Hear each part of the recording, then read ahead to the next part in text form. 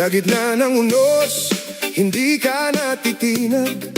Kahit mabigat ang daan, patuloy ang pagliyag. Maraming tinig ang gustong humarang, ngunit ang tapang ay hindi matitinag kailanman. Kapag ang puso'y may dalang pag-asa, walang bagyong kayang bumura ng diwa.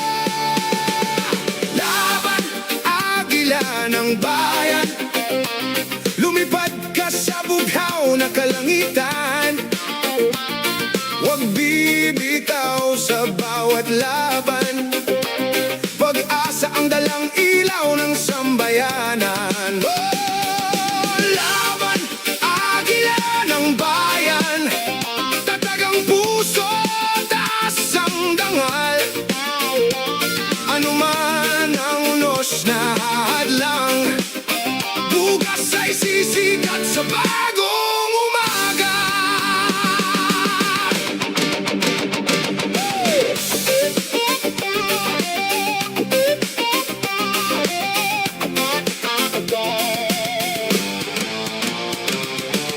Hindi lahat ng landas ay magiging payapa, ngunit ang paninindigan ay hindi mawawala.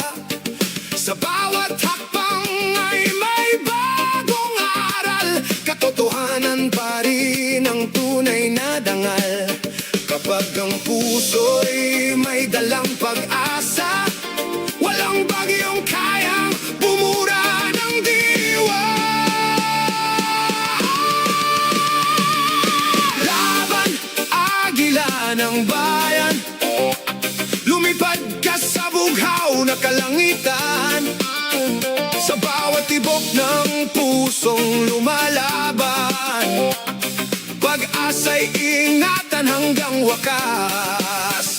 Oh, laban, agila ng bayan, tibay ng loob ang iyong sandigan.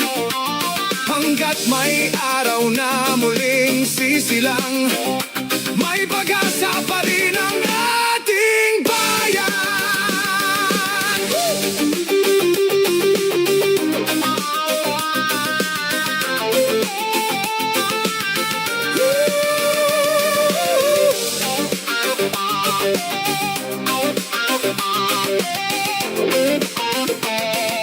Lumipad ka, agila ng bayan.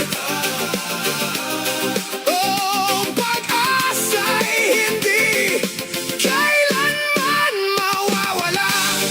Oh!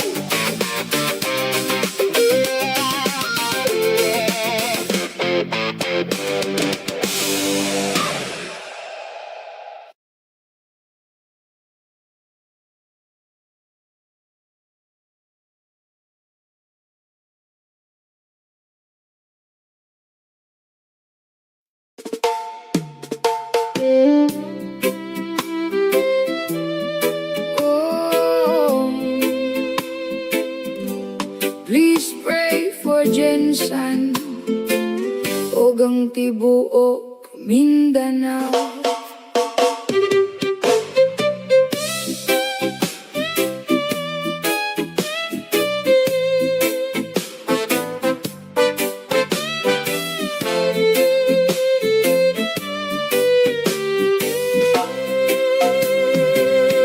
Grabe ang kasakit, kabalaka o kahadlok, daghan ang nalisang sa kakusok sa linog. Jensan, tupi, sarangani ug uban pa ang naapektuhan. Tama na kini ang singgit sa mga katauhan. Ang epekto sa kalamidad maoy nagpabilin. Magnitude 7.8, dili gyud lalim. Daghang gubaog nawasak na establishmento.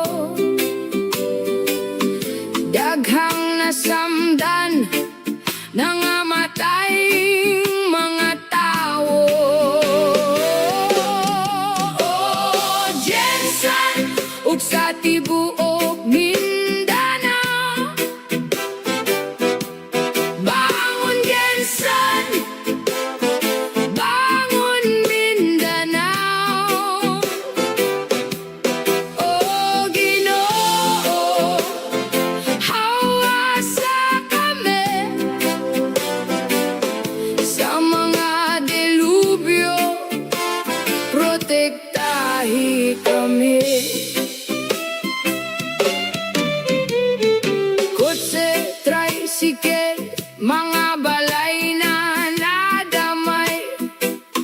Ang tanan nagpanik, aftershock nagsunod-sunod. Unda mahunong na, og wala na'y magantos pa. Kayang dayon ra. Oh, Jensen, og sa tibuok Mindanao. Bangon Jensen, bangon Mindanao. Oh, Ginoo, hawasa kami sa mga delubyo, protektahi kami. Sa pamilyang naapektuhan ni ining trahedya, among ginapaabot sa inyo ang among simpatya.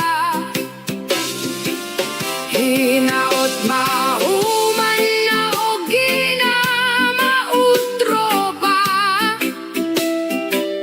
kasakit o kahadlok ang gihatag sa ato magamping tang tanan, salig lang ta. Kayang Ginoo maoray atong dalang panan. No, Jensen, og sa tibuok Mindanao. Bangon Jensen, bangon Mindanao. Ginoo, hawasa kami sa mga delubyo, protektahi kami. Oh, Jensen, og sa tibuok Mindanao. Bangon Jensen, bangon Mindanao. Oh, Ginoo, hawasa kami sa mga delubyo, protektahi kami. Please pray for Jensen og sa tibuok Mindanao. Bangon Mindanao. Reggae by Bisaya.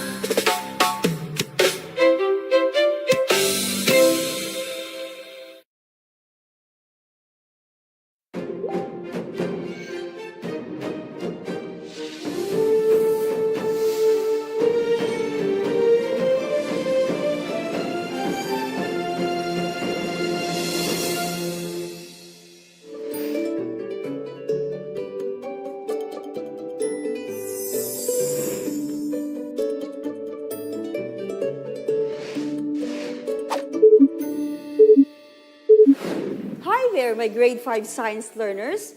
I'm Teacher Love, and welcome to DepEd TV, where science makes sense. Have you ever wondered that when you bite into an apple and leave it exposed to the air and it turns brown? Well, wonder no more. Do you know that oxygen forms a stable chemical bonds with almost all elements to give corresponding oxide? Oxygen is a very reactive gas. It can combine with many materials to form oxides that can cause changes in matter. Changes in matter may happen when oxygen is removed or added to it. In today's episode, we will learn about changes in matter in the presence or absence of oxygen. Oh, would you like some apple?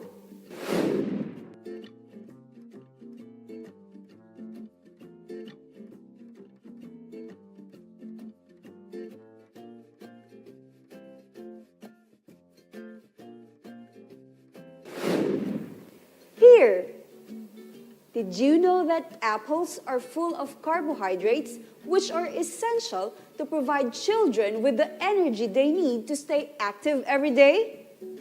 Apples are rich in vitamin C, fiber, and phytochemicals.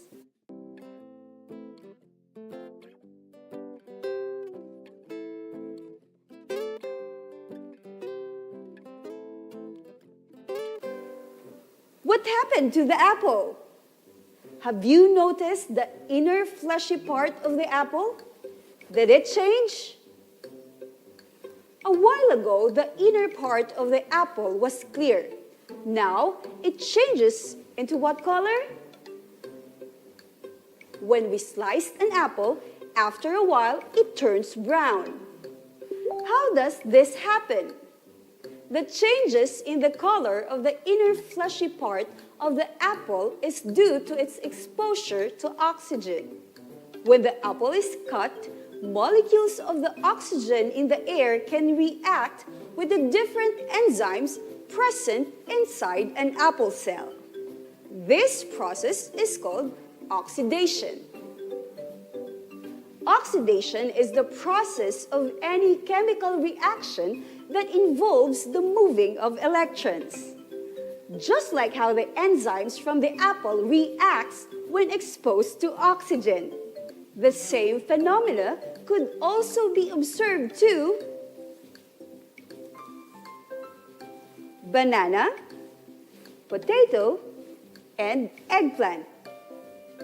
Well, as what they say, the best way to learn science can be found in your kitchen.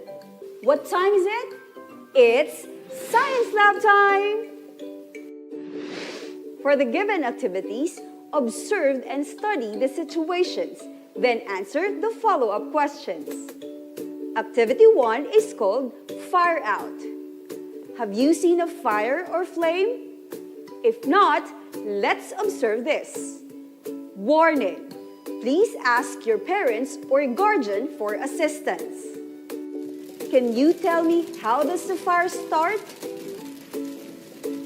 Fire is a result of a chemical reaction called combustion. It occurs when oxygen combines with another substance as fuel and produces fire with heat and light. Combustion is also known as burning. It is always exothermic, a reaction or a process accompanied by the release of heat. In combustion, oxygen, fuel, and heat are always present. For example, when you lit a candle, its wick burns if oxygen and wax is present.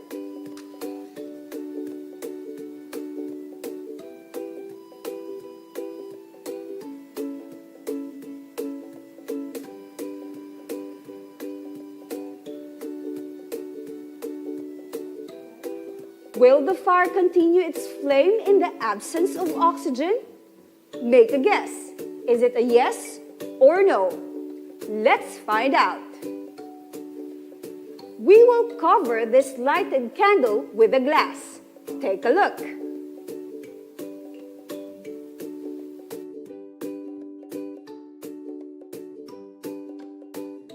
The substance that reacts with the candle wax is oxygen. It comes from the air. Placing a glass over the candle keeps oxygen from getting in. So when the oxygen is used up, the reaction cannot keep going. Running out of oxygen makes the flame go out.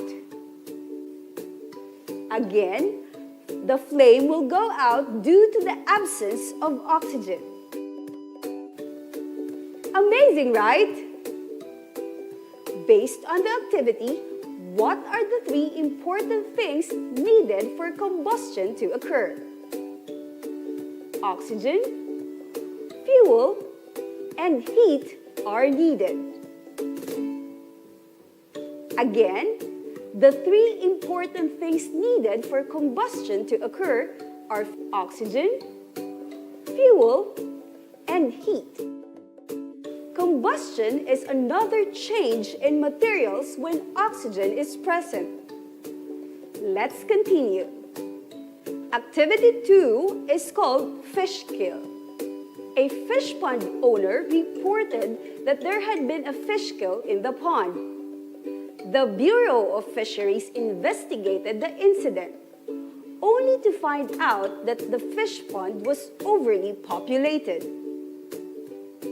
What could be the cause of the fish kill? The most common cause is due to decrease or lack of oxygen to breathe in the small or narrow area of the fish pond.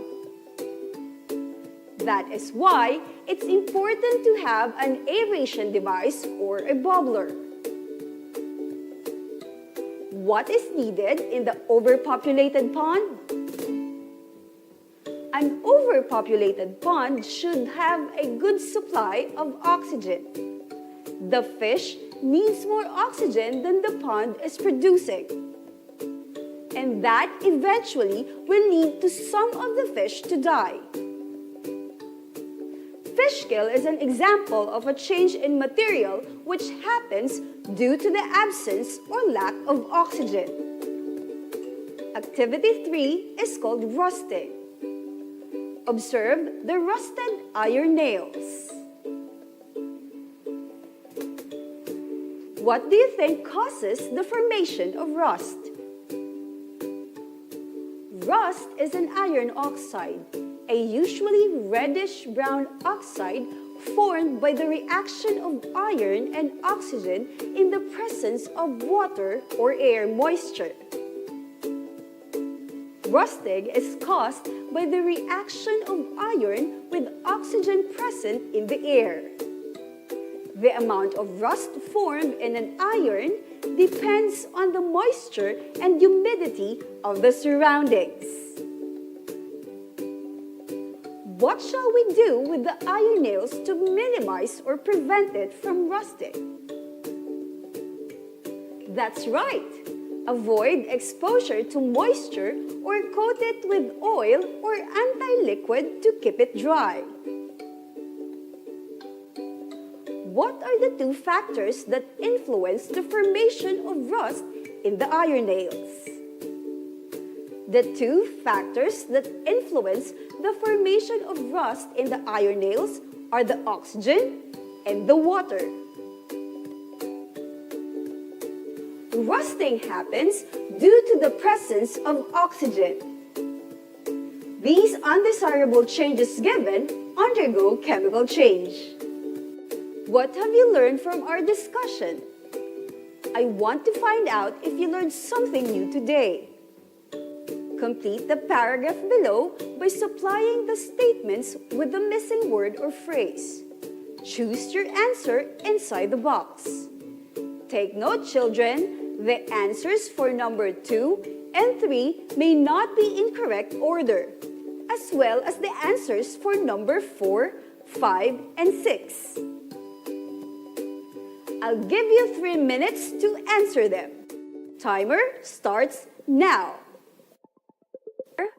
Burning, oxygen, fuel, rust, heat, combustion, fire, or flame. The presence or absence of blank has various effects on matter. Common examples are blank and blank.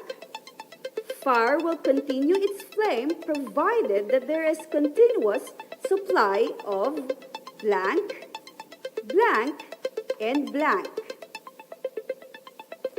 In the absence of oxygen, there will be no blank that will occur.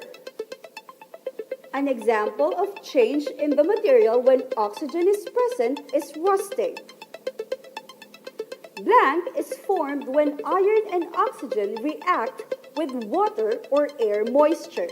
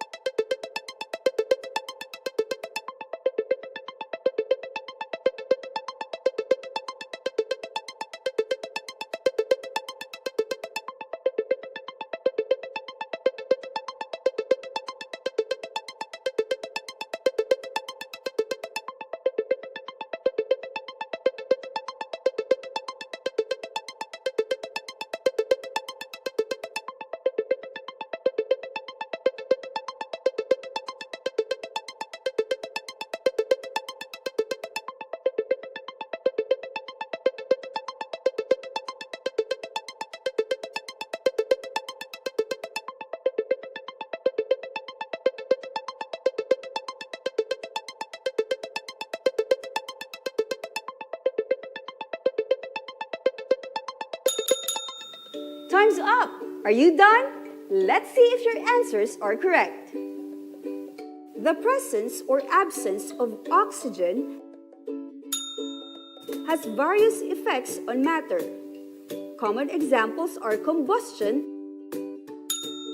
and burning. Fire will continue its flame provided that there is a continuous supply of fuel, heat, and oxygen. In the absence of oxygen, there will be no fire or flame that will occur. An example of change in the material when oxygen is present is rusting. Rust is formed when iron and oxygen react with water or air moisture. Did you find it easy? I'm sure you did. Is rusting a problem in your home? What should one do to prevent rusting from happening? Here are ways to prevent rusting. Number 1, keep it clean and dry. Water is the number 1 enemy of rust.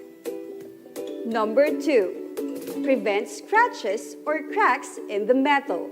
It exposes the metal and holds water, allowing it to remain in contact with iron.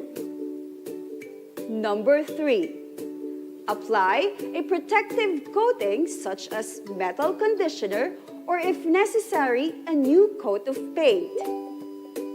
Number 4, do regular maintenance.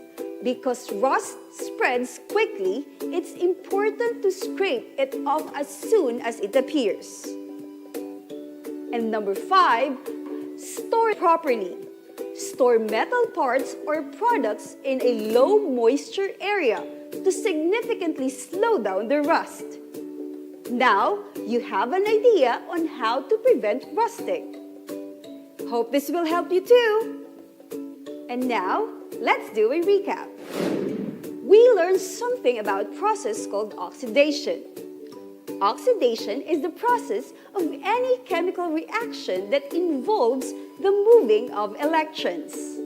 Examples are rusting of iron and fruits that turn brown when sliced or cut. This happens because of the presence and lack of oxygen. For your final assessment, choose and write the letter of the correct answer in your answer sheet. I will give you 5 minutes to answer the question. Timer starts now. Number 1. The presence or absence of oxygen in the materials may result in the blank. A. Burning of the materials. B. Melting of the materials. C. Change in the materials. Or D. Materials remains the same.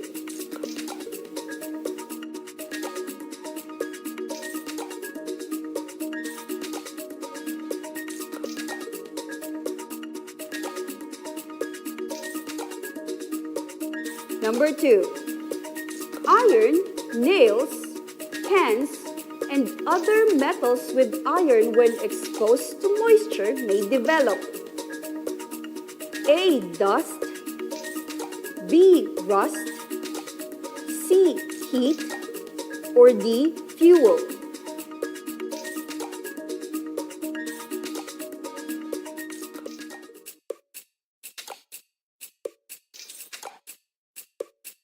Number 3. The inner part of the potatoes and apples change in color because of the blank. A. Fuel in it. B. Chemicals in it. C. Exposure to heat. Or D. Exposure to oxygen.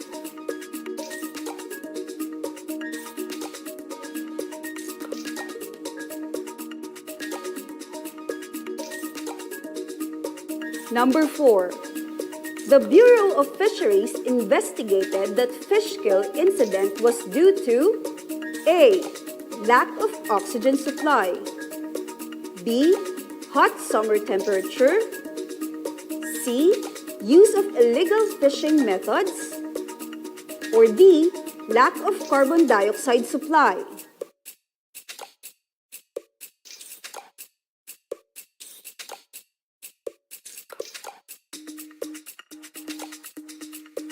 Number 5, we can prevent rusting of materials made of iron at home by A, washing the materials after using, B, exposing materials anywhere after use, C, arranging the material before storing, or D, wiping the material with a clean, dry cloth after use.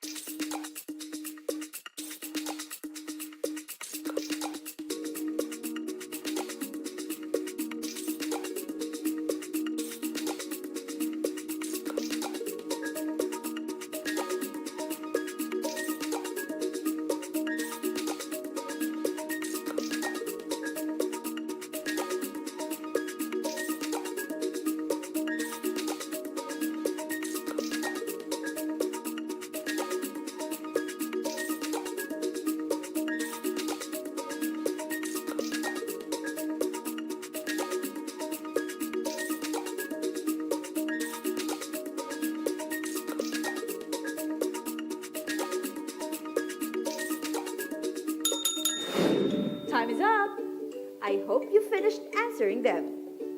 Let's check your answers. Number 1, the correct answer is letter C, change in the materials. Very good. Number 2, the correct answer is letter B, rust. Number 3, the correct answer is letter D, exposure to oxygen. Number 4, the correct answer is letter A, lack of oxygen supply. Great job! And number 5, the correct answer is letter D, wiping the material with a clean, dry cloth after use. I know you got it! Excellent! Did you get the perfect score? Fantastic! Oxygen plays a critical role in our daily lives. Changes in matter may happen when oxygen is removed or added to it. Thank you, my science learners. It's a great pleasure to be with you. That's the end of our lesson for today.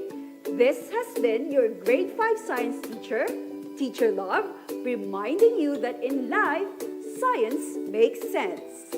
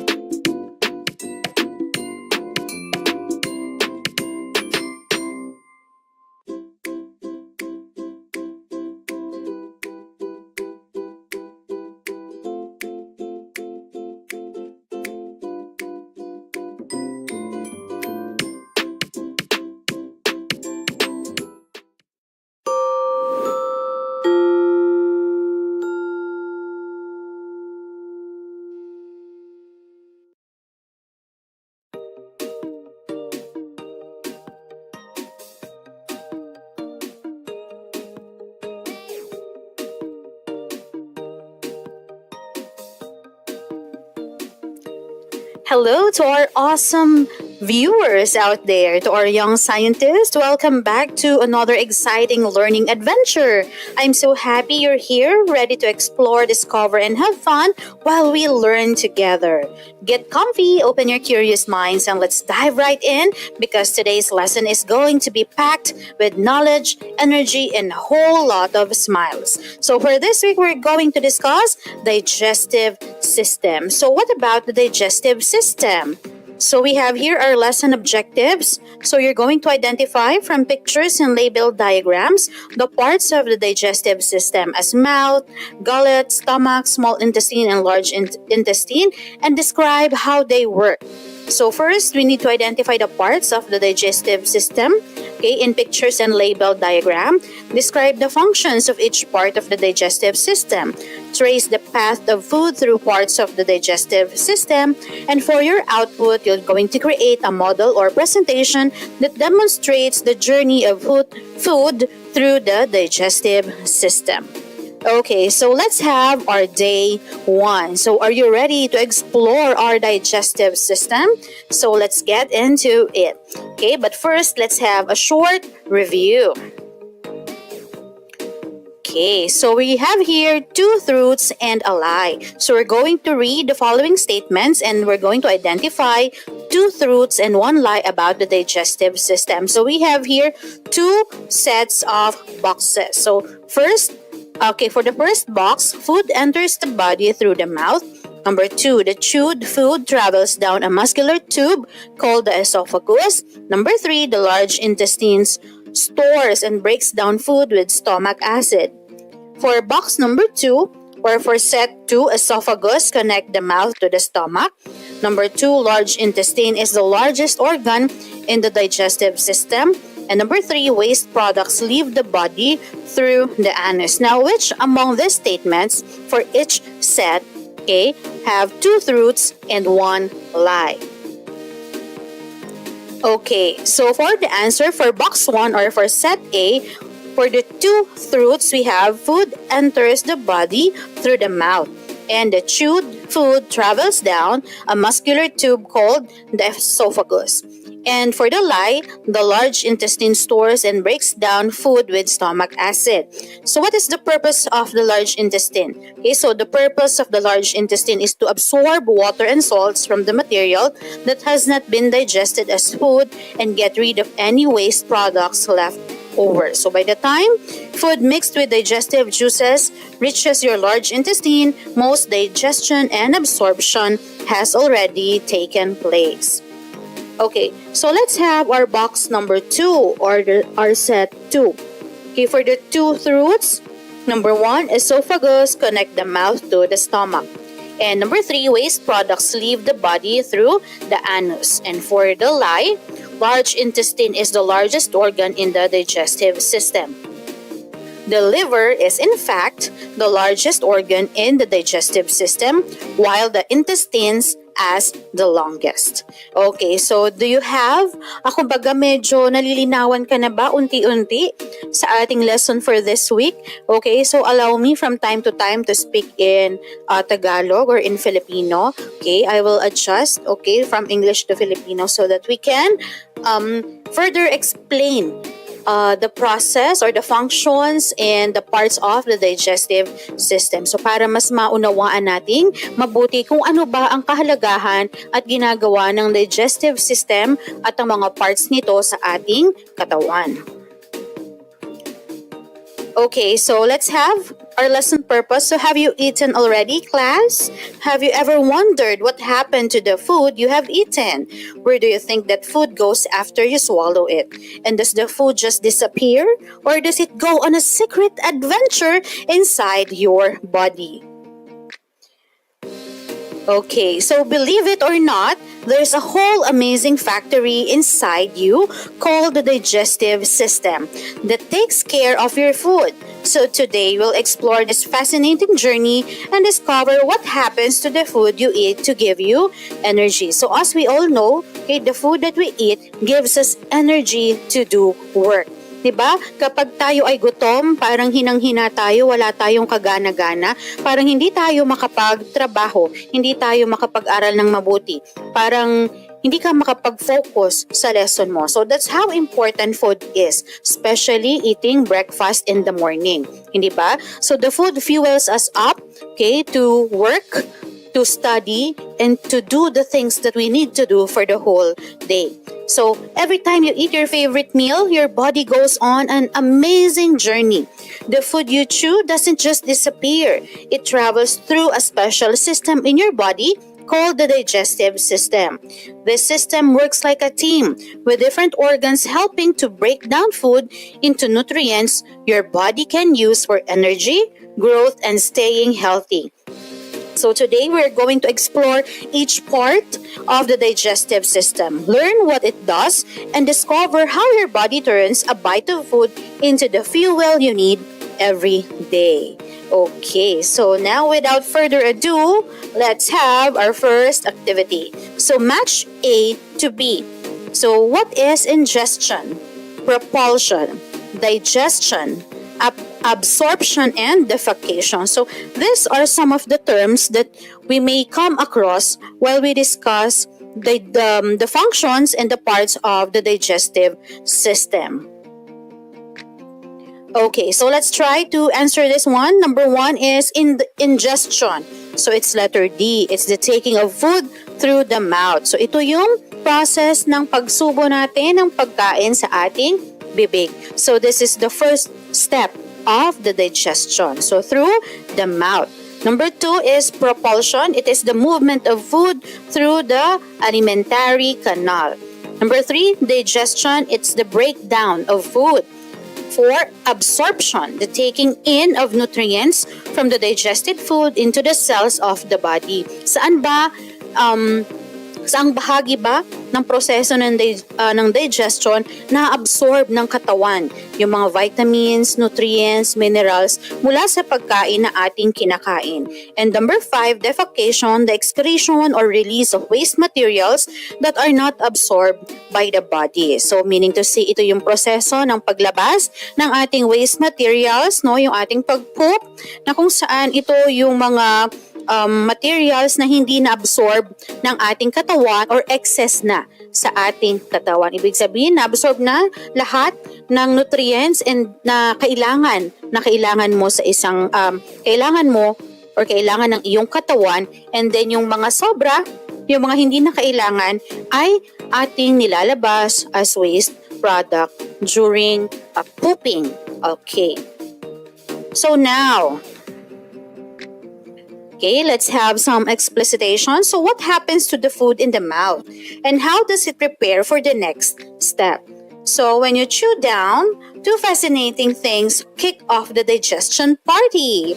Okay, chewing or the mechanical digestion, your teeth become the ultimate food processors, slicing, dicing, and pulverizing your meal into bite-sized bits. This makes swallowing a breeze and gives enzymes plenty of room to grow. Now, mixing with saliva, okay? The chemical digestion. So, your salivary glands whip up some saliva magic, turning your food into a soft mush. This spit cocktail is loaded with amylase, an enzyme that starts breaking down those carbs, like bread and rice, into simpler sugars. Once your food is soft and well blended, it transforms into a neat little package called a bolus. Your tongue then acts as the ultimate usher, nudging the bolus to the back of your mouth, and down the hatch it goes, sliding down the esophagus to the stomach. So, nakita natin dito yung kahalagahan ng ating mga ngipin, 'di ba? Ito yung unti-unting nagsaslice down at binibreakdown niya yung pagkain into smaller pieces. And then the importance of saliva, no, yung ating laway. Bakit ba mahalaga to? So baka akala natin wala lang tong papel, no? Kumbaga lahat ng bahagi ng katawan natin, okay, ay may purpose. And the saliva, okay, yung ating lawa ay nakakatulong ito to break down, okay, yung mga kinakain nating carbs, carbohydrates, okay, katulad ng tinapay, ng kanin, at binibreakdown niya ito into simpler sugars. Okay, so later on, mas lalo pa nating mauunawaan kung bakit nagiging ganito, bakit ganito ang proseso. Okay, so next. Now imagine food traveling down a slide. Okay, what does the esophagus do? So picture the esophagus as the ultimate food slide, whisking your munchies from mouth to tummy town. Its mission to be the ultimate delivery service, transporting your food. It achieves this with peristalsis, those smooth, wavy muscle moves that shuffle food down even if you're doing a headstand. No digestion here, just a trusty conveyor belt ushering the food parcel, okay, also known as bolus, to its stomach or to its stomach destination for the real party to begin.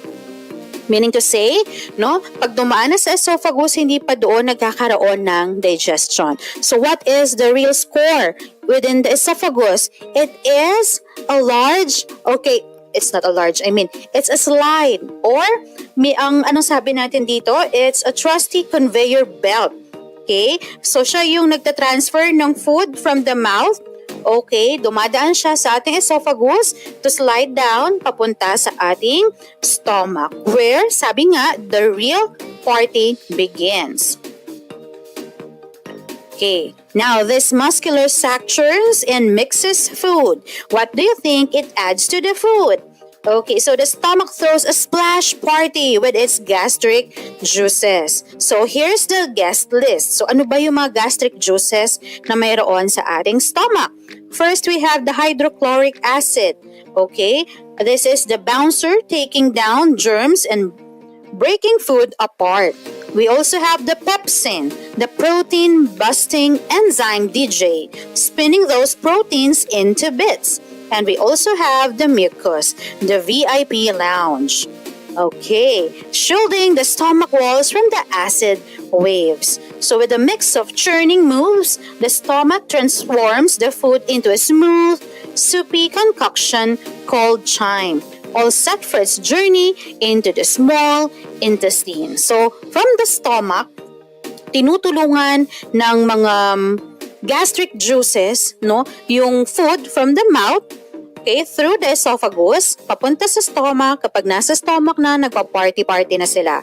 With the help of the gastric juices, mas lalo niya pang binibreak down yung pagkain into smaller pieces. Okay, so unti-unti na niyang dinadigest yung ating pagkain, and then after nun, okay, nire-ready niya na ito papunta sa ating small intestine. So now, what happens in the small intestine? So look closely. This long winding tube is where the magic happens. What do you think gets absorbed here? Inside the small intestine, the real magic show begins as your food's nutrients make their grand entrance into your blood stream. Okay, so ibig sabihin, nangyayari yung absorption ng nutrients mula sa ating pagkain papunta sa ating bloodstream sa small intestine. So here's the lineup. Carbs, they transform into simple sugar. So yung kinakain nating kanin, kinakain nating mga tinapay, anything that we intake na carbohydrates ay nagiging simple sugar. That's why kapag medyo tumaas ang sugar natin, one thing that we need to cut down is yung pagkain ng carbs like rice and bread, especially yung mga white bread natin at yung white rice. Proteins, they morph into amino acids. Fats, they become fatty acids and glycerol. And let's not forget the stars, vitamins, minerals, and water. The walls are lined with tiny finger-like villi and microvilli, creating a nutrient-absorbing extravaganza.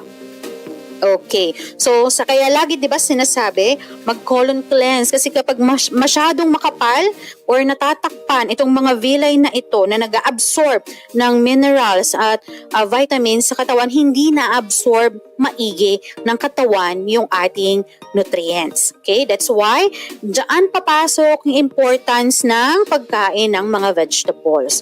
Okay? And fiber-rich foods para mas malinis, no, at ma-absorb ng katawan yung mga vitamins, minerals, and nutrients na kailangan ng inyong katawan. And again, saan part ng digestion na absorb ng katawan ang mga vitamins na ito? So, pagdating na ng pagkain sa small intestine. So, now, what happens next?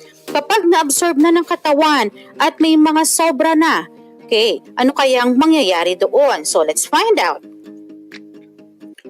Okay, so water is absorbed here. But what happens to the leftover materials from the food? That's the grand finale in the large intestine. Here's the scoop. Water and a few minerals are whisked away from the leftover grub.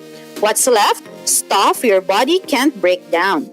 Gets turned into a solid waste, so also known as poop. The waste hangs out in the rectum until it's showtime at the exit door, the anus. Think of it as the body's ultimate clean-up and packaging operation before bidding farewell to the leftovers. Alright, so now this time, it's time for you to have your group activity. So this will be discussed to you by your teacher. Okay, so I think you're going to have here, okay, so it's like a gallery walk. Okay, so your teacher will further discuss this activity to you. All right, okay, so it's like you're going to, like what we had, okay, the explanation, okay, you can have a pictures and then explain, okay, it's like you can have it as a machine, okay, or a food factory. Okay, try to be more creative. Imagine your digestive system is like a food factory or other things. So you can make an example of it kung sa mas madaling paraan na maiintindihan ng inyong mga kaklase. Okay, so it's like making a journey, okay, a food journey, a journey of the food through your body. Okay, so this time let's have our day 2. So what do we have here? Okay, so now let's further discuss, okay, let's discuss formally the parts and functions of the digestive system. So first we have the mouth. So the mouth breaks food into smaller pieces by chewing. So this is the mechanical digestion and mixes it with saliva, which contains enzymes that start breaking down carbohydrates. So this is the chemical digestion. So kapag yung pagkain natin, nginuya natin, masasamahan na yan ng ating saliva. Yung saliva natin contains enzymes na makakatulong para i-break down, durugin, paliitin yung ating kinakain. At ang una niyang bini-breakdown ay yung carbohydrates. Diba? So kapag kumakain tayo, yan, nakakatulong din yung ating saliva para makain natin ng maayos, manguya, with the help of the teeth, and then lulunukin na natin yung ating pagkain. So, again, yung the digestion or the digestive process or the digestion process starts with the mouth.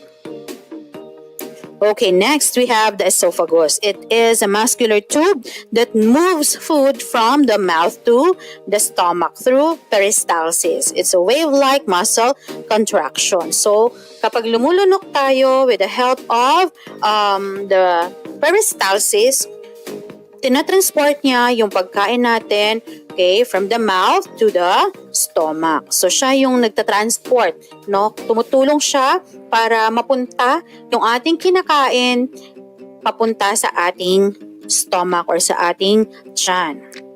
So, siya yung pinaka-passageway. So, next we have the stomach. So, the stomach stores food and mixes it with gastric juices. So, acid and enzymes to break down proteins, turns food into a semi-liquid mixture called chyme. So, yung pagkain natin, no? Kapag nanguya na natin siya ng maayos, dumaan na siya sa ating esophagus, magsa-store na siya sa ating tiyan. Doon muna siya, no? Na kung saan, yung mga gastric juices doon ay mas binibreakdown niya pa yung ating pagkain into proteins, no? Katulad ng binanggit natin kanina.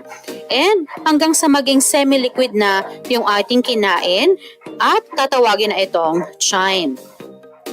Now, next, kapag napunta na sa stomach natin, unti-unti tutuloy na siya sa ating small intestine. So this is the main site of nutrient absorption. It receives digestive enzymes from the pancreas and bile from the liver to break down carbohydrates, proteins, and fat. So sabi nga, dito hinahanda yung ating pagkain, hinihiwalay na unti-unti para mapunta na sa bloodstream at maabsorb na ng ating katawan through the blood yung nutrients, yung vitamins and minerals na nakukuha natin from the food. Okay, so bukod dyan, we also have important glands and important organs na nakakatulong pa sa ating digestion. So we have the liver. You can find the liver in the upper right side of your abdomen, just below your diaphragm and above the stomach. It produces bile, which helps break down fats, also processes nutrients absorbed from the small intestine.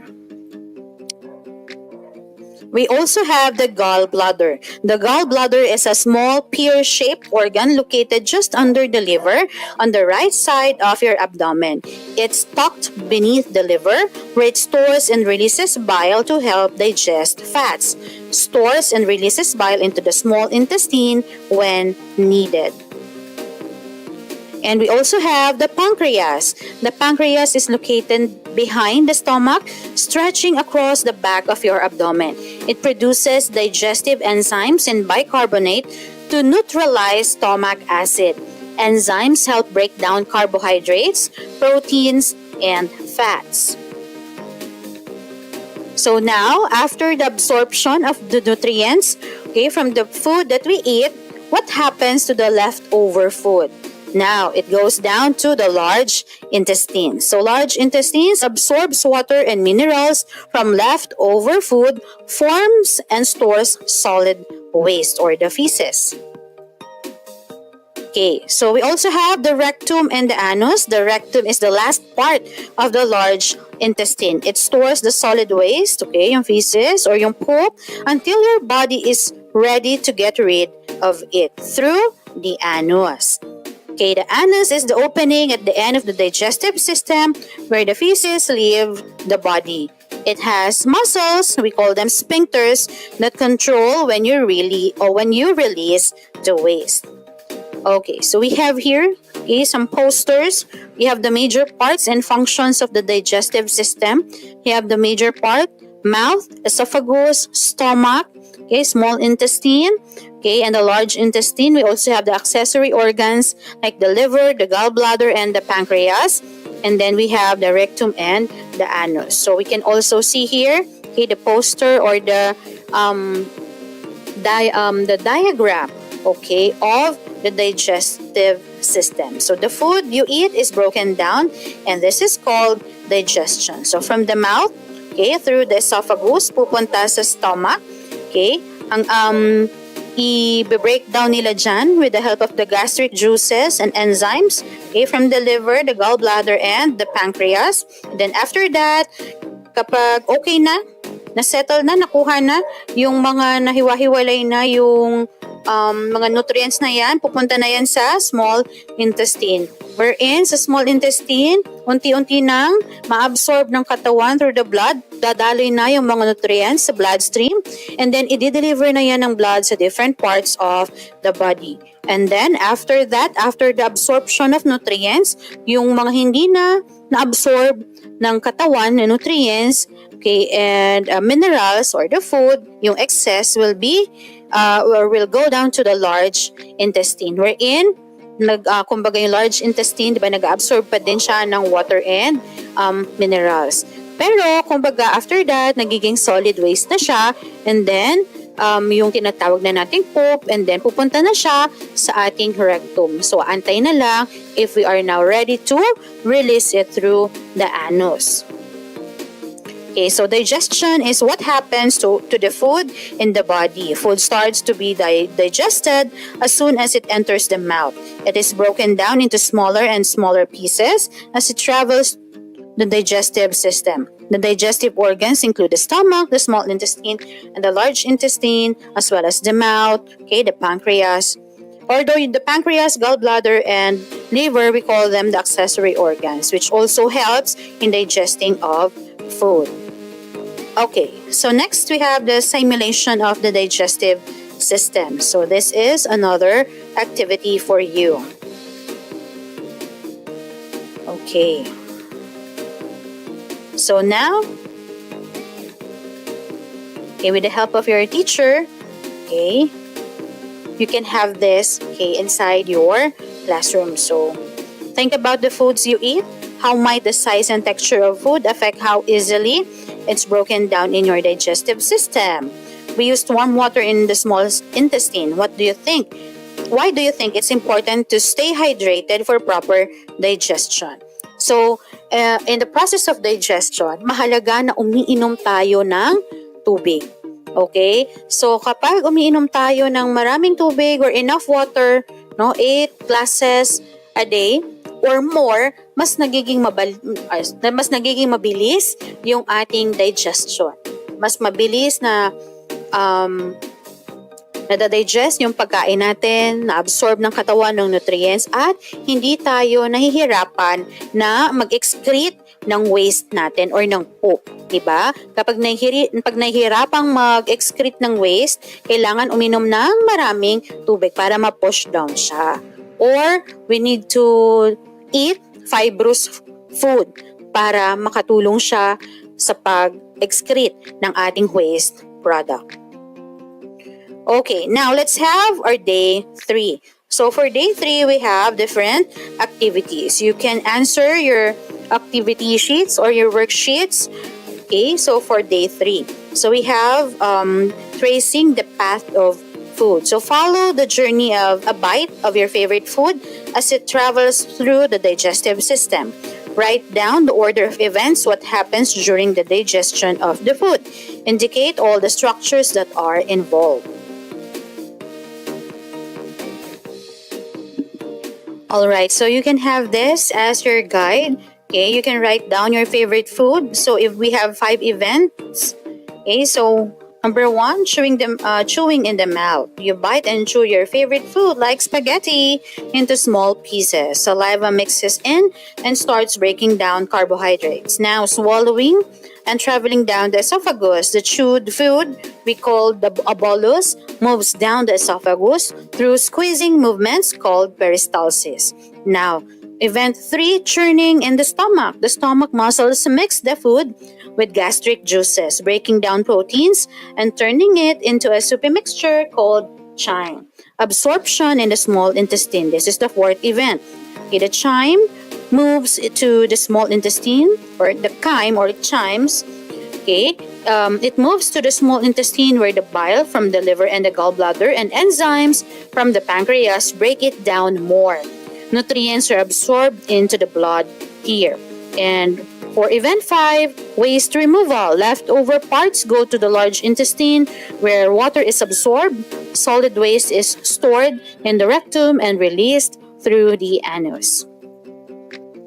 Okay, so another activity we have here, digestive system labeling activity. So one of the objectives is for you to label, okay, the parts of the digestive system. So study the diagram of the digestive system, okay, in the next page, and then identify each organ by writing its correct name in the box.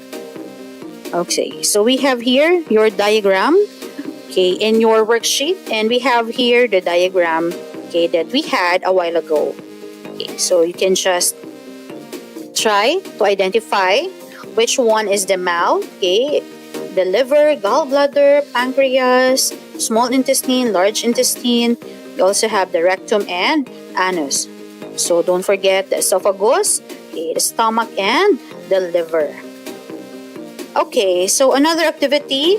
Okay, you read the situation below and answer the question. All right. Okay, so after reading the question, so now we have here your takeaways. Okay, what have you learned? Okay, what do you wonder? And what do you still want to know? Okay, so I learned what are the key concepts or facts that you learned about the digestive system. I wonder what are the questions or curiosities that arose during the lesson. And what are the things or the topics that you'd like to learn more about. Okay, so for your reflection learning, okay, digestive health habits checklist. Okay, so tanungin mo na yung sarili mo. Okay, do you take time to chew your food thoroughly before swallowing? O parang kapag kinain mo or sinubo mo yung pagkain, diretso luno ka na? Okay, so yes or no. Now, number 2, do I include plenty of fruits and vegetables in my daily diet? Number 3, do I choose whole grains and fiber-rich foods regularly? Number 4, do I drink enough water throughout the day? So do you aim for 8 to 10 glasses of water? Okay. And for number 5, do I generally feel good after eating? Or do I experience frequent discomfort like bloating, gas, or constipation? And day 4 is for your formative assessment. Okay. So we have here a matching type activity. So I think you can easily answer this one as we already discussed the main functions and organs and parts of the digestive system. For letter B, the following statements are the process or processes of digestion and absorption in the body. Number each of the steps according to the sequence it occurs. So what is the first step, okay, in the process of digestion? You can go back, okay, to the slides that we had. And of course, that definitely explains, okay, the process. Saan ba siya nagsa-start? Saan siya napupunta next until the last step. Now, for number 2, you are now going to create a model or presentation that demonstrates the journey of food through the digestive system. It can be a 3D model or a digital presentation. So use what are the available resources you can use. Okay, so we have here some of the materials that you can use if you opted to make a physical model creation of the digestive system. Okay, so if you choose a digital presentation, then you can use Google Slides, Microsoft PowerPoint, and even Canva for this. Tablets or computers with internet access for researching visuals and information, drawing apps for creating visuals of if presentation software doesn't have them. Alright, okay, so and that's it for our lesson for week 1 for Science Grade 5 for quarter 2. So I hope you learned a lot, okay, from our lesson, and especially you understand the flow of the process of the digestion. So thank you so much. So for questions, so don't hesitate to ask for help, okay, from your teachers, or you can comment down below this video, so you can ask if you need some clarifications regarding our lesson. So thank you so much for being with me for the first week of our second quarter. So we have more to go. So I hope you can be with me throughout the quarters. I'm Teacher Isa. Thank you so much and see you again. Bye!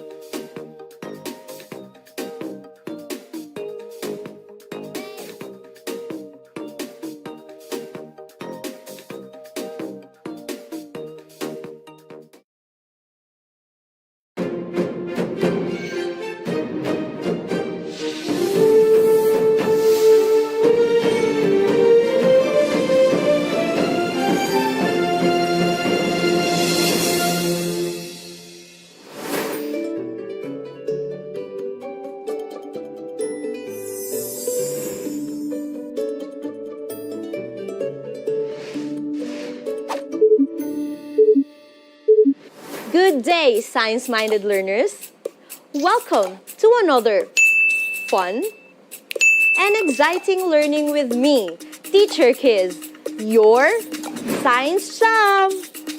Have your pens, paper, and module ready, for we will have a recap about separating mixtures through filtering, sieving, evaporation, decantation, and using magnet here in our Science 6 class. In our previous episodes, you learned about separating mixtures through the use of magnets. As a review, what are the mixtures that can be separated through the use of magnet? Mixture of iron fillings and sand, thumbtacks and flour, pens and papers, nails and pebbles, and any mixture of metals and non-metals. What is the object used to separate the mixture of non-metals and metals? Very good, learners!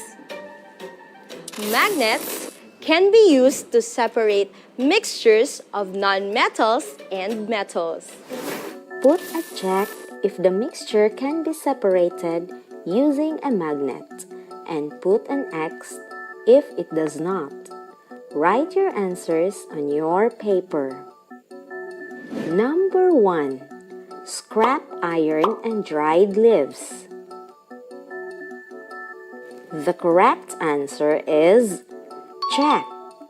Number 2. Knots and stones. The correct answer is X. Number 3. Sand and crumpled papers. The correct answer is X. Number 4. Needles and buttons. The correct answer is check. Amazing! You really understood our previous episode. Science-minded learners, are you ready to face your next journey in learning science? I'm sure you are. Today, we shall enjoy learning and answering different activities about separating mixtures. I am very sure you will be able to do this perfectly because we had already taken it up in our previous episodes. So, science-minded learners, let's shout together, we are ready! That's great, my dear learners! Now, let's dive into what's new.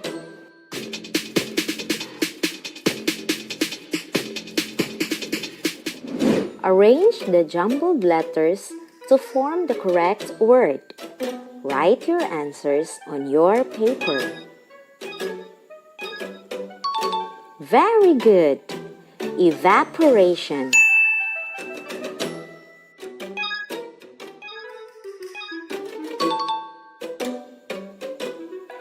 Correct. Decantation.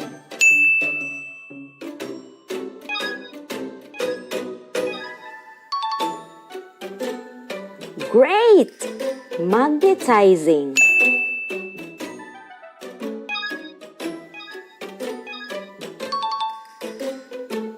Excellent! Filtration.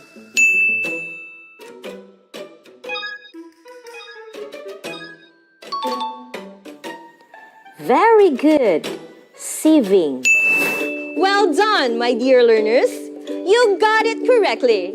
It only shows that you truly understood our previous discussions. Keep it up! At the end of this episode, you will learn how to identify the different ways of separating mixtures. Describe the different processes involved in separating mixtures, and apply the different techniques in everyday life. There are many ways of separating mixtures. The techniques in separating mixtures depend on the type or kind of mixture you have. In our previous episodes, we learned the different techniques in separating mixtures. we learned about filtration, evaporation, decantation, sieving, hand picking, and the use of magnets. Components of mixtures can be separated into different parts. Solid-to-solid mixtures can be separated either through hand picking or physical manipulation, sieving, or the use of magnets. Hand picking or physical manipulation is the technique used in separating the solid components of a heterogeneous mixture. The components of the mixture should be big enough to be seen and picked by hands and forceps. Sieving is used when two or more components of different sizes are separated from a mixture. This involves the use of a strainer or big screen to separate the components. Mixture of metals and non-metals could be separated with the use of magnets. Mixtures that are composed of soluble solid and liquid components can be separated by evaporation through heating, and mixtures that are composed of insoluble solid and liquid can be separated through filtration. Evaporation is the technique of separating soluble solids from liquid through heating, like the mixture of salt and water. Filtration is the technique used to separate insoluble solid from liquid with the use of a cloth or filter paper, like the mixture of tea leaves and the tea. Mixtures with less dense substances can be separated by decantation. Decantation is the technique used in separating a less dense substance from a dense one.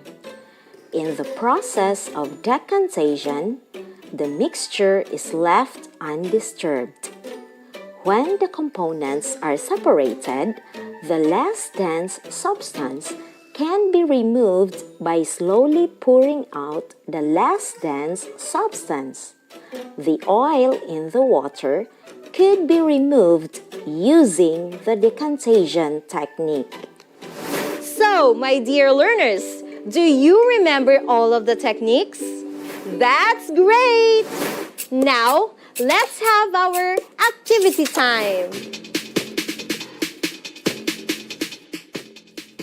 Are you ready, science-minded learners? Yes, I know you're all ready. In this activity, we shall enrich what you have learned about separating mixtures. Identify what techniques should be used to separate the following mixtures. Write your answers on your paper. Number 1. Rotten vegetables from basket of vegetables. Very good. The correct answer is hand picking. Number 2. Sand and water. That's right. The correct answer is filtration and decantation. Number 3. Salt from seawater. Great! The correct answer is evaporation. Number 4. Nails and sand. Good! The correct answer is use of magnets. Number 5. Fine flour from lumpy flour. Excellent! The correct answer is sieving. Number 6. Oil and water. Well done! The correct answer is decantation. Science-minded learners, do you want another activity? Yes, let's have another activity. What's more? Read the sentences carefully and tell what technique should be used by matching it with column B. What technique should we use when we dry wet clothes under the sun? Okay, that's right. The answer is letter D, evaporation. What technique should we use when we want to separate fine particles of sand from a gravel? Great! The correct answer is letter B, sieving.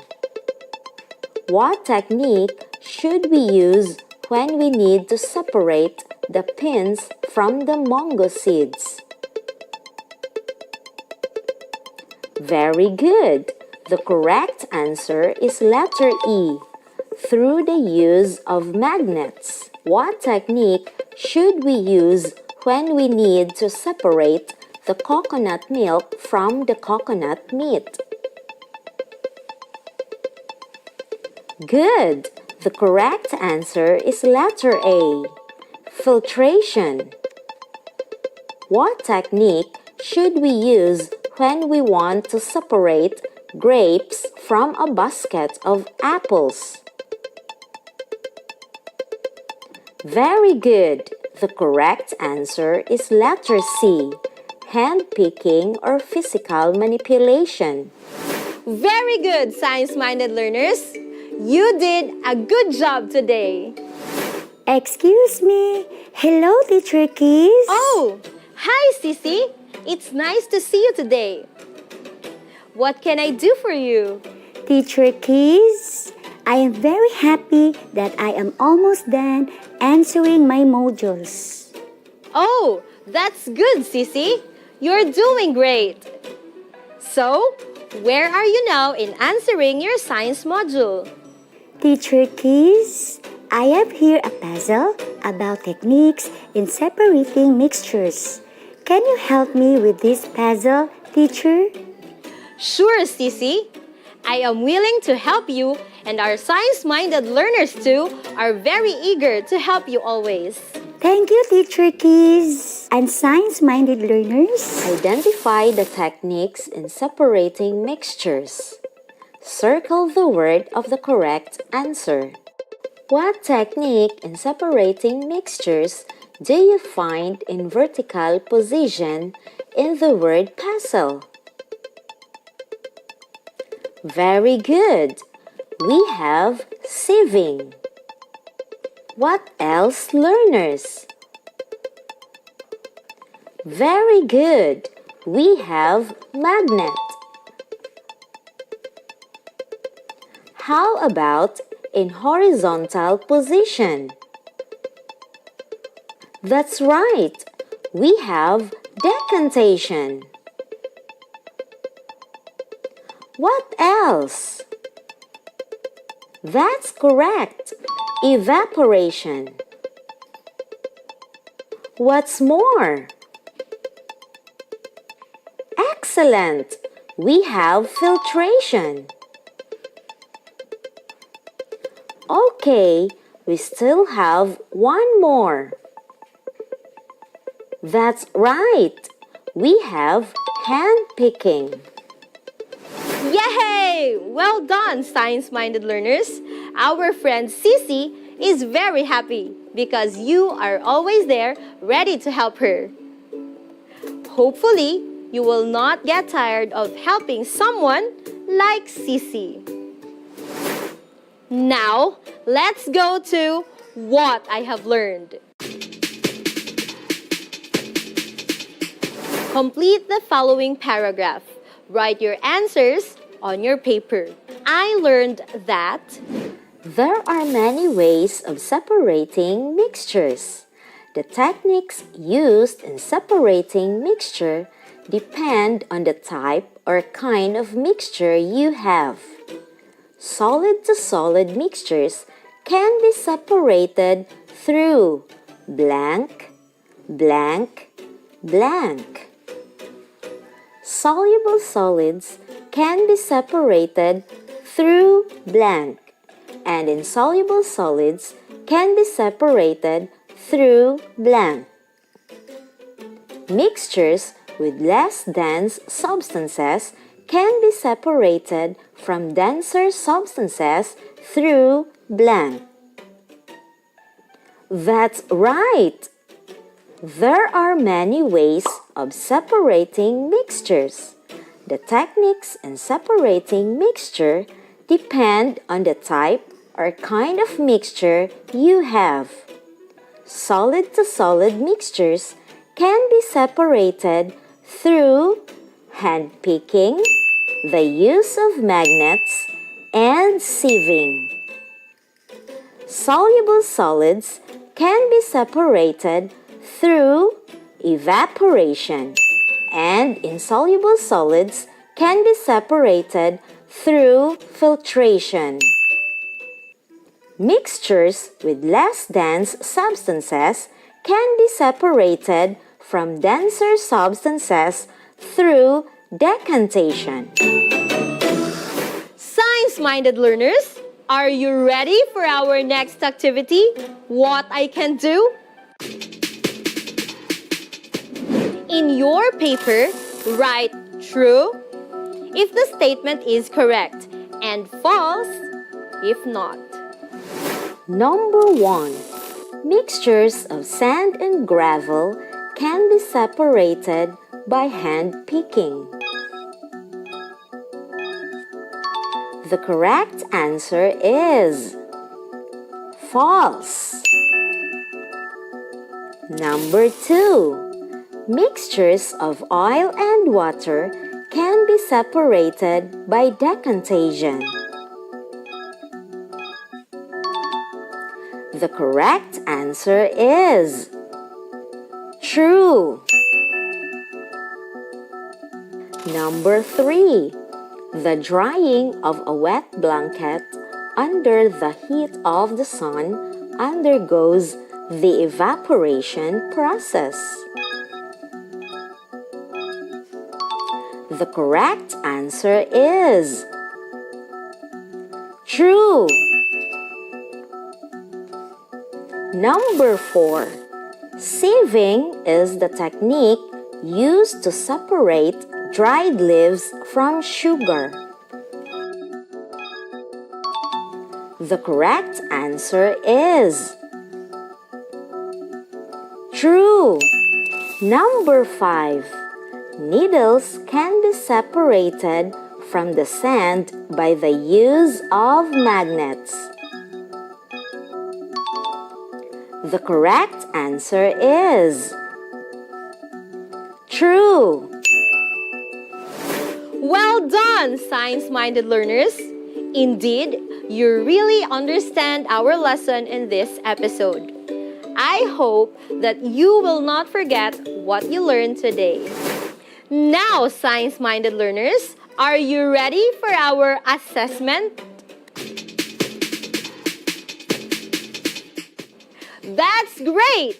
So now, let's have your assessment.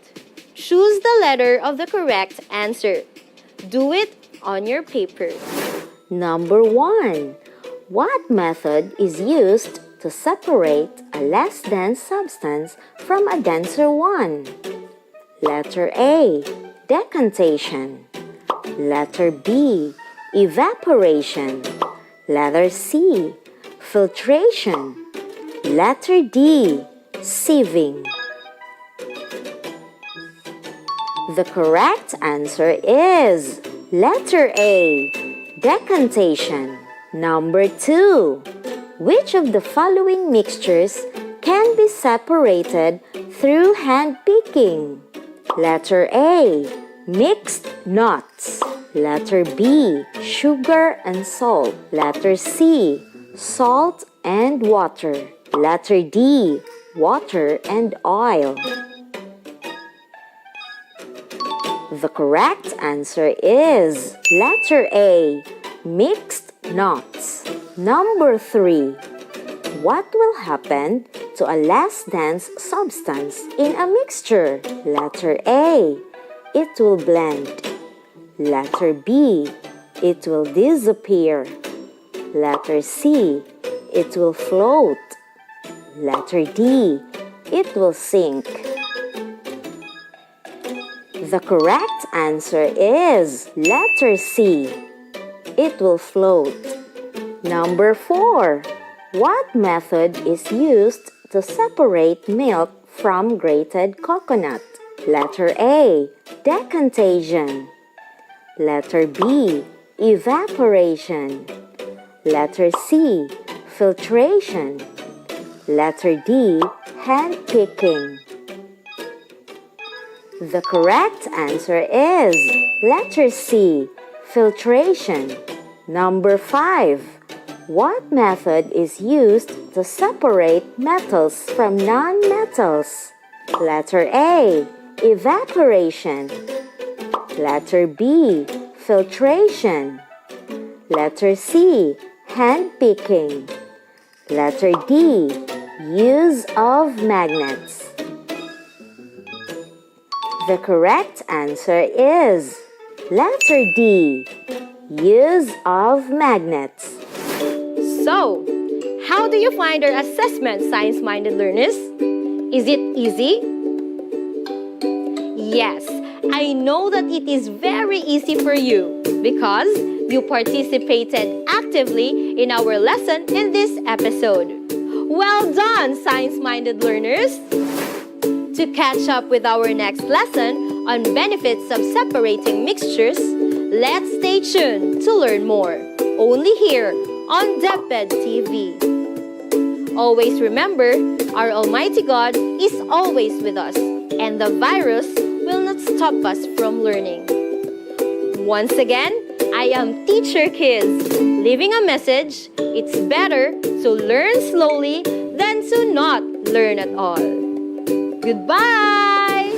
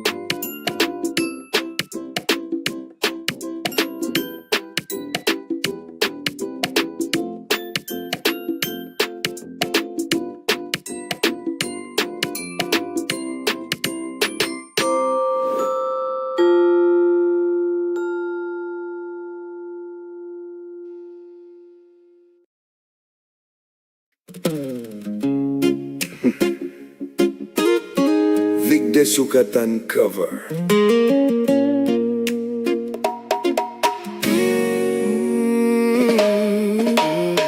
Sa kadtong bata pa ko,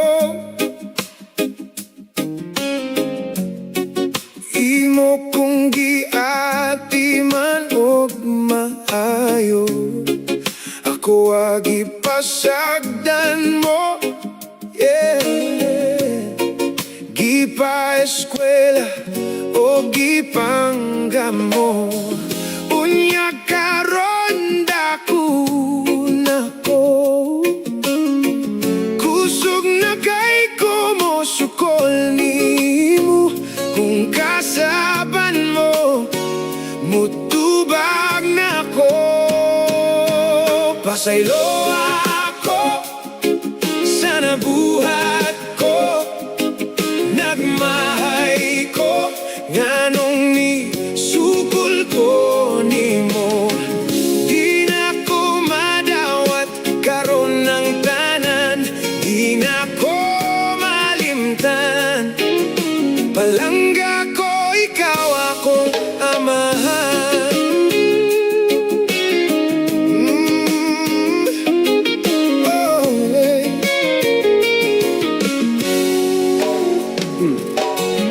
Si mama namin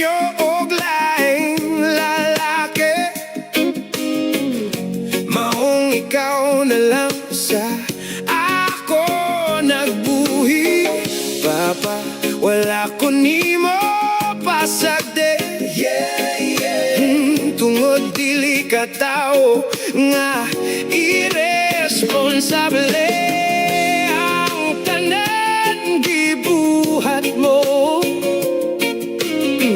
Ang kasakit giantos mo tungod kay ako gipalangga mo. Pasaylo ako sa nabuhat ko, nagmahay ko nganong ni sukol ko nimo.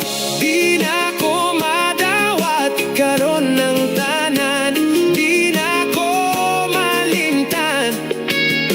Balangga ko, ikaw akong amahan. Di pa ulahi ang panahon, akong amahan, ikaw akong panggaon. Ikaw ang gahatag, ukaw maon. Kung wala ka wasat ko, natawo ka ron. Pasaylo ako, pasaylo sa nabuhat ko, sa nabuhat nagmahay ko nganong ni sukol ko nimo. Di na ko madawat karon ng tanan, di na ko malimtan. Palangga ko, ikaw akong amahan. Pasaylo ko sa nabuhat ko, nganong gisukol ko nimo. Di na ko madawat karon ang tanan, di na ko malimtan. Palangga ko, ikaw akong amahan. Vic de Sukatan cover.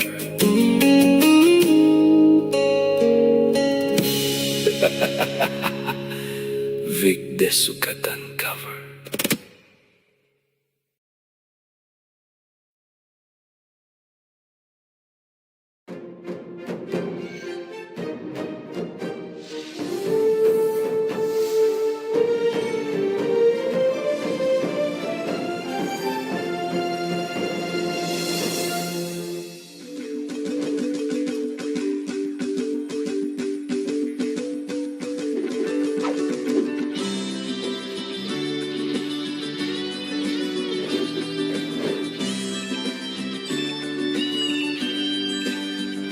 Salam!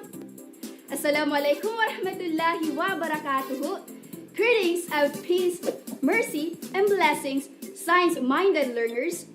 Welcome to another fun and exciting learning with me, Teacher Pam, your science chum. Have your pen, paper, and module ready for today. We will learn about mixtures in our Science 6 class. Which of the following is a mixture? A. A bag of assorted candies. B. A basket of mangoes. C. A pile of wood. Or D. A plastic plate. The correct answer is letter A. A bag of assorted candies. Mixtures can be homogeneous or heterogeneous. A sachet of 3-in-1 coffee contains coffee, sugar, and powdered cream, thus making it heterogeneous. When hot water is poured into the mixture and mixed it properly, it becomes homogeneous. That supports this occurrence. A. The components of mixtures cannot be identified when dissolved in hot water. B. The components of mixtures taste sweet when mixed in with hot water. C. The components of mixtures form a two-layer liquid. Or D. The components of mixtures can be separated. The correct answer is letter A. The components of mixtures cannot be identified when dissolved in hot water. Number 3. Based from the table that you see on the board, Which of the following are homogeneous mixtures? A. Tea with sugar and buko salad. B. Alcohol and air. C. Buko salad and nachos. Or D. Tea with sugar, alcohol, and air. The correct answer is letter D. Tea with sugar, alcohol, and air. Based on this picture, how would you define mixtures? If you say that a mixture is a combination of two or more substances mixed together, then you are correct. For question number 4, look at the next picture that I will show you. Which of these items are mixtures? Which of these items are mixtures? A bowl of soup. B. An ice cream cone. C. A glass of milk tea. D. A chili pepper. E. Sugar. Or F. A plate of mixed vegetables. If you choose letter A, a bowl of soup, C, a glass of milk tea, and F, a plate of mixed vegetables, then you are correct. How are you doing so far? I hope you're getting the correct answers. Just a few more questions. Are you ready? Question number 5. Which is true about heterogeneous mixtures? A. Composition of mixtures are the same all throughout. B. Composition of mixtures are visible. C. Composition of mixtures can be easily identified. Or D. Both B and C. If you answered letter D for both B and C, then you are correct. A pizza is an example of a heterogeneous mixture. Can you briefly explain why it is classified as such? If you answered that a pizza is considered as a heterogeneous mixture because we can still see the ingredients mixed together, then you are correct. Now, can you write 5 mixtures that you can find in your kitchen? What mixtures do I have in my kitchen? I have soy sauce, pinakbet, pineapple juice, fried rice, and tinolang isda. Do you have the same mixtures in your kitchen? Awesome! For my last question, can you answer me this? Sahaya likes to eat banana Q during recess time together with her friend Akman. Can you name the components of mixtures used in making banana Q? If your answers are oil, banana, sugar, and banana Q wrapper, then you are awesome! Well done! Have you ever tried eating delicious delicacies served in your school canteen during recess? Do you know how these foods were prepared?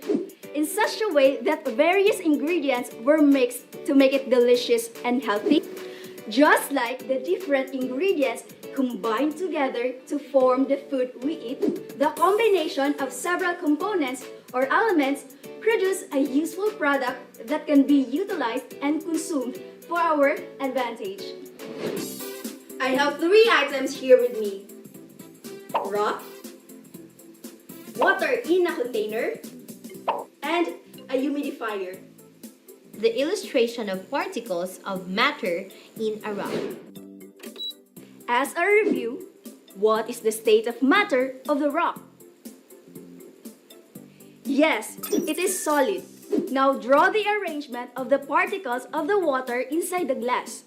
A simple illustration will do. Are you done? This is the illustration of particles of matter in water.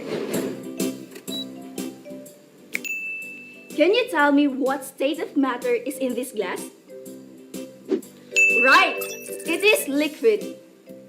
Lastly, I want you to illustrate the arrangement of the particles of the steam coming out of this humidifier. This is the illustration of particles of matter in the steam. Can you tell me what state of matter is the steam that comes out from that humidifier? Correct! It is gas. Do you love to drink milk? Do you drink coffee? Do you love eating fruit salad? How about tinolang manok? I also love eating those foods and drinking those drinks. Now, can you tell me what a cup of milk is made up of? Very good. A cup of milk is made up of milk powder, sugar, and hot water. How about fruit salad? Can you give me the ingredients in making it? Apple, banana, avocado, watermelon, sweetened milk are some of the ingredients we can use in making a fruit salad. A glass of milk, a cup of coffee, a plate of fruit salad, and a bowl of tinolang manok are examples of mixtures. In today's lesson, I will teach you how to be able to describe mixtures, identify the kinds of mixtures, and describe homogeneous and heterogeneous mixtures. Let's start by defining what a mixture is. A mixture is a combination of two or more different substances which are physically combined.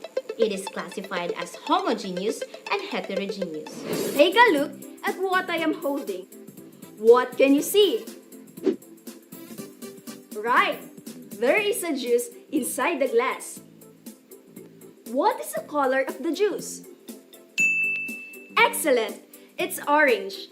Are there any color except orange that you can distinguish in this glass?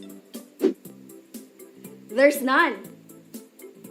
Can you enumerate the ingredients in making an orange juice?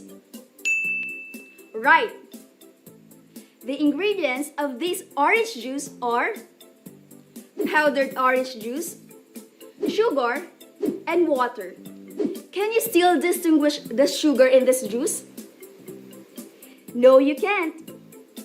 This is an example of a homogeneous mixture. The prefix homo indicates the same. A homogeneous mixture has uniform composition throughout. Now take a look at this picture.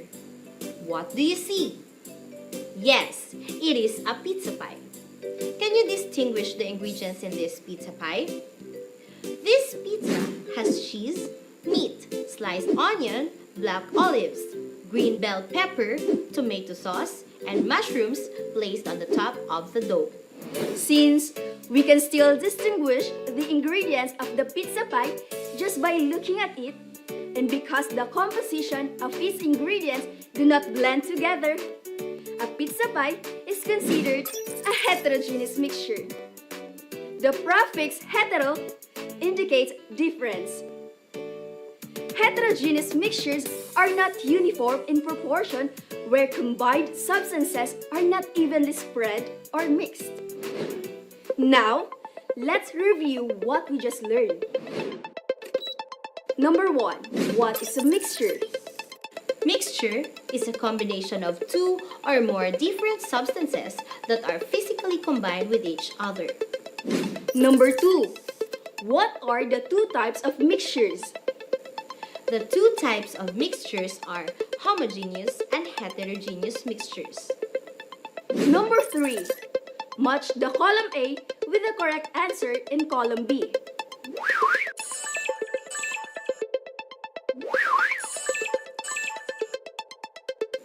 The correct answer is homogeneous appears uniform all throughout, and heterogeneous mixture is not evenly mixed or spread. Did you know that air is also a mixture? Yes, air is a mixture, specifically homogeneous mixture of several gases, where the two most abundant components are nitrogen gas and oxygen gas. Science-minded learners, are you ready for more? I can hear you. Are you ready? Great! Let's identify the mixtures below as homogeneous or heterogeneous. Write your answers on your paper. Magnet. The correct answer is homogeneous. Seeds. The correct answer is heterogeneous. Fruits. The correct answer is heterogeneous. Alum dissolved in water. The correct answer is homogeneous. Macaroni salad. The correct answer is heterogeneous. It's now time for an activity. Science-minded learners, kindly watch and observe what I am doing. In this activity, we need different kinds of candies, sugar, milk powder, hot water, teaspoon, stirring rod, marker, and 2 containers. First, we label the containers as container N and container P. Then, we place the different kinds of candies in container N. Next, we put 1 tablespoon of milk powder and 1 tablespoon of sugar in container P. Then, fill up the container with hot water. Finally, let's dissolve the sugar and milk powder in this container. Now, we have containers with mixtures inside. When we mix the different candies in the container N, what kind of mixture did we form? Correct! We formed a heterogeneous mixture when we mixed the different candies in container N. Can we still recognize the component of this mixture? Yes, we can still recognize the components of this mixture because the candies remained distinct or it does not blend together. What type of mixture did we form when we mixed the milk powder, sugar, and water together? Right, we formed a homogeneous mixture. Now, let me introduce you to my friend, Sissy. Hi, I'm Sissy. I'm Teacher Pan's friend. I have an assignment. Can you help me in answering it? Thanks. So, will you help her with her assignment? Yes?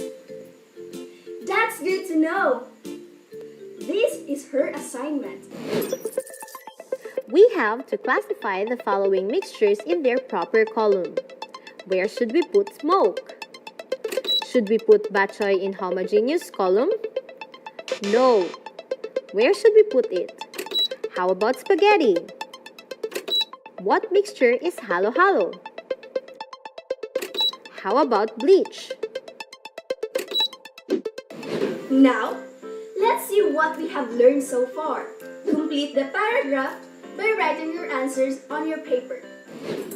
I learned that mixtures are a combination of blank substances that can be homogeneous or heterogeneous. Right, it's 2 or more. Homogeneous mixtures are blank mixtures, while heterogeneous mixtures are blank mixtures. Very good!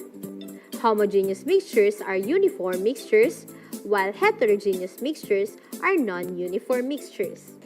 Wow! It is good that you have learned something in our episode. I do hope that you apply what you have learned in our class today, because that's what a scientist do. Now let's try to do more activities. Shall we? Read and answer the following questions. Write your answers on your paper. Ready? Here we go! Calamansi juice is composed of calamansi extract, water, and sugar. Is calamansi juice a homogeneous or a heterogeneous mixture? If calamansi pulps are filtered out, calamansi juice is a homogeneous mixture because the substances, when combined, appear uniform all throughout. But if the calamansi pulps are not filtered out, then it is heterogeneous. What type of mixture will you form when you mix different colors in a container? Can you still recognize the components of the mixture? Why? When we mix different colors in a container, we will form a heterogeneous mixture.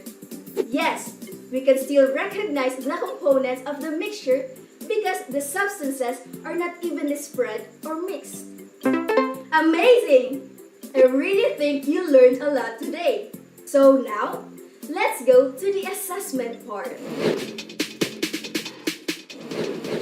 the correct answer in each number. Write your answers on your paper. Which of the following mixtures is heterogeneous? A. Salt and sugar dissolved in water. B. Powder detergent in a pail of water. C. 3-in-1 coffee dissolved in hot water. Or D. Vegetable salad with dressing. The correct answer is D. Vegetable salad with dressing. Number 2. Your mother prepared pinakbet for lunch. How will you describe its ingredients? A. It is a homogeneous mixture because it was evenly mixed. B. It is a heterogeneous mixture because its components are visible. C. It is a heterogeneous mixture because of its uniformity. Or D. It is a homogeneous mixture because it is not uniform. The correct answer is B. It is a heterogeneous mixture because its components are visible. Number 3. A vinegar mixed with soy sauce is a homogeneous mixture because A. You can easily identify its components. B. You can only see the white color of the soy sauce. C. The mixture appears one or uniform. Or D. The mixtures did not mix well. The correct answer is C. The mixture appears one or uniform. Number 4. Which of the following is a homogeneous mixture? 1. Salt dissolved with water. 2. Blood. 3. Clothes in the basin. 4. Books in the shelves. A. 1 and 3. B. 1 and 4. C. 2 and 4. Or D. 1 and 2. The correct answer is D. Salt dissolved with water and blood. Number 5. Divine prepares vegetable salad with mayonnaise, carrots, cucumber, lettuce, and cheese. What type of mixture is divine salad? What do you think so? The correct answer is heterogeneous because we can still recognize the substances mixed together. That was amazing, science-minded learners. To continue our discussions on solutions, our upcoming lesson will be about differentiating a solute from a solvent. So, stay tuned to learn more. Only here on DepEd TV. Remember that our Almighty God is always with us and nothing can stop us from learning. Once again, this is Teacher Pam saying, it's better to learn slowly than to not learn at all. Wassalam!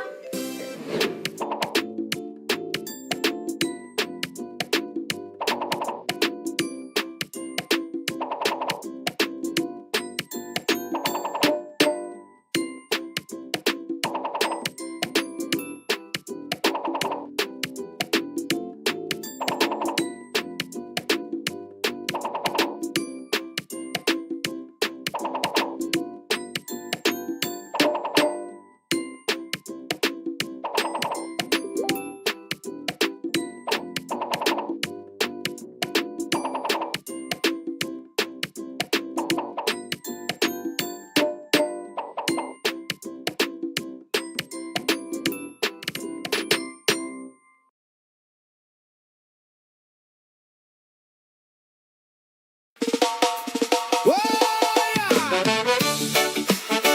Hey, hey. Oh, yeah, yeah, yeah, yeah, yeah, yeah. Hey. Sa baryong tahimik, gising ang umaga. Langhap ko ang simoy na dumarampi sa mukha. Hey! May huni ng ibon sa ibabaw ng puno at pagaspas ng dahon sa bawat ihip ng hangin. Sa daan, marahan ng hakbang, ngiti ng kapitbahay, kabisado ang pangalan. Mga batang tumatakbo sa gitna ng bakuran, parang walang bigat, puro tuwa ang alam. Ang saya, saya sa baryo, tahimik lang, walang alalahanin. Laro ng mga bata, dama sa hangin.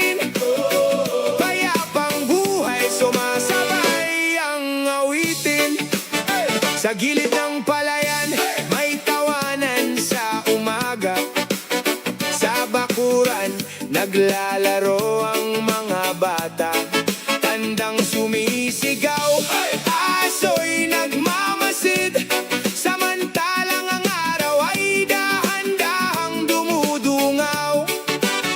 Sa bawat kanto may pagbati at biro, may kumpol ng prutas, may palay na inaani, mga lola sa bangko, marahang nagkukwento, habang ang hangin ay dumadaloy sa dulo ng buhok ko. Ay! Ang saya, saya sa baryo, tahimik lang, walang alalahanin, laro ng mga bata, dama sa hangin, payapang buhay, sumasabay ang awitin.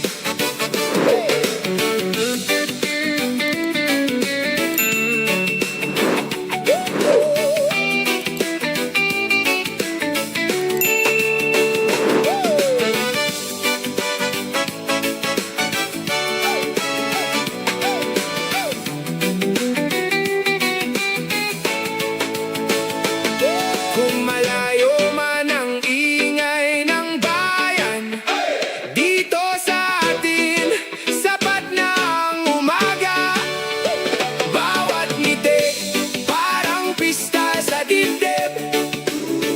Bawat hakbang, parang awitin. Ang saya sa baryo. Hoy, ay, tahimik lang, walang alalahanin, laro ng mga bata, dama sa hangin, payapang buhay, sumasabay ang awitin. Ang saya sa baryo, tahimik lang, walang alalahanin. Oh, dito sa atin, payapa at tahimik, ang ating bukas, puno ng pag-ibig.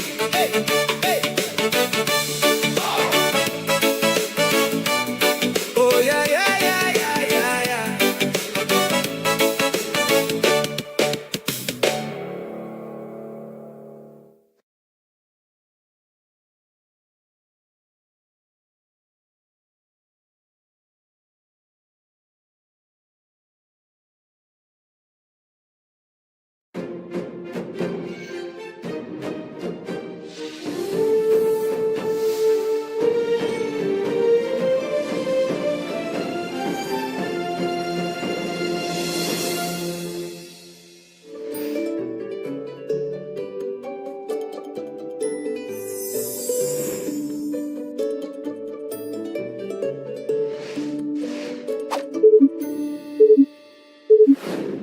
The mayor announced that the dump sites have started to overflow.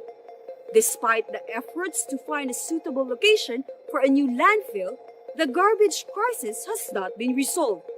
An emergency meeting has been called last night to discuss the final plans for dumping our city's garbage. According to the mayor, our best plan so far is to eliminate school playground.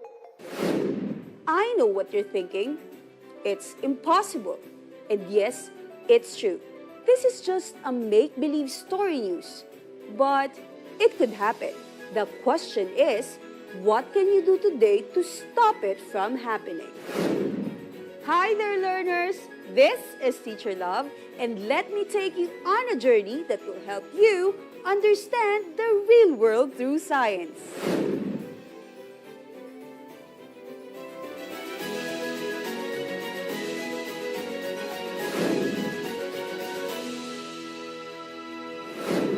People have increased their demand and have changed their consumption patterns. The increase in population has led to the increase in waste production. Waste has a huge negative impact in our natural environment. For today's episode, we will help you recognize the importance of 5 R's, which is reduce, reuse, recycle, recover, and repair in waste management. Last episode, we've learned about the 5 R's technique. Let's check if you can still remember them. Study the following pictures. Identify what waste management practice is shown. Determine if it is reduce, reuse, recycle, recover, or repair. I will give you 30 seconds to answer. Write the correct answers on your paper.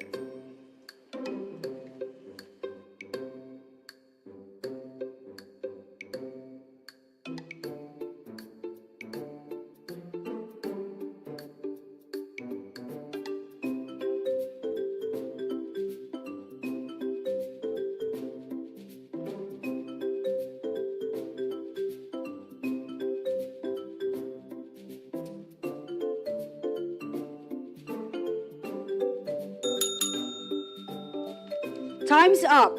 Let's check. Picture number 1, reduce. Picture number 2, reuse. Picture number 3, recycle. Picture number 4, repair. And picture number 5, recover.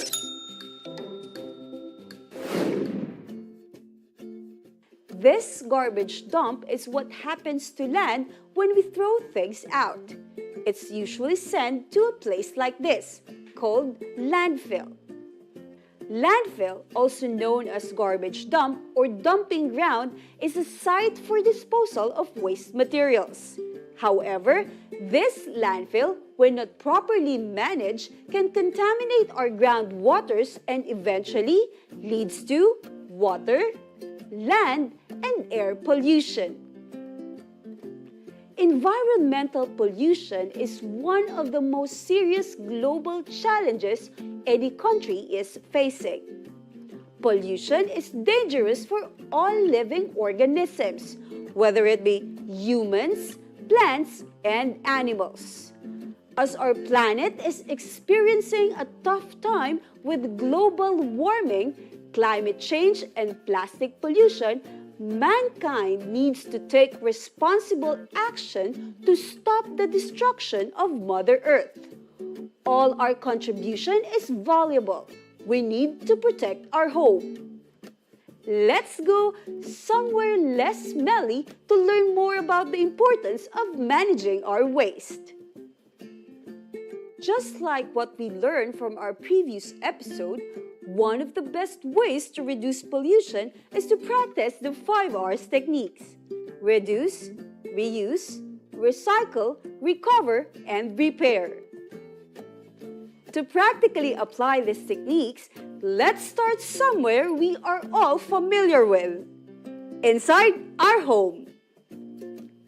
As everything starts in our home, waste management can be your first step towards making our planet a greener, cleaner, and safer place to live. Just like you, kids can help as well.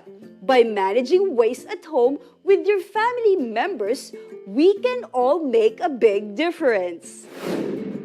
To reduce simply means reducing or lessening the amount of possible waste material. Please stop buying plastic water bottles. Water bottles and plastic cups are huge waste of material. Buy a durable water bottle and a cute coffee thermos so you can take your beverages wherever you want. You will find yourself a lot more hydrated, and in addition, you can save more money because you are using refillable materials. Remember, the more you buy water bottles and any plastic materials to store food or beverages, the higher the waste materials you contribute to our planet. To reuse means to use again. Use both sides of paper for printing or use the clean side to make your list. This will help you reduce the solid waste accumulation in your house. Maximizing the use of an object is a good practice to lessen the waste contribution in our environment. To recycle means to use waste materials to make another product. calling all our plantitos and plantitas out there. Instead of buying new pots for your plants, use these plastic bottles or empty tin cans as planters for your garden. To recover means taking energy from waste and converting it into a new resource. This will require more time of action, but everything is worthwhile. Today, I will be teaching you how to do basic composting. Composting is a process of decomposing organic waste quickly. Compost are used as a natural fertilizers for plants. Are you ready to learn how to do composting? Let us begin. We need waste materials like the following: fruit and vegetable peelings, eggshells, dried leaves, a container with soil, spray bottle, and gardening tools.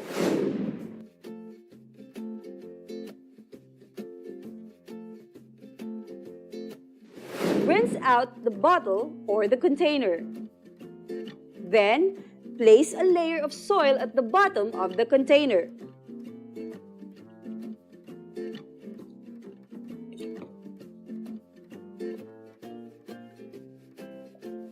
Moisten the soil with water from a spray bottle if it is dry.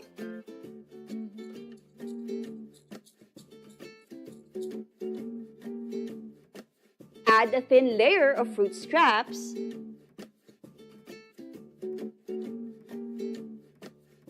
Eggshells.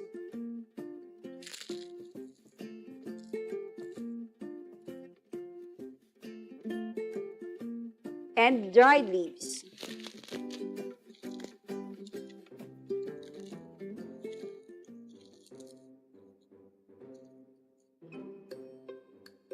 Then add another layer of dirt.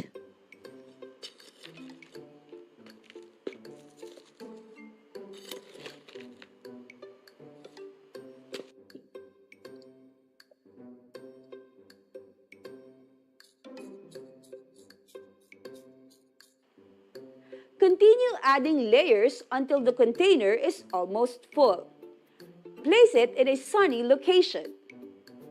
If the contents look dry, add a spray of water to keep it moist. The compost is ready to use when it is brown and crumbly. This will take a month or so. Easy, right? Try it yourself.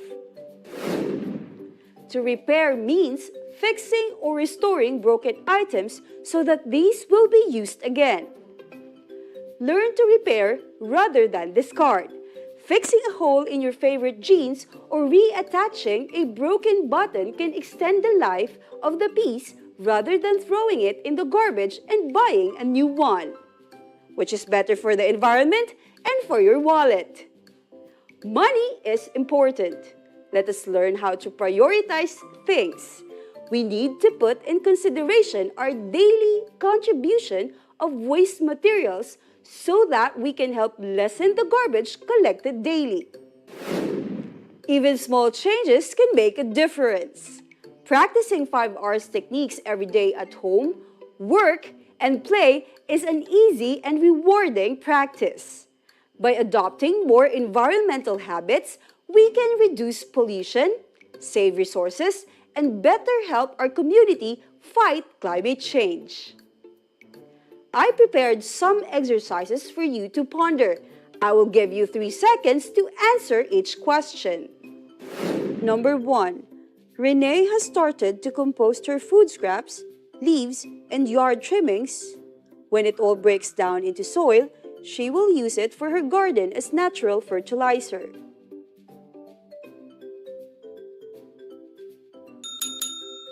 The answer? Check mark. Number 2.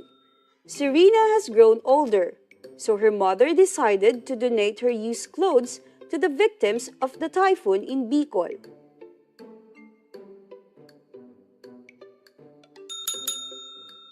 The answer? Check mark. Number 3.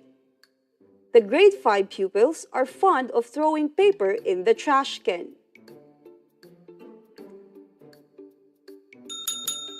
The answer, crossmark. Number 4. Tenten is collecting used empty plastic bottles for a science project. He plans to make a lantern out of these bottles.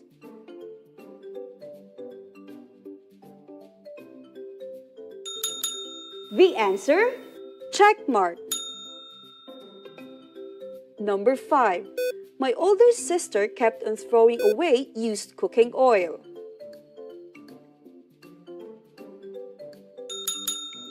The answer, crossmark. Great job, kids! Let's try another one. Study the pictures of the common practices observed. Which of the following importance of the 5 R's is a direct result of a given practice? Choose the letter of the correct answer. Choices are letter A, promote a clean and healthy environment. Letter B, transform garbage into something useful. Letter C, make the earth zero waste or free of any garbage or waste material. Picture number 1. The correct answer, letter B, transform your garbage into something useful. Picture number 2. The correct answer, letter A, promote a clean and healthy environment. Picture number 3. The correct answer, letter C, make the earth zero waste or free of any garbage or waste material. Number 4. The correct answer, letter A, promote a clean and healthy environment. And picture number 5. The correct answer, letter A, promote a clean and healthy environment. Great job, kids! You are a certified 5 R's explorers. The waste that we generate per day is more than what our landfill can accommodate. Therefore, we should practice 5 R's to manage waste and lessen environmental problems. Practicing 5 R's also helps make our surrounding clean and provides opportunity for people to save and earn money. Managing waste is everyone's responsibility. We live in a beautiful world. It is our own duty to protect, preserve, and conserve our environment. This is the only earth that we got, so we must do our share to protect it. We must reduce, reuse, recycle, recover, and repair. Do it now. Once again, this is Teacher Love, and join me again next time for another Science 5 session where we always learn more science in a fun and meaningful way. Here on DepEd TV, where learning science makes sense.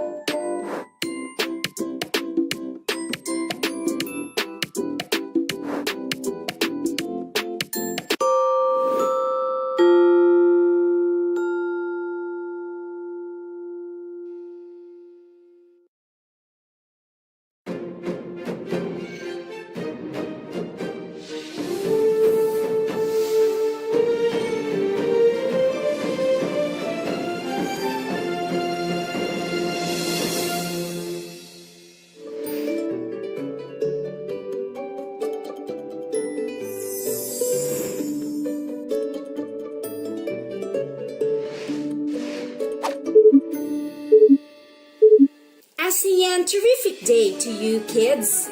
Together, we'll explore, discover, and find answers to the mysteries of the world through science. I am your grade 5 super science teacher, Vivian. Today, we will learn about the properties of materials and why it is important to understand these in using and handling them. Are you excited? Let's go! Join me! Let's enter the kingdom where fun and exciting learning experiences are about to happen. Only here at DepEd TV. I will be flashing a scrambled word on the screen. Guess what the correct word is. Are you ready? Great! What word is this? This word is matter. Did you get it?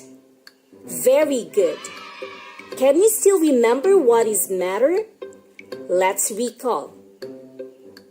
Matter is defined as anything that occupies space and has mass.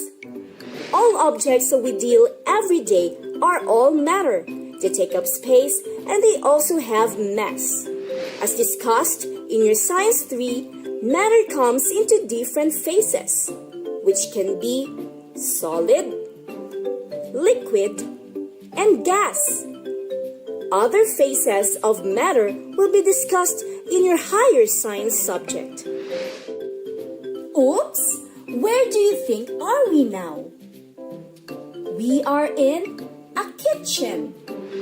For sure, you all have seen and even used a cooking pot. But can you name some properties of the materials used in making cooking pots? Children, take a look at it. It may or may not look exactly the same as that in your homes, but the parts are usually made of the same materials. The cooking pot that you are seeing has a body made of metal, a cover made of glass, and handles are fitted with plastic. Let's go back to our classroom and discuss what we have seen in the kitchen.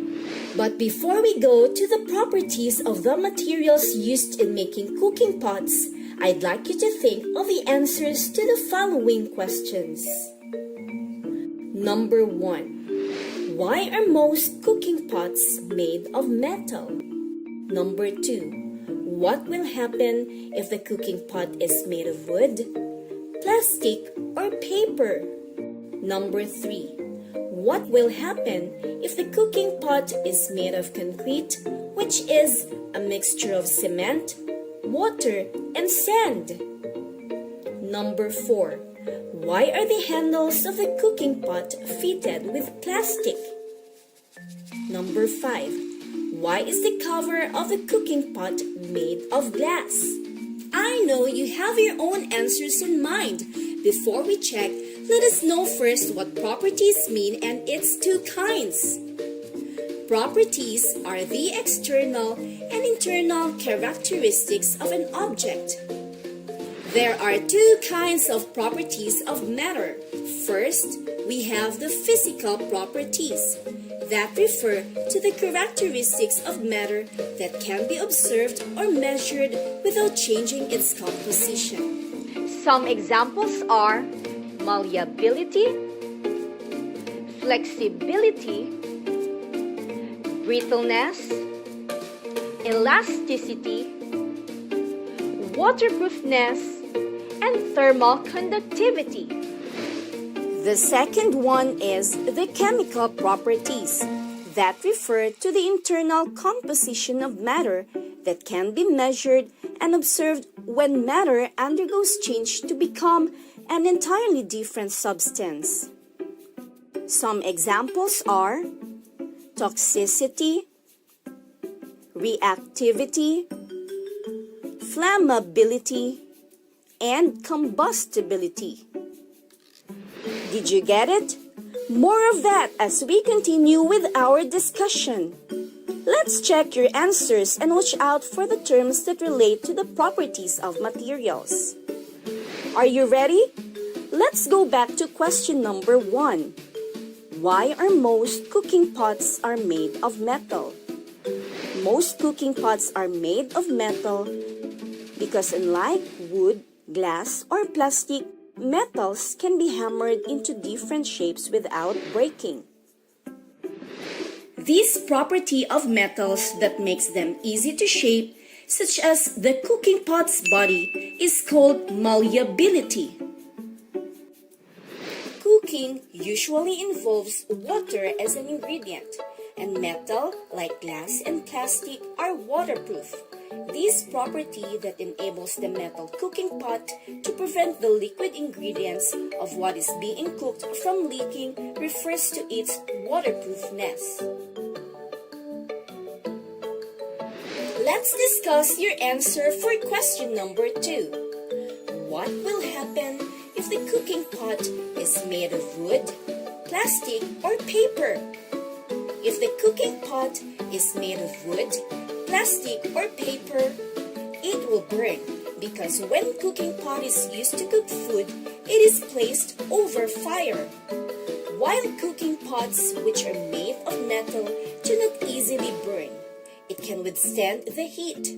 Wood, paper, and plastic are examples of materials that easily burn.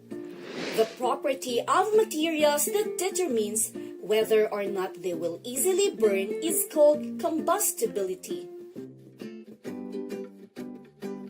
When cooking, pots are usually placed over fire. Metals can withstand the heat, and metals allow the heat from the fire to pass through into what is being cooked.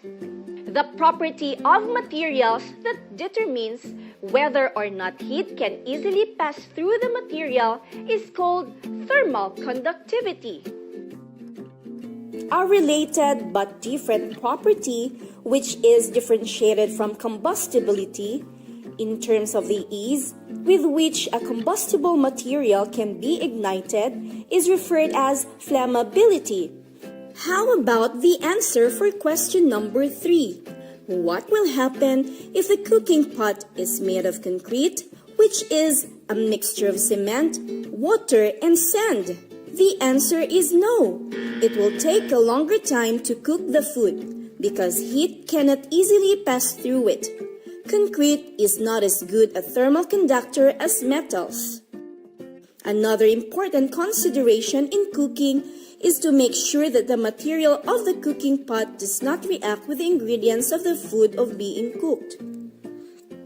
The property of materials that refers to their ability to undergo chemical reaction with other materials is known as reactivity. Most metals are non-reactive, so it will not undergo chemical reaction with the ingredients that may cause poisoning, making them safe as materials for making cooking pots. It is important to use safe cookware when preparing food. Toxicity is the property of a material to which a chemical substance or a particular mixture of substances can damage or harm an organism. How about question number 4? Why are the handles of the cooking pot fitted with plastic? The poor thermal conductivity of certain materials like plastic is also the reason why handles of the cooking pot are fitted with plastic, because heat cannot easily pass through plastic.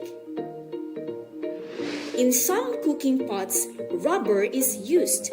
Aside from being a good insulator, rubber also has the ability to be stretched and return to its original shape when the stress is removed, a property called elasticity. Again, elasticity is the ability of a material to be stretched and return to its original shape when the stress is removed. Lastly, for question number 5, why is the cover of a cooking pot made of glass? The cover of a cooking pot is made of certain kind of glass so that one can easily see what is going on inside, because glass is transparent. Transparency is the ability of a material that allows light to pass through without so much scattering. Unlike plastic, which easily deforms when heated, glass is hard and can resist deformation. However, unlike metal, which does not break easily, glass is fragile. Brittleness is a property which refers to being both hard and fragile. Now that you are familiar with the properties of materials, let's try what you've got. Let's identify the object in terms of brittleness, combustibility, thermal conductivity, and toxicity. Put a check on the box that closely describes the materials. Object number 1 is a ceramic mug. Let's identify its properties one by one. Ceramic is made up of a mixture of clay, water, and powder. Is it hard and flexible or hard and fragile? It is hard and fragile. It easily breaks when accidentally pushed. As to combustibility, is ceramic mug combustible or non-combustible? The answer is non-combustible. Ceramics like plant pots, figurines, and cups do not easily burn. How about as to its thermal conductivity? Does it allow heat to pass through? It's a poor conductor of heat, therefore it's an insulator. When it comes to its toxicity, is ceramic mug toxic or non-toxic? It's a non-toxic material. In fact, we use plates, bowls, and cups which are made of ceramic. Let's move on to object number 2, a wooden hanger. A wooden hanger is made of wood. Is it hard and fragile or hard and flexible? It is hard and fragile. A wooden hanger is breakable. In terms of combustibility, do you think it will burn or not? Remember, it's a wood. Of course it will burn, therefore it's combustible. What about in terms of thermal conductivity? Does it allow heat to pass through?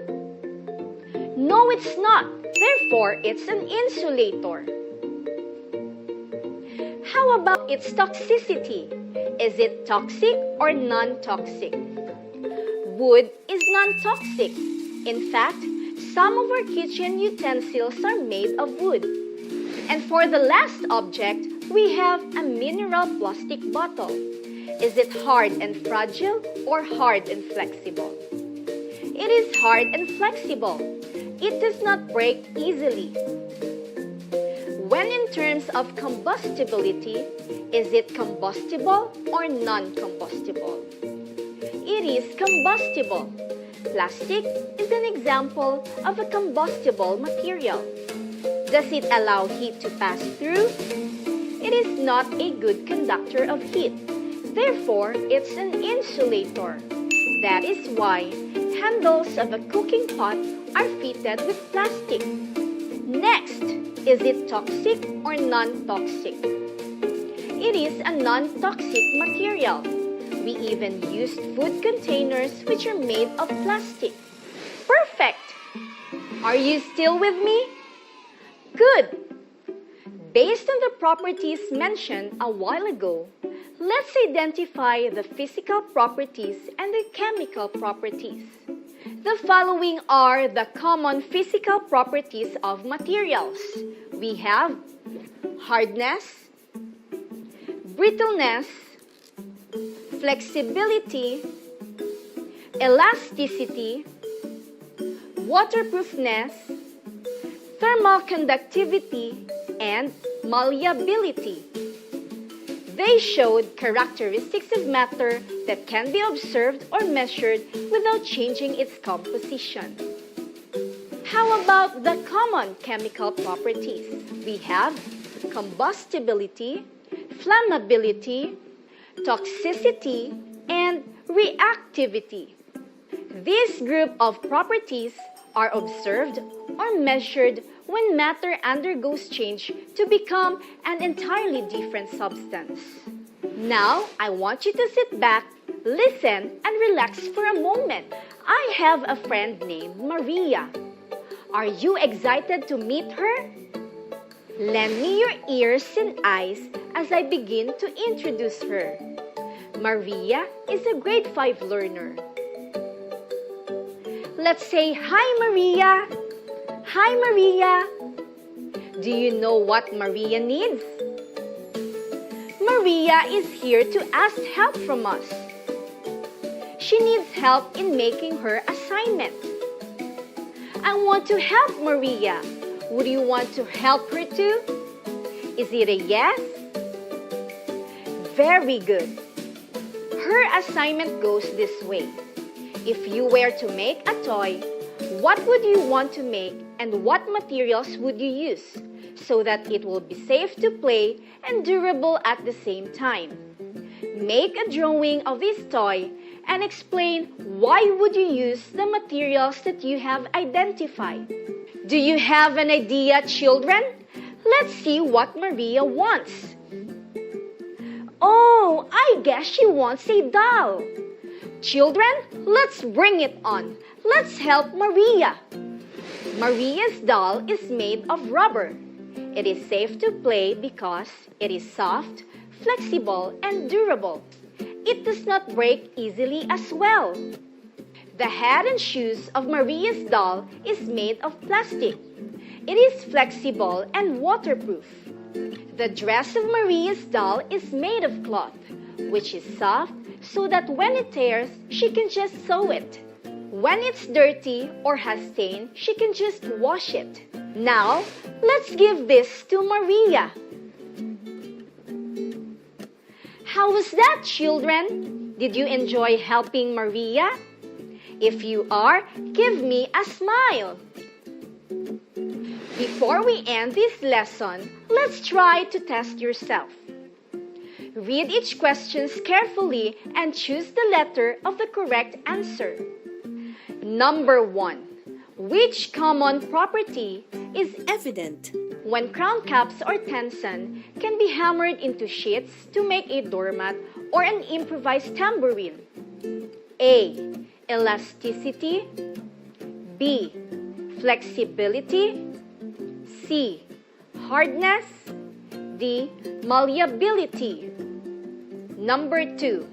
Why cooking pots are not made of wood, plastic, or paper? Children, choose the correct statement or statements below. 1. Wood, plastic, and paper are combustible. They will burn when placed over fire. 2. Papers will absorb water and easily get wet. 3. Plastics will melt when exposed to too much heat. 4. Woods are not good conductors of heat. It will not cook the food. A. 1 only. B. 2 and 3. C. 2, 3, and 4. D. 1, 2, 3, and 4. Number 3. Which solid material below is a good thermal conductor? A. Aluminum foil. B. Paper. C. Plastic bottle. D. Wine glass. Number 4. Which of the following solid materials has the ability to be stretched and can return to its original shape when stress is removed? A. Mirror. B. Rubber band. C. Sponge. D. Wood. Number 5. Which of the following properties describes the ability of a material to resist pressure that may cause deformation or change in shape? A. Malleability. B. Elasticity. C. Flexibility. D. Hardness. Are you done? Let's check your answer. Number 1. If your answer is letter D, malleability, you are correct. Malleability is the ability of a material that can be hammered into sheets without breaking. Number 2. If your answer is letter D, statements 1, 2, 3, and 4 are all correct. That's another point for you. Cooking pots are not made of wood, plastic, or paper because they are combustible. They will burn when placed over fire. Number 3. If your answer is letter A, aluminum foil, you are correct. That is because metals like aluminum are good conductors of heat. They absorb heat very easily. Number 4. If your answer is letter B, rubber band, you are correct. Rubber band has the ability to be stretched and return to its original shape when the stress is removed. Lastly, we go to number 5. If you answered letter D, hardness, perfect! You got it right. Hardness is the ability of a material to resist pressure that may cause deformation or change in shape. Did you get a perfect score? Wow! Let's all clap for ourselves. You did a great job. That's the end of our lesson. I hope you've learned something new today. This is your grade 5 super science teacher, Vivian. Always remember, make it a habit to study. It works. Till next time, bye!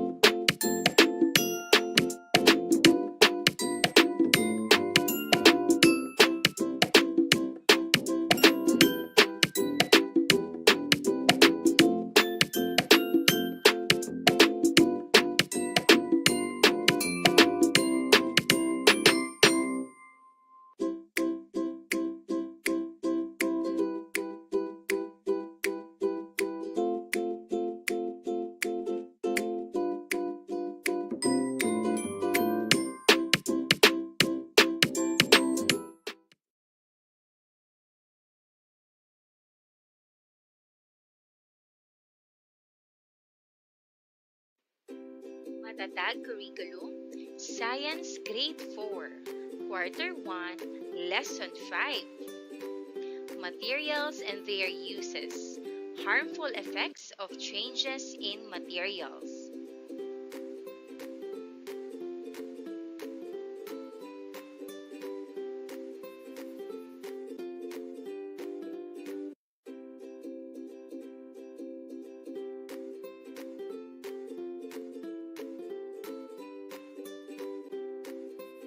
Good day, kids! How are you today?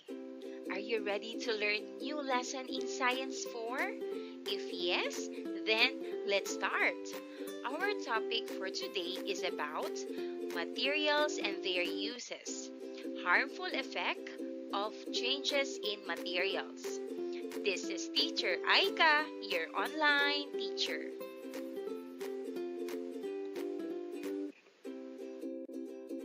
This is the learning competency for our lesson.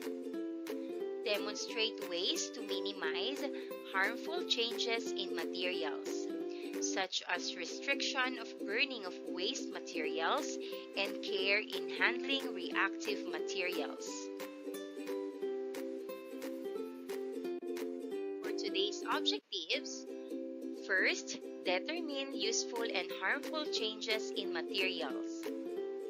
Second, describe the harmful effects of changes in materials on the environment. Third, enumerate ways how to minimize harmful effects in changes in properties of materials. And last, demonstrate proper ways for handling reactive materials to prevent accidents and ensure safety.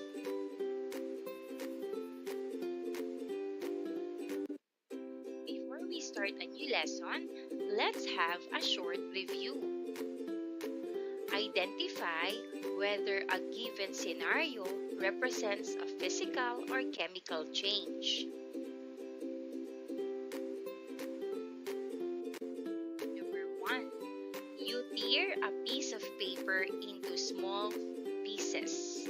Is this physical or chemical change? The correct answer is physical change. Number 2. Water boils on the stove and turns into steam. Is this physical or chemical change? The correct answer is physical change.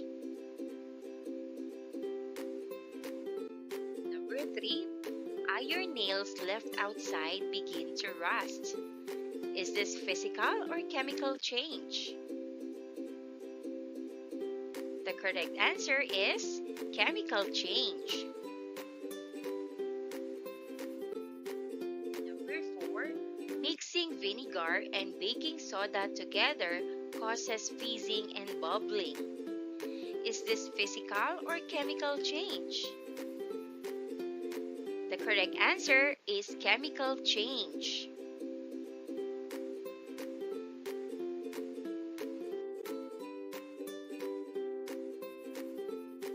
Number 5. Ice cubes melt in a glass of water.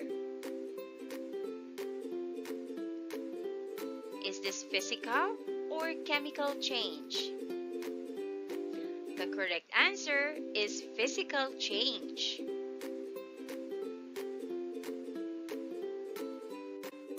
Number 6. A candle burns and produces heat and light.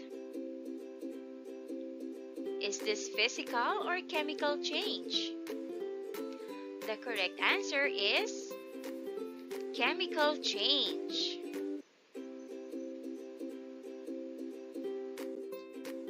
Number 7. Cutting vegetables into small pieces for a salad. Is this physical or chemical change? The correct answer is physical change.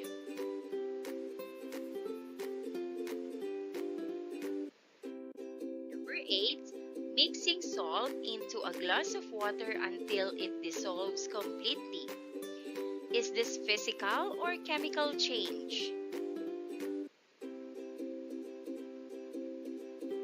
The correct answer is physical change. Number 9. Wood is burned in the campfire and turns into ashes. Is this physical or chemical change? The correct answer is chemical change.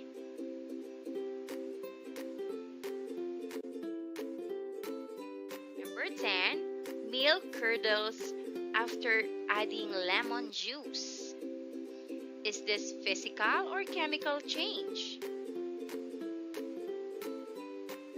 The correct answer is chemical change.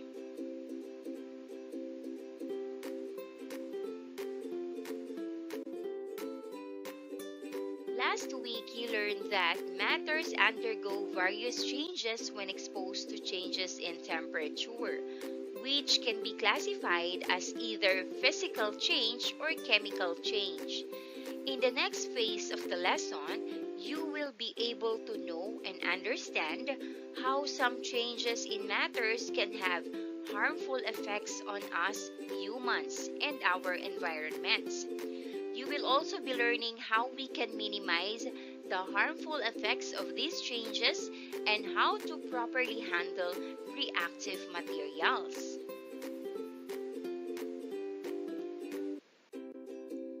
have vocabulary.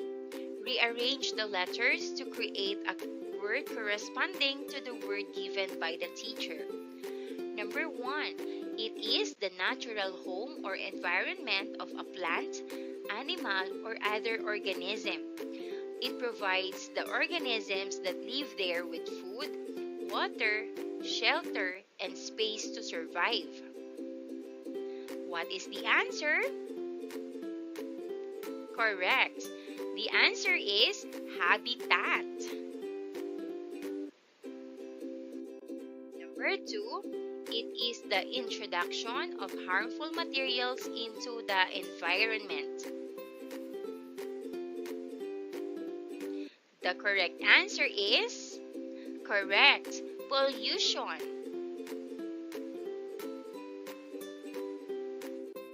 Number 3, it is commonly defined as the deterioration of a material, usually a metal, or its properties because of a reaction with its environment.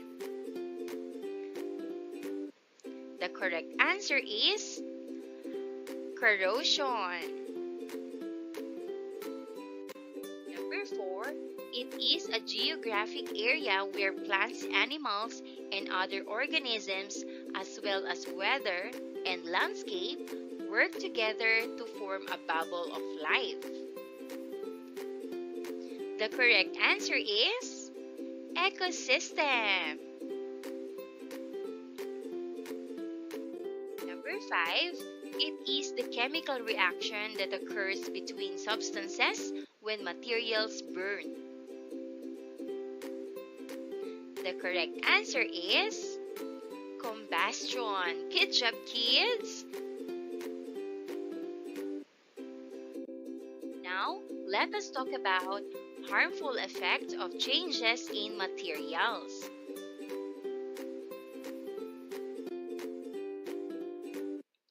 To determine if a change in materials is good or bad for the environment, you can look at a few key things.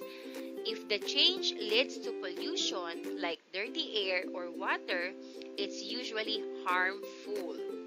If it uses resources wisely and doesn't create too much waste, it's often helpful.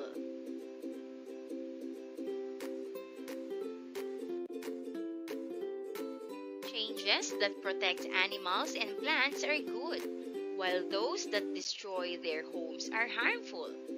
Also, if the change keeps people safe and healthy, it's a positive step.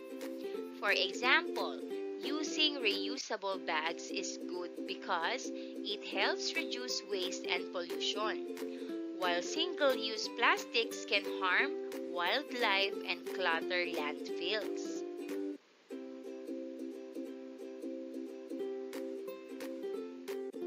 Let's have an activity. Given the table are examples of changes in matter. Identify whether they are physical or chemical. Put a check in the column if it refers to a physical or chemical change, and whether it is wanted or unwanted. Justify your answers and share them with your classmates.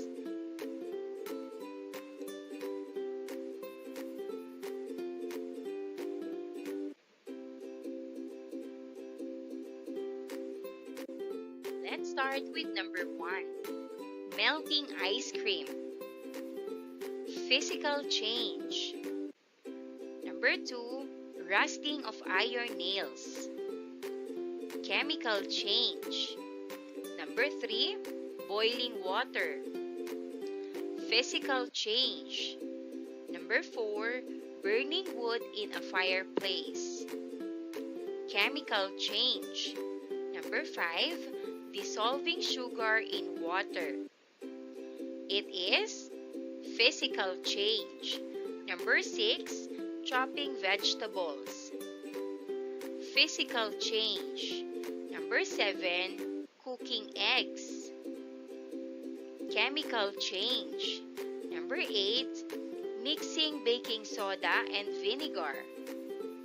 It is chemical change. Number 9, evaporation of puddles. It is physical change. Number 10, formation of clouds. It is physical change. Number 11, crystallization of sugar solution. It is physical change. Number 12, decomposition of organic matter. It is chemical change. Number 13, ripening of fruits. It is chemical change. Number 14, burning of fossil fuels. It is chemical change. Number 15, digestion of food. It is chemical change.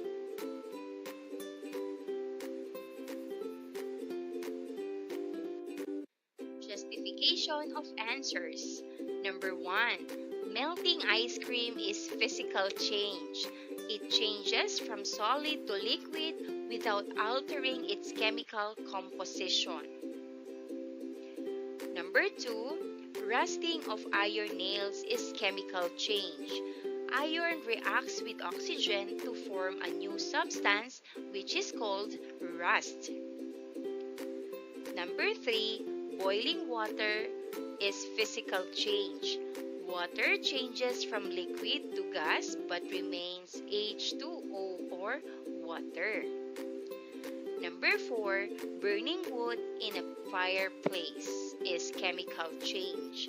Wood reacts with oxygen to produce new substances like ash and gases.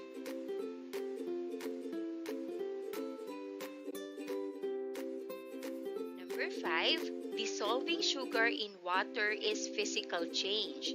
Sugar dissolves without changing the chemical structure. Number 6, chopping vegetables is physical change. The size changes but the chemical composition remains the same. Number 7, cooking eggs is chemical change. Heat alters the protein structure, creating new substances. Number 8, mixing baking soda and vinegar is chemical change. A reaction produces new substances including carbon dioxide gas.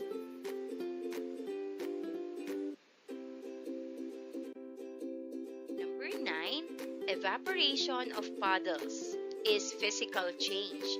Water changes from liquid to gas but remains H2O or water. Number 10, formation of clouds is physical change. Water vapor condenses into droplets without changing its chemical composition. Number 11, crystallization of sugar solution is physical change. Sugar forms crystals but remains chemically unchanged. Number 12, decomposition of organic matter is chemical change. Organic matter breaks down into new substances through chemical reactions. Number 13, ripening of fruits is chemical change. Chemical reactions change the fruit's texture, color, and flavor. Number 14, burning of fossil fuels is chemical change. Fossil fuels react with oxygen to form new substances like carbon dioxide and water. Number 15, digestion of food is chemical change. Enzymes break down food into simpler molecules, altering its chemical composition.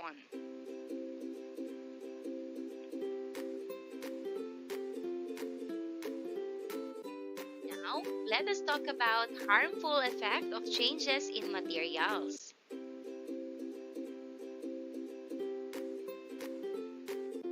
Number 1, too much evaporation. Evaporation is when water turns into vapor and goes up into the air. like when a puddle dries up in the sun. Too much evaporation means a lot of water is disappearing from where it should be, like from the lake, rivers, or even the soil. Harmful effects of too much evaporation. First, drying up of water sources. If too much water evaporates from lakes, rivers, and reservoirs, they can shrink or even disappear, making it hard for animals and people to get water to drink or for plants to grow. Second, increase in droughts. When there's not enough water in the soil or in the air because of too much evaporation, it can lead to droughts, which means there's not enough water for crops to grow, causing food shortages and harming farms and farmers. Number 2 is melting of glaciers. Glaciers are huge masses of ice that are very important because they store a lot of fresh water. When they melt, they turn into water, which flows into rivers and oceans. Harmful effects of melting of glaciers. First, rising sea levels. When glaciers melt too fast, it adds a lot of water to the oceans, causing them to rise. This can flood coastal areas where many people live and can damage homes and buildings. Second, loss of habitat. Animals like polar bears and seals rely on glaciers for hunting and resting. When the ice melts, they lose their homes and places to find food, making it harder for them to survive. Now, let us talk about harmful effects of chemical change. Number 1 is air pollution. Chemical changes can release harmful gases into the air, like when car burn fuel or factories produce smoke. Harmful effect of air pollution. First, respiratory problems. Breathing in polluted air can cause coughing, asthma, and other breathing problems, making it hard for people, especially kids and older adults, to stay healthy. Second, environmental damage. Polluted air can harm plants and animals, disrupt ecosystems, and even lead to global warming, which can cause extreme weather events like hurricanes and droughts.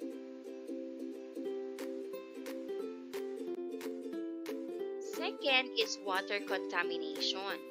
Chemical changes can also happen in water, like when factories dump waste into rivers or when fertilizers from farms wash into lakes.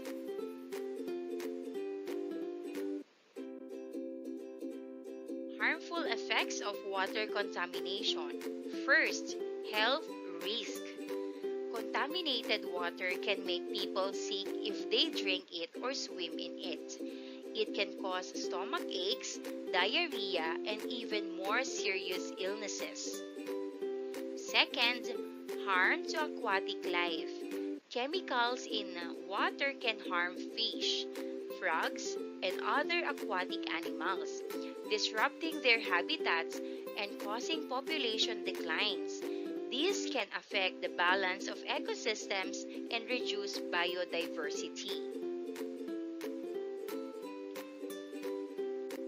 The third one is soil degradation. Chemical changes in the soil can occur when pesticides, herbicides, or other chemicals are used in farming or gardening.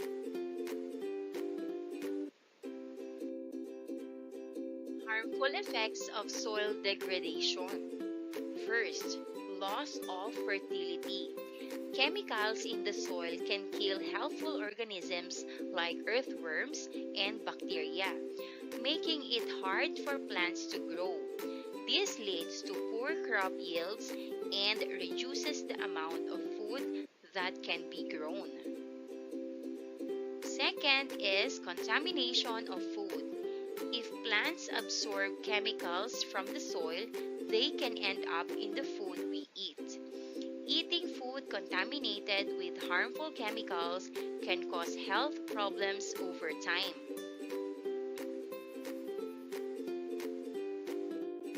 The fourth one is corrosion.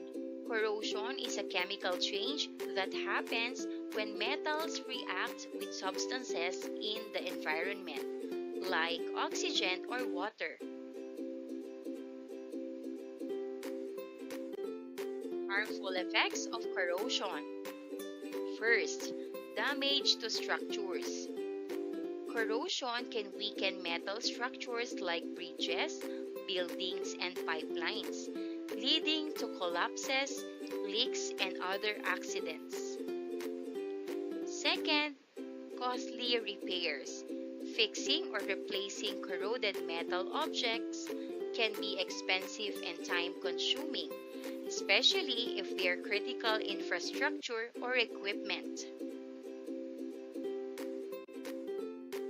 Fifth is acid rain.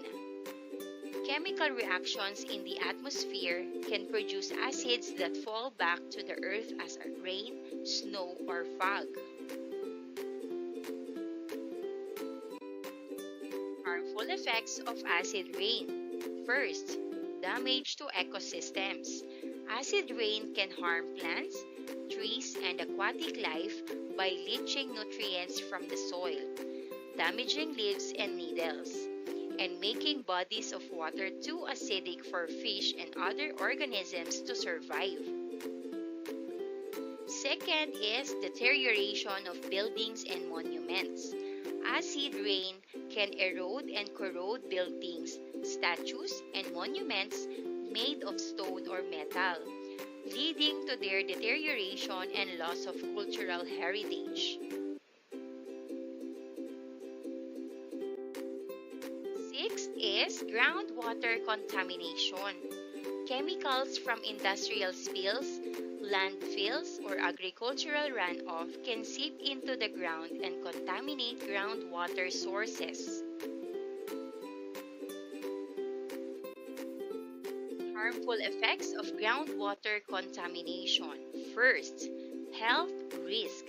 Contaminated groundwater can pose serious health risk to humans and animals if consumed, leading to illnesses such as cancer, neurological disorders, and reproductive problems.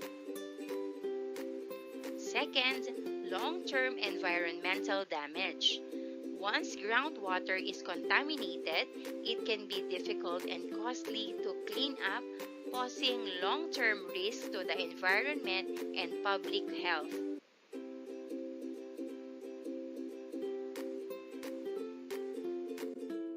Now, let's have a lesson activity.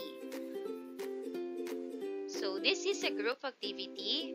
Divide the class into 4 groups. Each member of every group will decide on the specific role that they will play within their group or team jobs. Along with each role are color-coded visors and their corresponding meaning. Manager, red; speaker, blue; director, green; reports coordinator, yellow. So provide each group with a copy of the activity titled Exploring the Impact of Changes on Everyday Objects. Remind also the teammates of their roles, and students perform their activity as directed and answer the questions provided in the worksheet, and also ask the students to present their output in the class. And here's the learning activity sheet.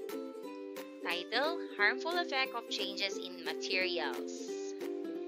Activity number 1, Exploring the Impact of Changes on Everyday Objects. Here are the objectives. At the end of the activity, the learners are expected to: first, explore the impact of changes on objects. Second, recognize the importance of distinguishing between physical and chemical changes. Third, identify potential harmful effects associated with each type of change and the significance of understanding these effects in everyday life. Materials needed: 2 identical metal nails or screws, vinegar or lemon juice for the chemical change demonstration, 2 small cups or containers, water, sandpaper or a file, optional safety goggles and gloves for handling vinegar. Here's the instructions. Work in group. Together with your teammates, perform the activity. And here's the procedures. Part 1. Hold up the 2 metal nails or screws. Observe and touch them. Remember that both nails are made of the same material and appear identical. Second, use sandpaper or a file to scratch or roughen the surface of one of the nails. Third, observe any changes in the appearance of the roughened nail compared to the smooth one. For the part 2, pour vinegar or lemon juice into one of the small cups or containers. Second, place one of the nails in the cup containing vinegar and leave it for a few minutes. Third, meanwhile, pour water into the other cup. Fourth, after a few minutes, remove the nail from the vinegar and rinse it with water. And fifth, observe and compare the appearance of the nail that was soaked in vinegar with the one that was not.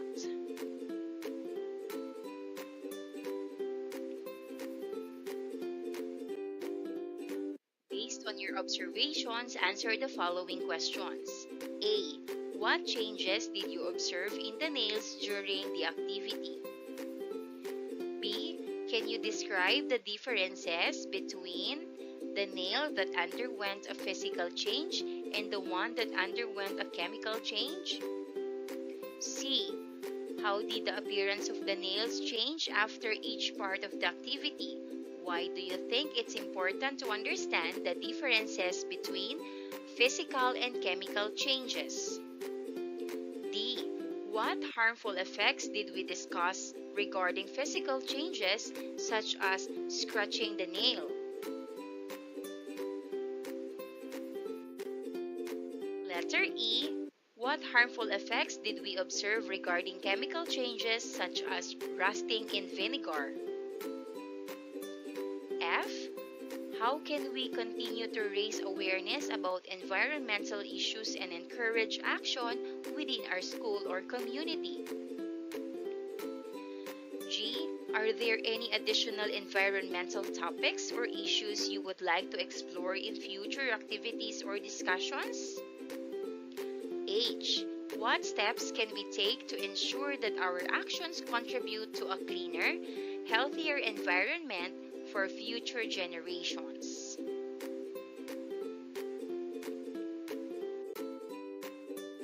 Here are the answers. A. What changes did you observe in the nails during the activity? Nails that rusted turned reddish brown and flaky, while scratched nails only had surface marks. B. Can you describe the differences between the nail that underwent a physical change and the one that underwent a chemical change? Scratched nails just have surface marks but stay the same chemically, while rusted nails change color and texture due to a chemical reaction. C. How did the appearance of the nails change after each part of the activity? Why do you think it's important to understand the differences between physical and chemical changes? Scratched nails have visible marks but no chemical change, while rusted nails look different and are weakened. It's important to know these changes to understand their effects and prevent problems. D. What harmful effects did we discuss regarding physical changes such as scratching the nail? Scratching can damage the nail and make it weaker or more prone to problems. E. What harmful effects did we observe regarding chemical changes such as rusting in vinegar? Rusting makes nails weak and can cause pollution if rust spreads. F. How can we continue to raise awareness about environmental issues and encourage actions within our school or community? We can make posters, have cleanup days, and talk about recycling to help everyone learn and take action. G. Are there any additional environmental topics or issues you would like to explore in future activities or discussions?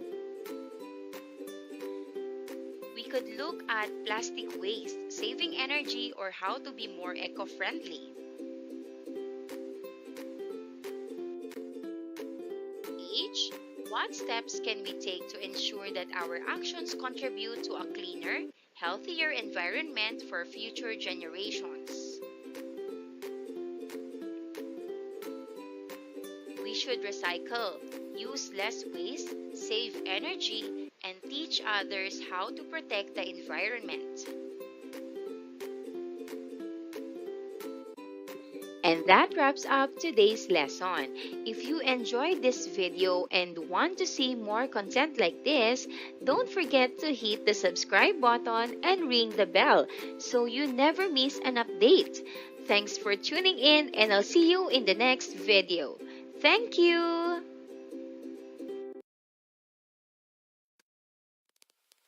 Ako isang anak ng mahirap.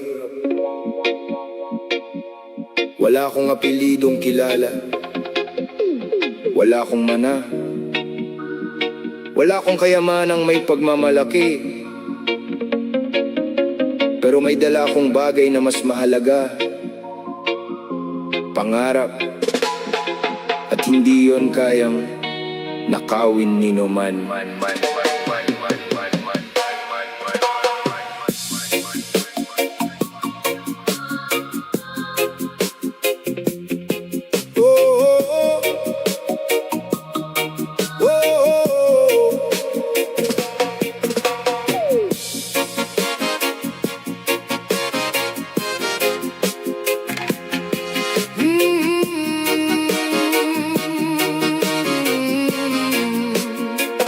Lumaki akong sanay sa salitang magtiis muna. Kapag may gusto, madalas ay hindi makuha. Hindi dahil ayaw nila akong pasayahin, kundi dahil sapat lang ang kaya nilang ibigay sa amin. Naaalala ko ang lumang tsinelas na pudpod at ang uniformeng paulit-ulit na isinusuot. Ngunit sa kabila ng lahat ng kakulangan, hindi sila nagkulang sa pagmamahal at aruga kailanman. May mga gabi ring tahimik akong nakatanaw sa kisaming butas-butas habang pinakikinggan ang ulan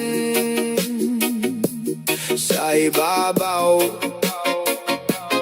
At doon ko unang pinangarap sa sarili na balang araw mapapawi rin ang hirap na matagal naming tiniis gabi-gabi. Hindi man madali ang landas na nilalakaran, hindi rin ako titigil sa gitna ng daan, dahil alam kong may dahilan ang bawat luha at may aral ang bawat sakit na dala. Ako'y isang anak ng mahirap, pero hindi habang buhay mananatili sa hirap. May mga pangarap akong mas malaki pa, makaahon at masilayan ang bukas na buno.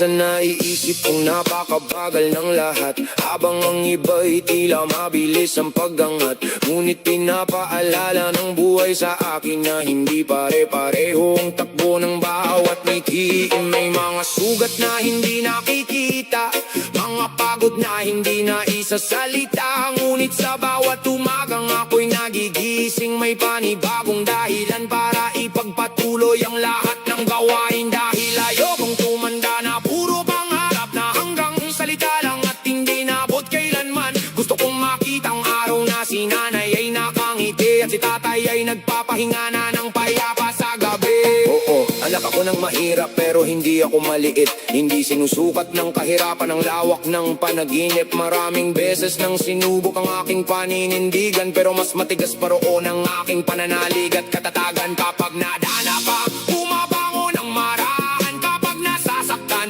natututong lumaban. Dahil ang taong sanay sa unos at paghihirap, mas marunong pahalagahan ang bawat biyayang natatanggap. Hindi ako naghahanap ng madaling daan, gusto ko lamang ng pagkakataong mapatunayan na ang anak ng mahirap ay maaari ring mangarap at maaari ring magtagumpay balang araw. Ako'y isang anak ng mahirap, pero hindi yon magiging hangganan ng bukas. Dahil ang dugong dumadaloy sa aking ugat ay dugo ng mga magulang na hindi sumuko sa hirap. Ako'y isang anak ng mahirap, ngunit dala ko ang kanilang mga pangarap. At habang may lakas pa akong lumaban, patuloy kong babaguhin ang takbo ng aming kinabukasan. Whoa, hindi ko ikinahihiya kung saan ako nanggaling, dahil doon ako natutong mangarap. Hindi ko ikinahihiya ang kahirapan, dahil doon ako natutong lumaban. At kung dumating man ang araw ng tagumpay, hindi ko sasabihin sinuwerte lang ako. Sasabihin ko na may isang pamilyang nagsakripisyo, may isang nanay na nagtiis, may isang tatay na nagpagod, at may isang anak na piniling magsumuko. Kahit mahirap, kahit mahirap, kahit masakit, kahit matagal, dahil alam niyang may liwanag na naghihintay sa dulo ng laban. Wado Reggae!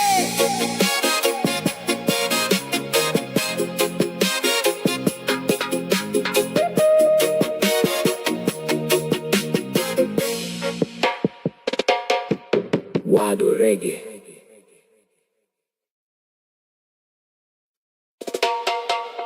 Bakit ganito ang mundo? Kapag hirap ka, tahimik sila. Pero kapag unti-unti kang umaangat, bigla silang may opinyon. Bigla kang hihilahin pababa. Real talk, galing sa reggae. Peace music. Noong wala akong laman ng bulsa, wala ni isa ang gustong lumingon. Ngayon na may bunga ang aking pagpupursige, biglang dumami ang ingay at tanong. Ngiti sa harap, patalim sa likod. Kunwari masaya pero puno ng inggit. Hindi nila kayang makita na may taong umaangat ng walang pandaraya.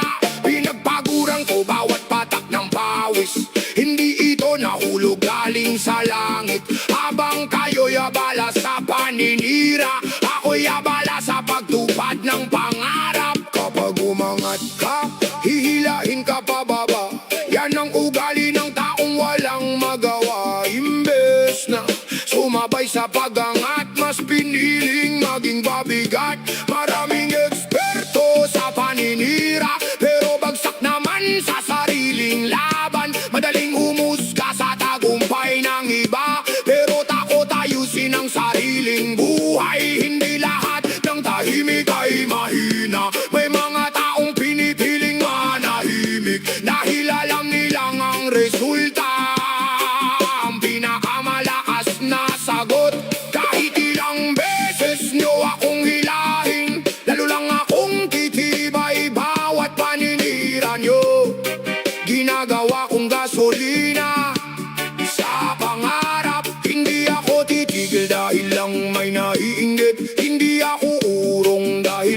may gustong makakita sa aking bumagsak. Kung gusto mong umangat, matutong isara ang tenga sa mga taong walang ibang ginawa kundi maghanap ng mali. Tandaan nyo, hindi sukatan ng lakas. Ang dami ng taong kaya mong ibagsak. Mas dakila ang taong marunong magtaas ng kapwa kaysa sa taong masayang masaya kapag may bumabagsak. Balang araw ang paninira nyo'y ay babalik din sa inyo. Dahil ang katotohanan, hindi kailanman natatalo ng kasinungalingan. Kaya kahit anong gawin nyo, hindi ako hihinto, hindi ako magpapahila. Habang kayo'y abala sa inggit, ako'y tuloy lang sa pag-angat. Ang taong abala sa paninira, walang oras para umasenso. Kapag may humihila sa'yo pababa, ibig sabihin nasa itaas ka na kaysa sa kanila. Hindi inggit ang magpapayaman sa'yo, Sipag, disiplina, at respeto ang tunay na daan sa tagumpay.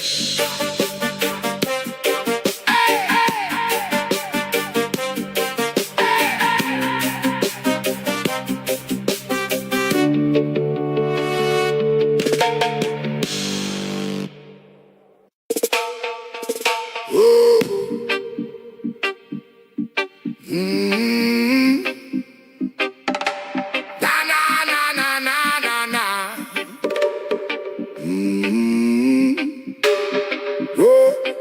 Nung wala pa akong nararating, parang hangin lang ako.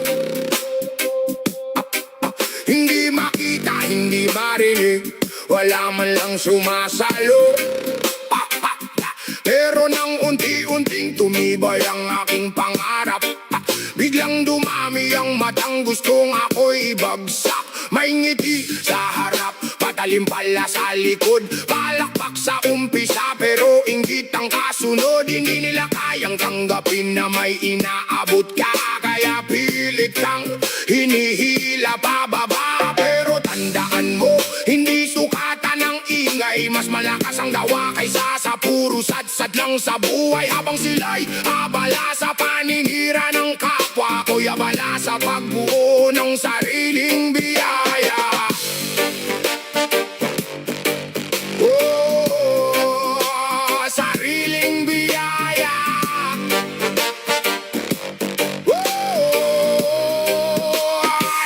Kapag hinila ka, ibig sabihin nasa itaas ka na.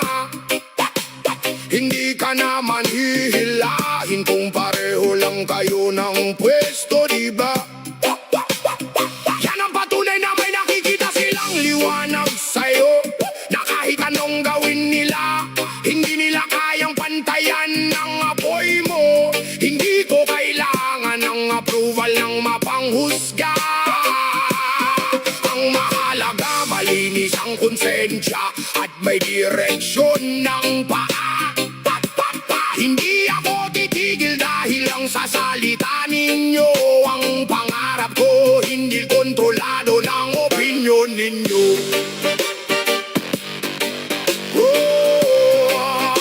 Ang pangarap ko hindi kontrolado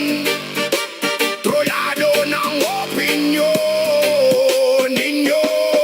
Habang sila'y abala sa inggit at chismisan, ako'y abala sa sipag at pagsisikap araw-araw.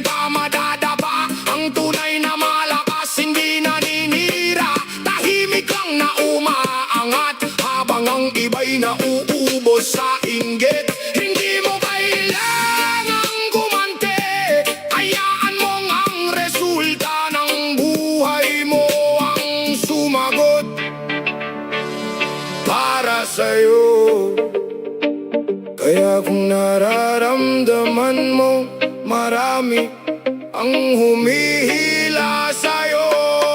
Huwag kang matakot, ngumiti ka at magpasalamat, dahil ang taong hinihila ay taong nasa unahan. Patuloy lang sa laban, patuloy lang sa pangarap. At tandaan, kapag hinila ka, ibig sabihin nasa itaas ka na.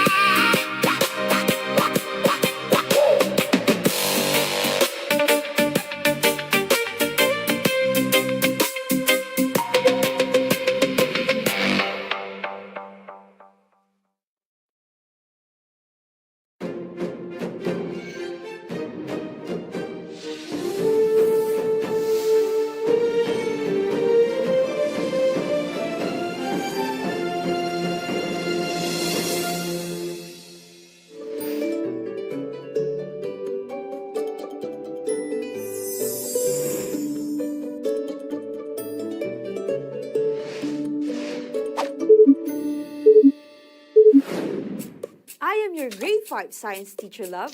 How are you, my science learners? I hope you're doing fine. What a great day to start today's episode here at DepEd TV, where science makes sense.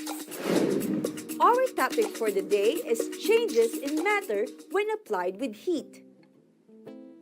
You've already learned from our previous episode about the two types of properties of matter. We have physical properties and the chemical properties. Physical properties are characteristics of matter that can be observed or measured without changing the identity of the substance. Chemical properties, on the other hand, are characteristics of matter that can be observed or measured as a substance changes in identity. But before we continue with our lesson, let's play a game called Super Sci Terms. All you need to do is to identify what property is being described. Are you ready? Let's start. Number 1. It is the ability of a material to break easily. It has 11 letters. It starts with letter B and ends with letter S. Can you determine the word?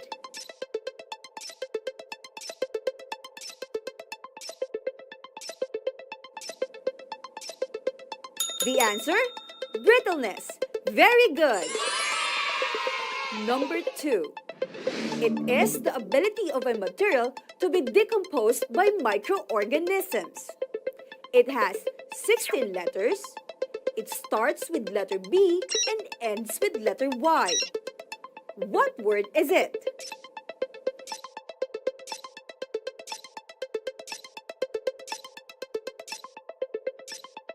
If your answer is biodegradability, you are correct. Next item. Number 3. It is the ability of a material to allow heat and electricity to pass through. It has 12 letters. It starts with letter C and ends with letter Y. Can you identify the word?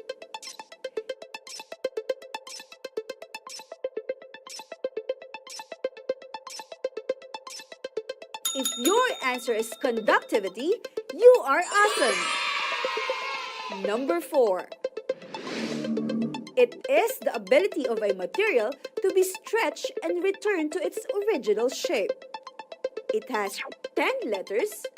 It starts with letter E and ends with letter Y. What word is it?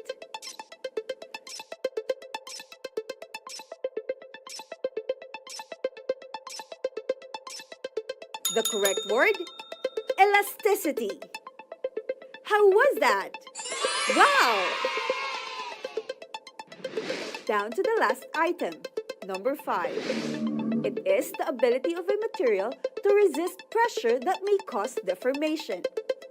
It has 8 letters. It starts with letter H and ends with letter S. Can you identify the word?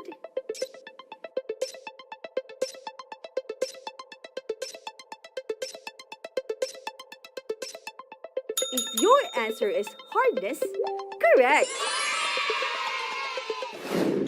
Did you get all the correct answers? If not, don't worry. You can still go back and review this episode by watching it in DepEd TV YouTube channel or in DepEd Commons.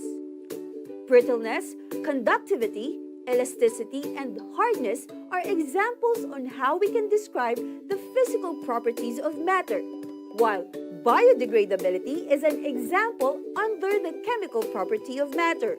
These properties can be related to changes that materials undergo, like physical change, which is a change in appearance when materials are bent, pressed, cut, crumpled, or folded. Try to find out if the composition changes. Oh, what time is it? It's lab time! Do you have this at home? A ruler, sponge, paper, and a scissor, and clothes. This is bending a ruler.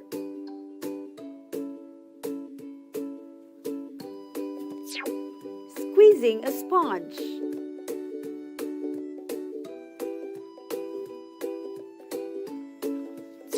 Cutting a paper.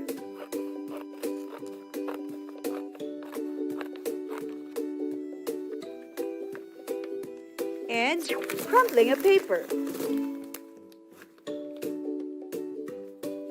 And folding a cloth.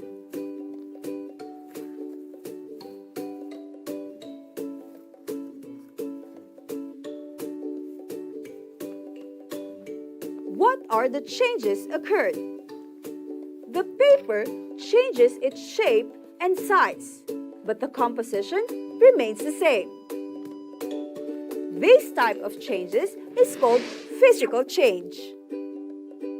How about this? We need vinegar and a baking soda. I will mix the baking soda and vinegar.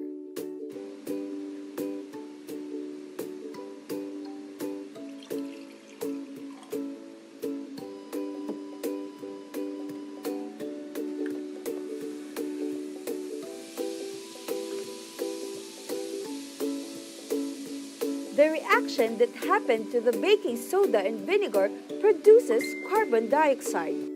Originally, it can be seen as bubbles in the solution, but can quickly be released from the solution.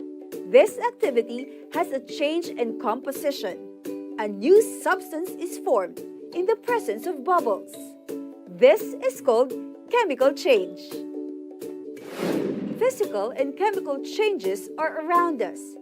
These changes can happen in our environment, our bodies, even in the daily products that we use. It's so hot in here. I feel thirsty. Can I have a glass of water?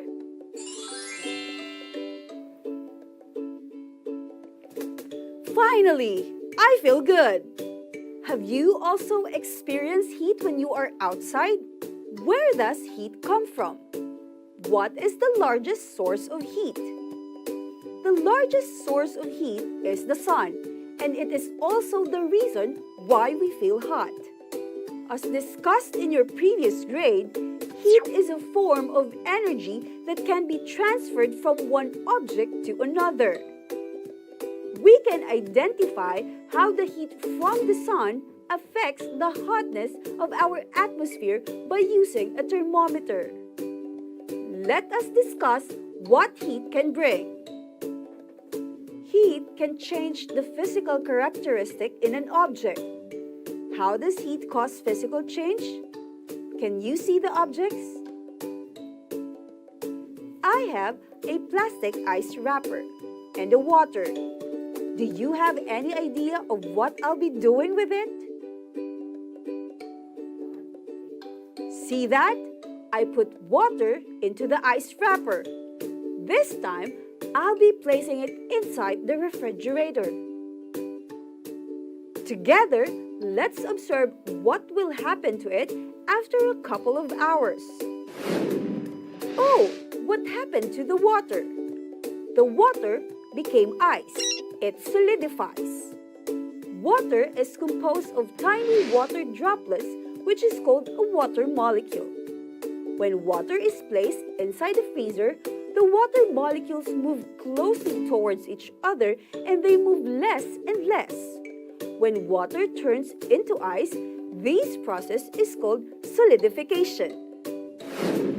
I have a glass and a pitcher with water and ice. I prepare this so that when I feel thirsty, I have here something to drink. Oh, but wait, I need to do something.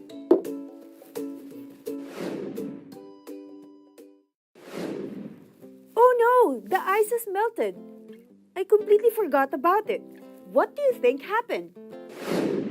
As what you have noticed a while ago, I placed the ice directly from the heat of the sun. When ice receives the heat from the sun, the frozen water molecule starts to move farther from one another and making them liquid again. The process by which solid becomes liquid is what we call melting. Again, melting is a change from solid to liquid. As you can remember, the glass was full of water a while ago. Now, take a look at it. The water level decreases. When a liquid like water receives the heat from the sun, the water molecules get more energy and they become excited. Also, the water molecules move farther and farther away from one another. Thus, the liquid water turns into water vapor. The change from liquid to gas is called evaporation. Again, evaporation is a change from liquid to gas. Come with me, I will show you something. We can see water in the cover of the pot. The water vapor transferred its heat to the surface of the pot. As the water vapor cools, the water molecules move closer to one another and move around more slowly. Thus, the water vapor turned into liquid water. When water vapor turns into liquid water, this process is called condensation. Again, condensation is a change from gas to liquid. Melting, solidification, evaporation, and condensation are some of the examples of physical change, and some are due to application of heat. As you notice, these processes are reversible. This is called phase changes. Phase changes are physical changes that takes place when a matter is shifting from one phase to another. Heat does not only produce physical change in materials.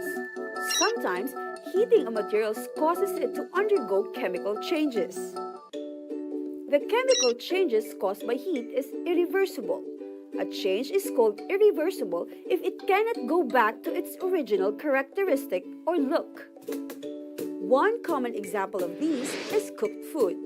The egg your mother cooked for breakfast has undergone a chemical change. Now, can you bring the egg back into its liquid form before it was cooked? Not anymore, right? Therefore, frying an egg is an example of chemical change. Another example is burning wood. Burning wood undergo chemical change. As used substances like carbon dioxide and ash is formed, wood which is burnt cannot be changed back again to its original state. Next is lighting a match.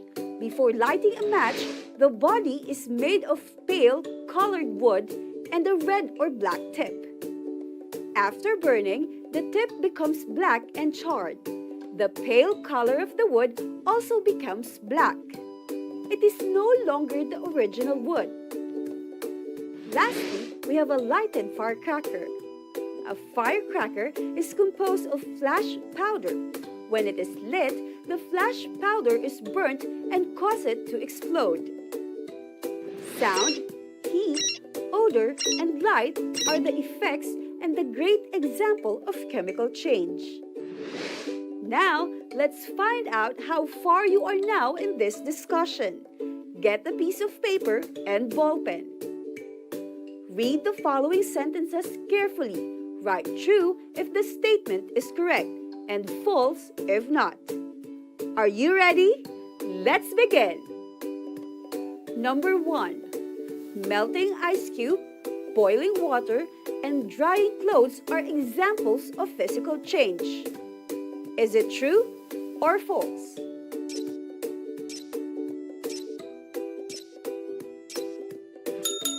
If you answered true, you are correct. Number 2. Physical and chemical changes are results when heat is applied to matter. Is it true or false?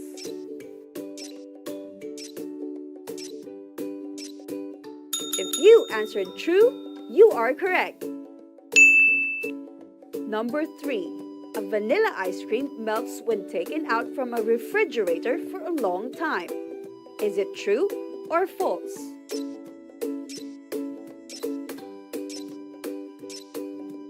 If you answered true, again, you are right. Number 4. Charcoal burning on the grill is an example of chemical change. Is it true or false?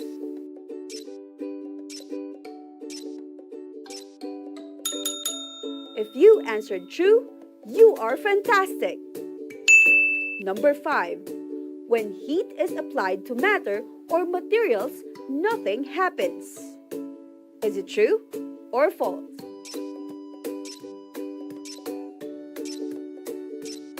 If you answered false, perfect. Wow, you did a great job. To further test your knowledge, let's identify the next activity that shows physical and chemical changes. Read the activities written inside the box. Identify which shows physical change or chemical change. Are you ready? Instruction. Make 2 columns. 1 for physical change due to the presence of heat. And second, chemical change due to the presence of heat. Write the following statements to its proper column. Frying an egg,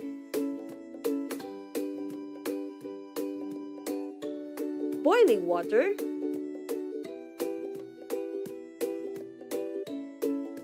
burning paper, grilling chicken, and melting chocolate. Drying of wet clothes, heating of sugar, melting of ice cream,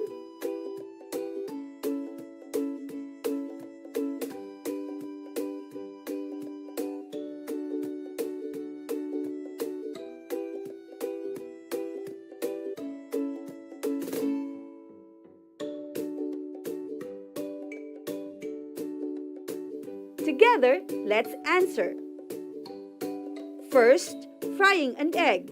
It changes its shape, state, and it is irreversible. Is it physical or chemical change? The answer, chemical change. Second, boiling water. It changes its state from liquid to gas. It is reversible. Is it physical or chemical change? Answer, physical change. Third, burning paper. It changes its color and it produces new substance which is an ash. Is it a physical or chemical change? Answer, chemical change. Fourth, grilling chicken. It changes its color, smell, and it is irreversible. Is it physical change or chemical change? Answer, chemical change. Fifth, melting chocolate. It changes its state from solid to liquid. It is reversible. Is it physical change or or chemical change? Answer, physical change. 6. Drying of wet clothes. Water evaporates due to presence of heat. It retains its composition. Is it physical or chemical change? Answer, physical change. 7. Heating of sugar. Heating sugar at high temperature causes them to lose water and react with each other, producing many different types of compound. Is it physical or chemical change? Answer, chemical change. 8. Melting of ice cream. It changes its shape and state. When refrigerated, it solidifies. Therefore, it's reversible. Is it physical or chemical change? Answer, physical change. Do we have the same answers? You are amazing! Because of that, let's give ourselves 3 claps and a wow. 1, 2, 3, wow! Today, we learned that heat application in matter results to either physical or chemical changes. Now, let's study the following situation and identify what is likely to happen when the heat is applied to the object. Choose the correct word from the parentheses.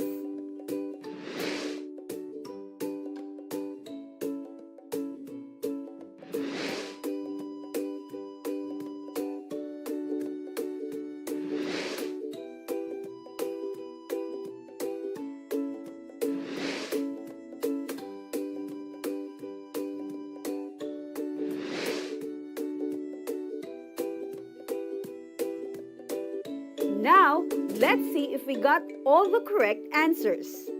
Number 1. The melting butter when left out in a warm room is an example of physical change. That's a check. It means we are correct.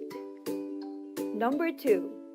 An ice cream melts on a hot day is an example of physical change. Another correct answer. Number 3.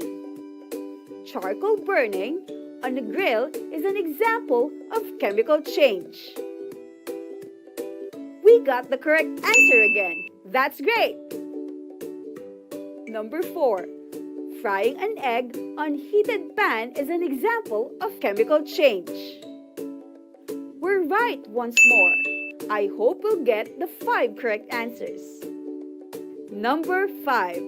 An ice melting when taken out from the refrigerator is an example of physical change. Did you get the correct answer? Good job, science learners!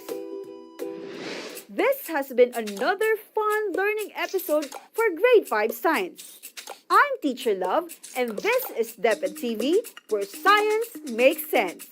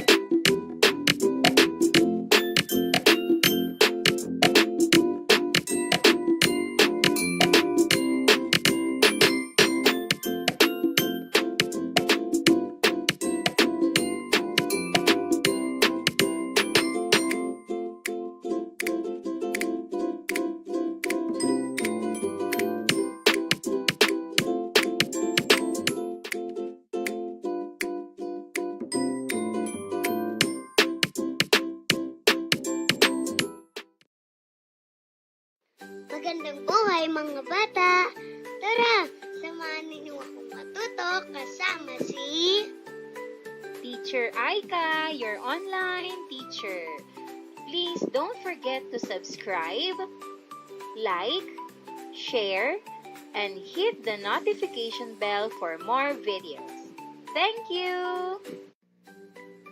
Matatag Curriculum, Science Grade 4, Quarter 2, Lesson 3. Our topic for today is about plant systems. This is Teacher Aika, your online teacher. Let's start! For our learning competency, the learners observe the root and shoot system in plants and describe why they are important. Objectives. First, observe and identify the root system of a plant. Second, observe and identify the shoot system of a plant. Third, describe the functions of the root system. Fourth, explain the functions of the shoot system. Fifth, discuss the importance of root and shoot systems in plant growth. And sixth, compare and contrast the roles of root and shoot system in plants. Here are the content. Plant systems, root system, shoot system, and importance and roles of root and shoot systems. Unlocking Content Area Vocabulary. Roots. The part of a plant that typically grows underground and absorbs water and nutrients from the soil. Underground. Located beneath the surface of the ground, not visible above ground.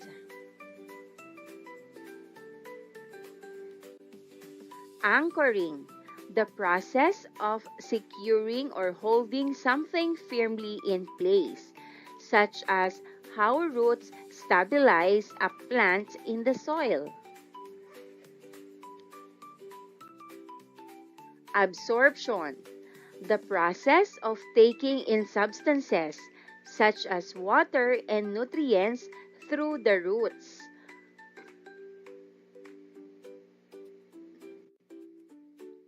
Support, providing structural stability to hold the plant upright and allow it to grow.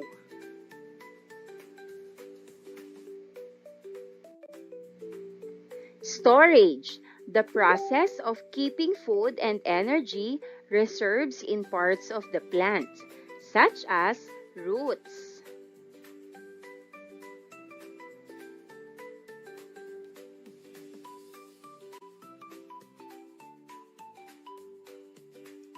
Food, nutrients produced by the plant through photosynthesis, used for growth and energy.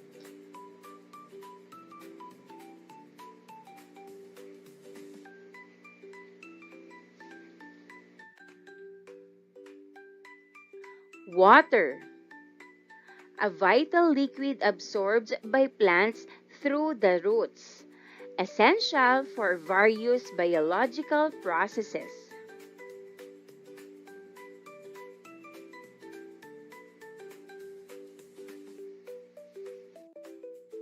Now, let us start with what are plants. Plants are living organisms that are able to produce their own food through photosynthesis.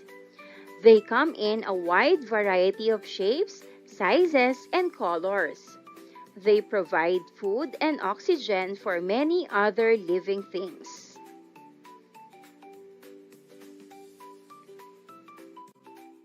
Now, let's have the parts of the plant.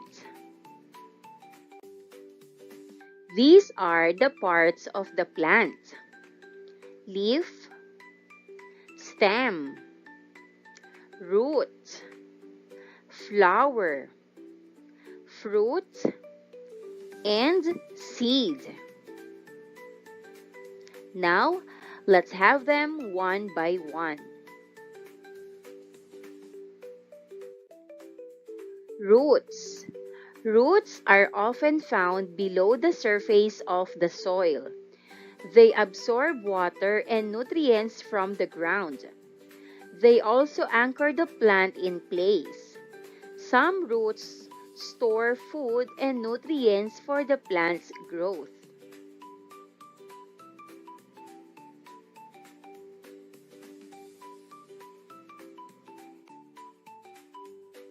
Stems. Stems are found above the ground. They provide support to the plant by holding up leaves, flowers, buds, and fruits. They also transport water, nutrients, and minerals to different parts of the plant.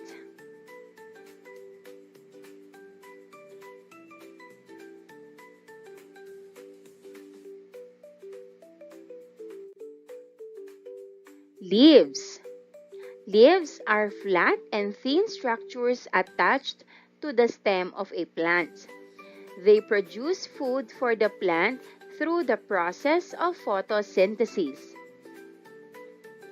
They also help regulate the exchange of gases with the surroundings.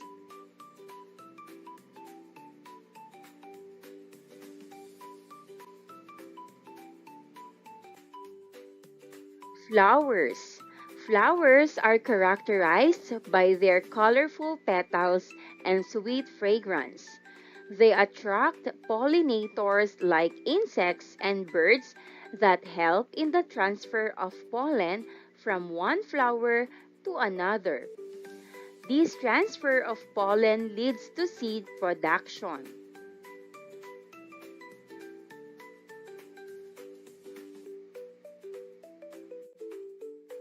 Fruits. Fruits are the parts of the plant that contain seeds. They protect and dispense seeds. They also provide food for animals. They are typically sweet or tart in taste and can be eaten raw or cooked.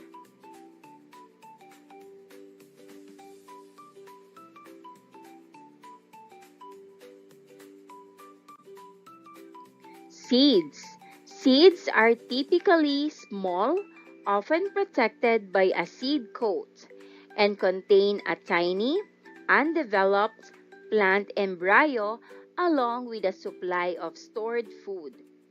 The embryo, seed coat, and stored food are all necessary for a new plant to grow and develop.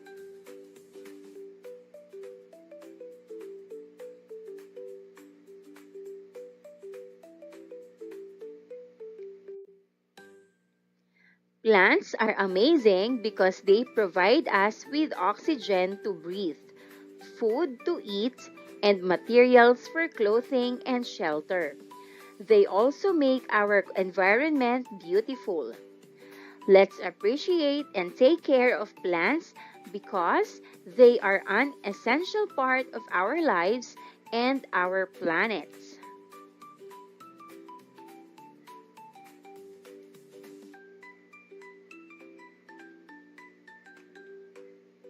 Let's go on with plants and their systems. Have you ever planted something? What did you do to make it grow? What are the main parts or organs of a plant? We have leaves, stems, and roots. Remember, similar cells working together form tissues, and tissues work together to form organs.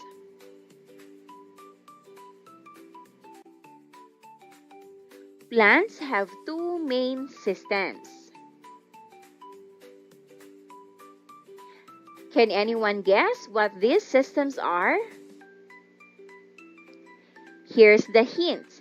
These words rhyme. Share your answer to your classmates.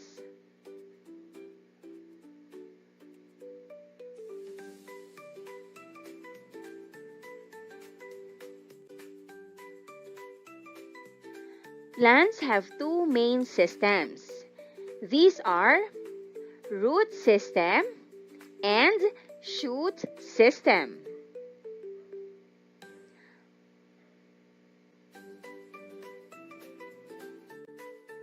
Let's have first the shoot system.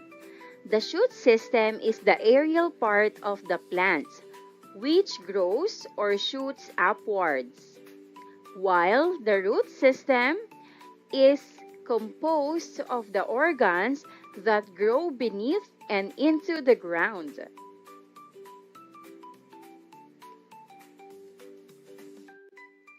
Here are the major functions of root system. First, absorbing water and minerals. Second, anchoring and supporting the plant. Third, storing food.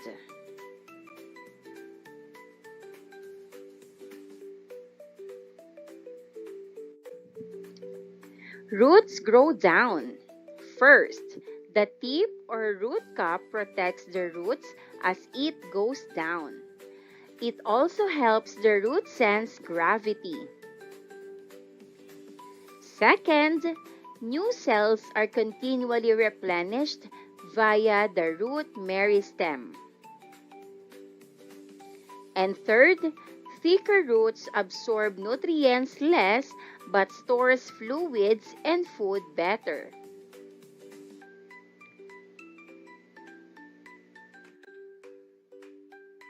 Importance and roles of root system.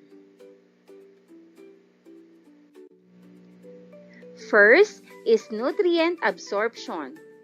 Roots absorb essential nutrients and minerals from the soil, which are necessary for the plant's growth and development. Second is water uptake. Roots take in water from the soil, which is vital for photosynthesis and other physiological processes.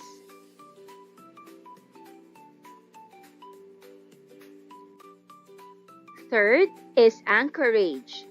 Roots secure the plant in the soil, providing stability and preventing it from toppling over, especially during strong winds or heavy rains.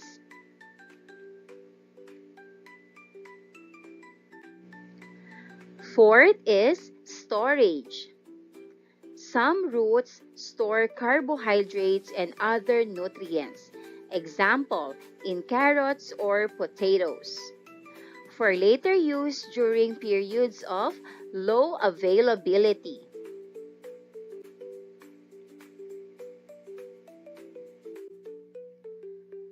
Fifth is soil improvement.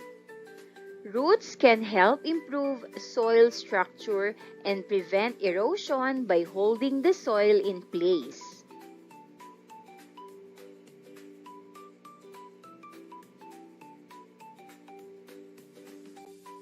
Sixth, symbiotic relationships.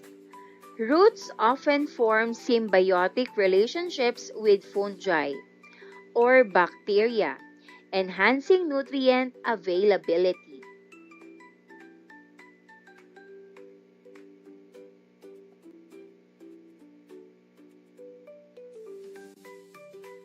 Now, let's go on with shoot system. Here are the major functions. First, provide structure by holding it upright or stem.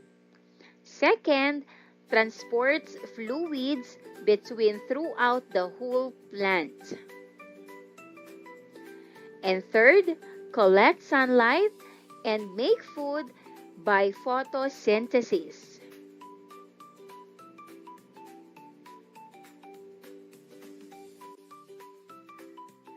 shoot system grows upward.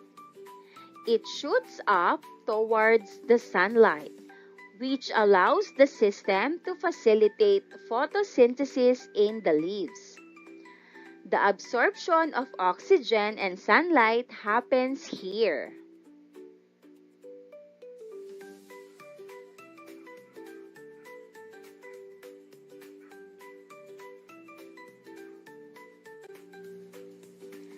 Importance and roles of shoot system. First is photosynthesis. The leaves in the shoot system are responsible for photosynthesis, converting sunlight into energy and producing food for the plant.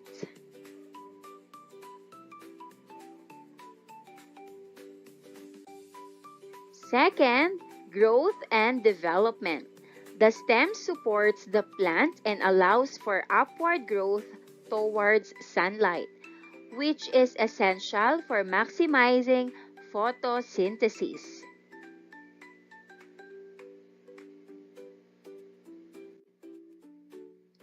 Third is transport. The shoot system transports water, nutrients, and food between the roots and leaves through specialized tissues, xylem and phloem.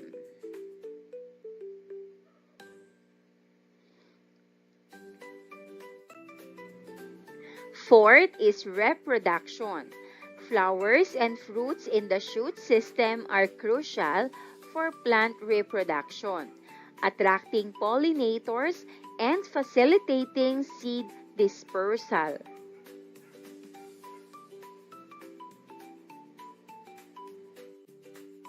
Fifth is gas exchange. Leaves allow for gas exchange, taking in carbon dioxide and releasing oxygen through tiny openings called stomata.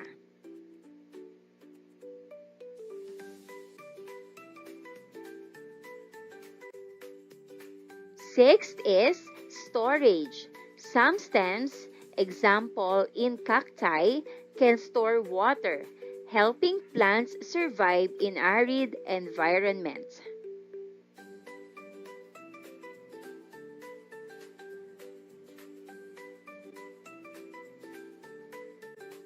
Let us wrap up our lesson.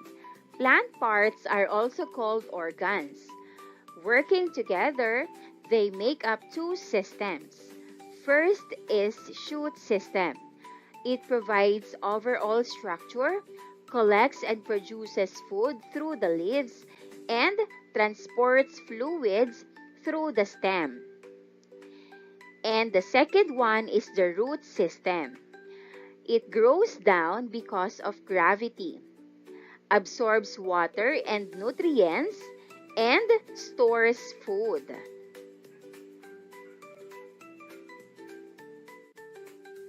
So what does a plant need to grow?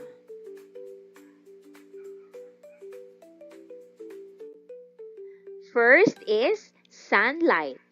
Plants require sunlight as their energy source for photosynthesis, a process which converts carbon dioxide and water into glucose.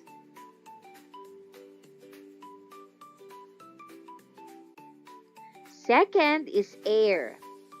Plants need oxygen to make food and to have energy. Plant cells release their own energy by breaking down sugars and using up oxygen.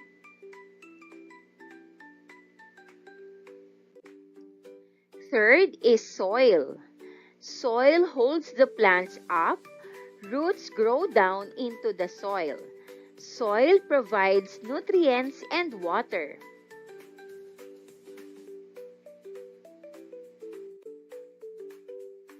Fifth is water.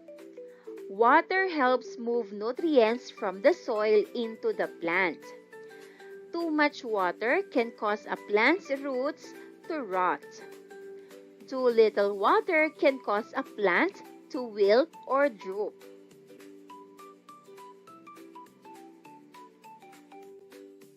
Sixth is nutrients.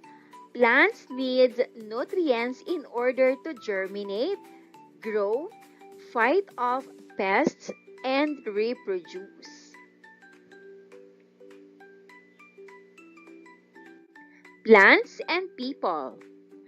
Plants are crucial for human survival, providing nutrition, warmth, medicine, clothing, shelter, and the air we breathe.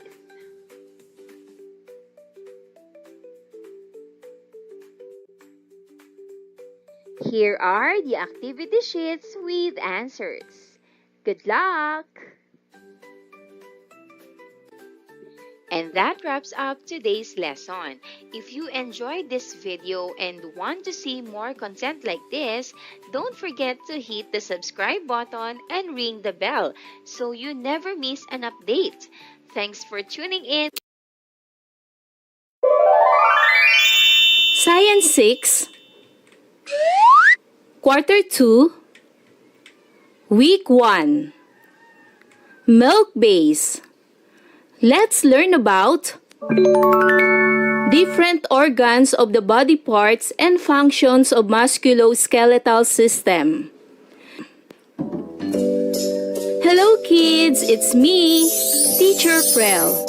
Don't forget to subscribe, like, and share, and hit the notification bell for the latest video.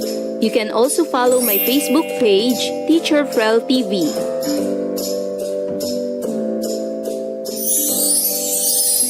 For today's lesson in Science 6, we will discuss about different organs of the body parts and function of musculoskeletal system.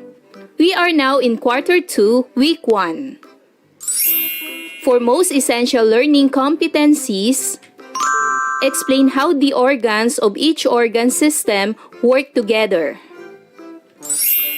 The skeletal system is the framework of the body. It is composed of bones, bone marrow, joints, cartilage, and ligaments. The bones support and give shape to the body. The bone marrow produces red blood cells. The joint is a place where two bones meet. The cartilage covers the bones with a fluid to make the movement easier. Ligaments are connective tissues that holds the joints together. Here are the parts of the skeletal system. Let's study the upper part of the skeletal system. Cranium, face, these are parts of the skull. Clavicle, collarbone, scapula, sternum, ribs, humerus or funny bone, vertebrae. Now let's study the lower part of the skeletal system. Coxal bone or hip, ulna, radius, carpal bones or wrist, metacarpal bones, phalanges or fingers, femur, patella or kneecap, tibia, fibula, tarsal bones or ankle, metatarsal bones. The musculoskeletal system is like a frame. It gives your body shape and support. It supports your body as you move. Some bones protect some vital parts or internal organs of your body. Some bones enable the body to make different movement. The bones in the head. The bone forming the head is the skull or cranium. It is like a built-in helmet, is made up of 8 bones that have grown together. You have about 206 bones in your body. As a baby, you had more than 300 bones. The skull protects the brain. It is hard and strong, but it can be cracked if it receives a severe blow. The jaw bones support the teeth and gums, enabling us to bite and chew our food. The backbones or the spinal column holds your head and body straight. It consists of 26 separate bones called vertebrae, with these made of cartilage. The cartilage prevents these bones from hitting each other when you move. The vertebrae protects the spinal cord. There are 7 cervical, 12 thoracic, 5 lumbar, 1 sacrum, and 1 coccyx vertebrae. If you look closely at one vertebra, you will see a hole in its center through which the spinal cord passes. The vertebrae are separated by cartilage, which prevents these bones from hitting each other when you move. The backbone protects the spinal cord. Your backbone is your main support. The vertebrae in your backbone let you move in different ways. The skeletal system serves many important functions. It provides the shape and form for the body, support and protection, allows bodily movement, produces blood for the body, and stores minerals. The number of bones in the human skeletal system is a controversial topic. Humans are born with over 300 bones. However, many bones fuse together between birth and maturity. As a result, an average adult skeleton consists of 206 bones. The number of bones varies according to the method used to derive the count.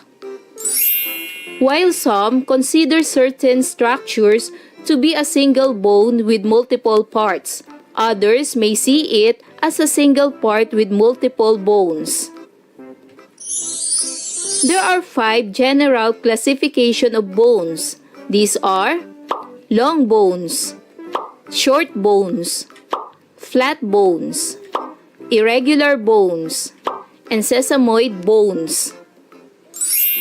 The human skeleton is composed of both fused and individual bones supported by ligaments, tendons, muscles, and cartilage. It is a complex structure with 2 distinct divisions, the axial skeleton, which includes the vertebral column, and the appendicular skeleton. And now, let's proceed to learning task 1. As you start exploring the subject, answer the following questions. Write your answers on your answer sheet. This is a crossword puzzle. Let us find first those words across. Number 2, filters and eliminates liquid wastes, regulates water balance. This is urinary. Number 3, enables gas exchange with the blood. This is respiratory. Number 5, enables movement, maintains posture, and can store energy. This word is muscular. 9, senses external environment and communities with and activates other parts of the body. This part is nervous. Number 10, produces gametes and supports development. This word is reproductive. Now, let's answer those words down. Those words are: number 1, allows ingestion and breaks down food so that nutrients can be absorbed. This is digestive. Number 4, provides mechanical support, stores minerals, and produces red blood cells. This is skeletal. Number 6, protects the body's internal environment and stores fat. This is integumentary. Number 7, enables the transport of nutrients, gases, and wastes to and from cells. This is cardiovascular. And number 8, secretes hormones into the bloodstream for regulation of cellular activities. This is endocrine. Learning task 2. Use the word below to identify parts of the skeleton. Write your answers on your answer sheet. So let us find the word in the bone vocabulary to identify parts of the skeleton. So this is the human skeleton. Each bone in our bodies has a name. There are more than 200 bones in our bodies. For letter A, this part is called clavicle or collar bone. Letter B, this part is called humerus or upper arm bone. Letter C, this part is called radius. Letter D, this part is called ulna. Letter E, this part is called femur or upper leg bone. Letter F, this part is called patella or kneecap. Letter G, this part is called tibia. Letter H, this part is called fibula. Letter I, this part is called metatarsals or foot bones. Letter J, this part is called skull. Letter K, this part is called shoulder joint. Letter L, this part is called rib cage. Letter M, this part is called spine. Letter N, this part is called pelvis. And for letter O, this part is called metacarpals or hand bones. And for learning task 3, match the parts of the skeletal system in column A with the functions in column B. Write your answers on your answer sheet. Number 1, skull. The correct answer is letter C, a rigid case that protects the brain. Number 2, spinal column. The correct answer is letter B, protects the spinal cord. Number 3, bones. The correct answer is letter A, the inner layer of the bone that contains yellowish substance which manufacture blood cells in the body. Number 4, hinge joint. The correct answer is letter E, allows movement in one direction. Number 5, ball and socket. The correct answer is letter D, allows movement in all direction. Remember, the skeletal system is the framework of the body. It is composed of bones, bone marrow, joints, cartilage, and ligaments. The bones support and give shape to the body. The bone marrow produces red blood cells. The joint is a place where two bones meet. The cartilage covers the bones with a fluid to make the movement easier. And the ligaments are connective tissues that holds the joints together. So kids, do you understand our lesson for today? Wow! Good job! Kids, I hope you learned a lot from this lesson. Until our next topic, bye-bye kids! Thanks for watching!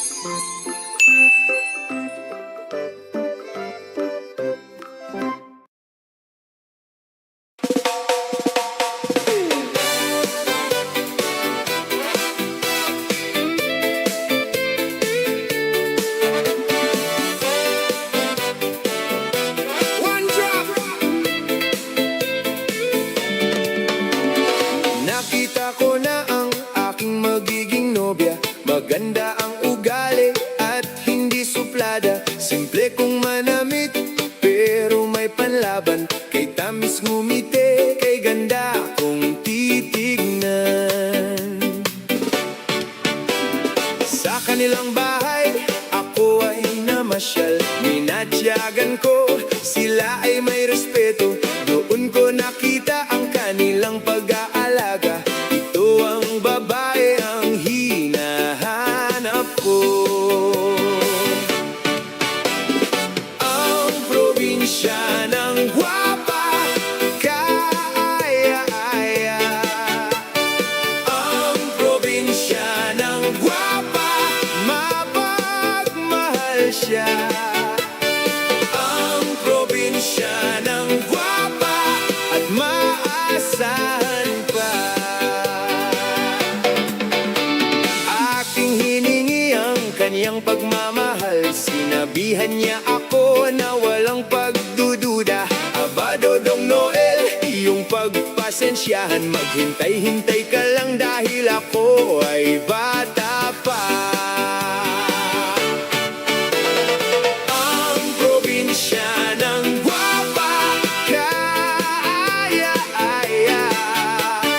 Ang probinsya ng gwapa, mapagmahal siya. Ang probinsya ng gwapa at maasahan pa.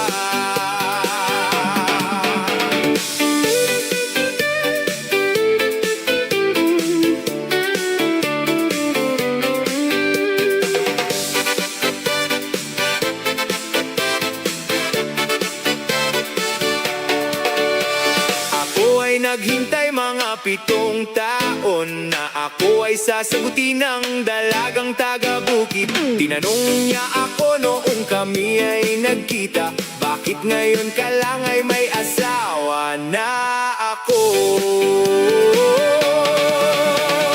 Ang probinsya ng gwapa, kaaya-aya. Ang probinsya ng gwapa, mapagmahal siya. Ang probinsya ng gwapa at maasahan pa. Ang probinsya ng gwapa, kaaya-aya. Ang probinsya ng gwapa, mapagmahal siya. Ang probinsya ng gwapa at maasahan pa.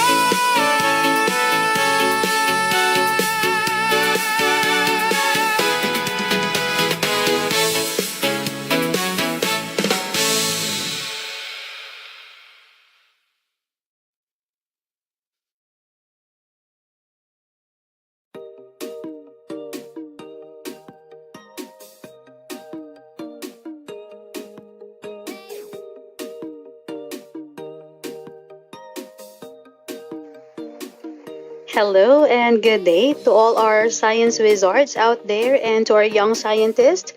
How are you? I hope you're doing well and feeling good for this video. So I'm teacher Aisa and we're going to have another lesson for Science 5 and this is for quarter 1, week 5. And it is about temperature and its effect on the state of matter. So have you seen ice melt into water on a sunny day or a steam come out of a boiling pot?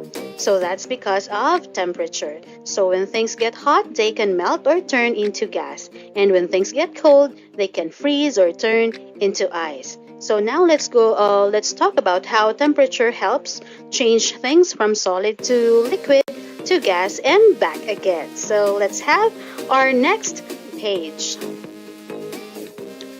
So for our learning competency, you're going to learn how to describe and how changes in temperature cause matter to change in state, such as solid to liquid to gas. We also have our lesson objective. So first, you're going to define heat and how it travels and how you're going to determine the effects of heat on states of matter. So now let's talk about temperature and its effect on the state of matter. So let's have our day 1. So we're going to talk about heat in everyday life. Now, can you first identify which objects produce heat from this picture? So can you encircle? So what are the things that produce heat? Okay, based on these pictures.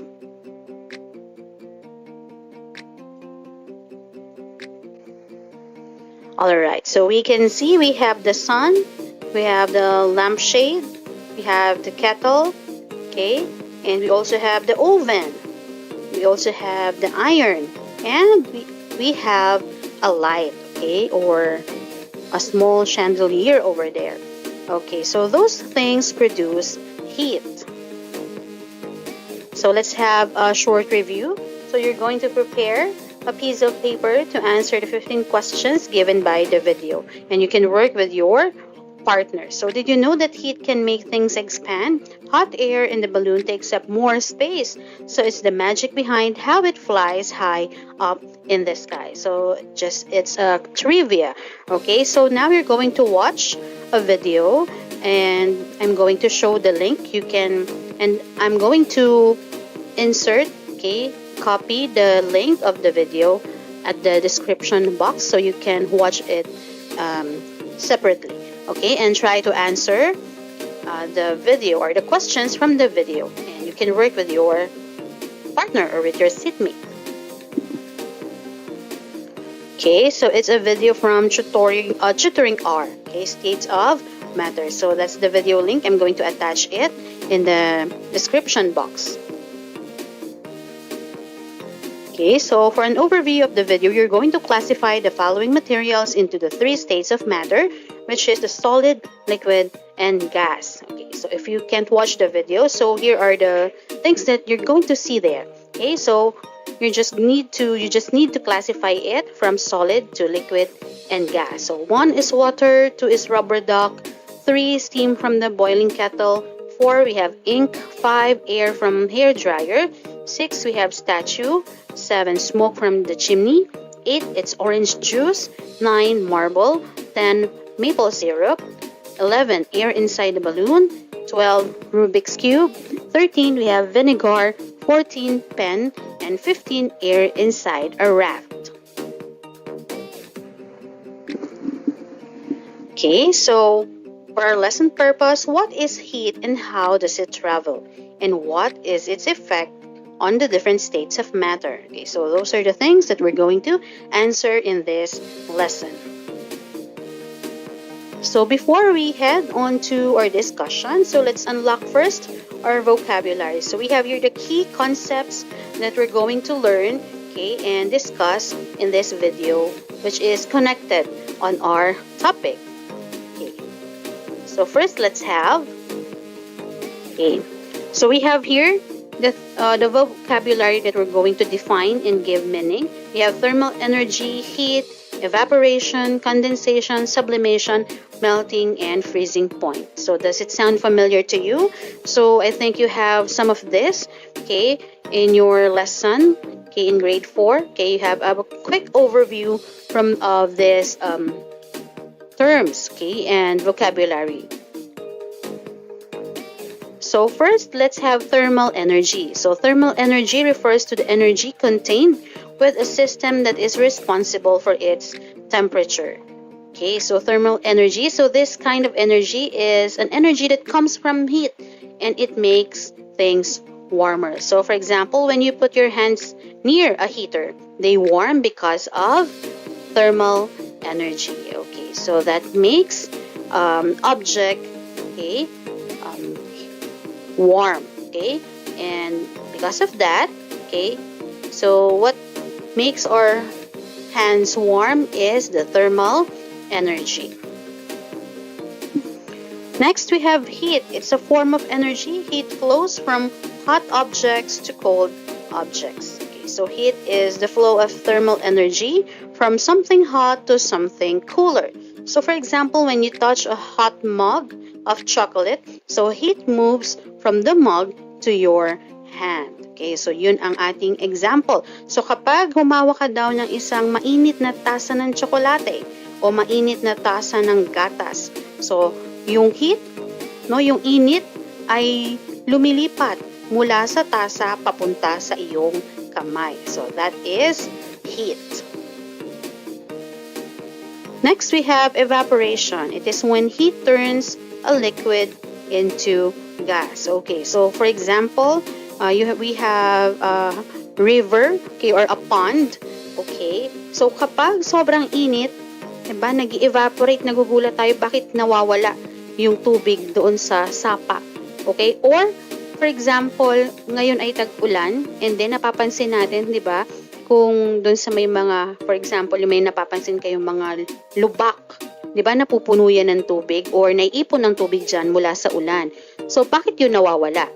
Wala namang nagwawalis, for example, sa isang kalsada. Hindi naman yan wawalisin ng tao. Pero, magugulat ka, bakit nawawala ang tubig? So, it is because of evaporation. So, when liquid turns into gas. Okay, so this is when a liquid like water slowly turns into gas. For example, a puddle of water dries up under the sun because it evaporates. So yun yung example natin kanina. So kung umulan at pagkatapos kinabukasan uminit, magugulat ka na lang maya-maya, wala na. Okay, another example is that kapag tayo ay naglalaba, diba, basa, o kung hindi ka gumagamit ng dryer, basa yung ating mga damit na nilabhan at isasampay natin. Hindi ba? Pagdating ng hapon, lalo na kapag tirik yung init ng araw, ay tuyo na ito pagdating ng hapon. So, that is because of evaporation.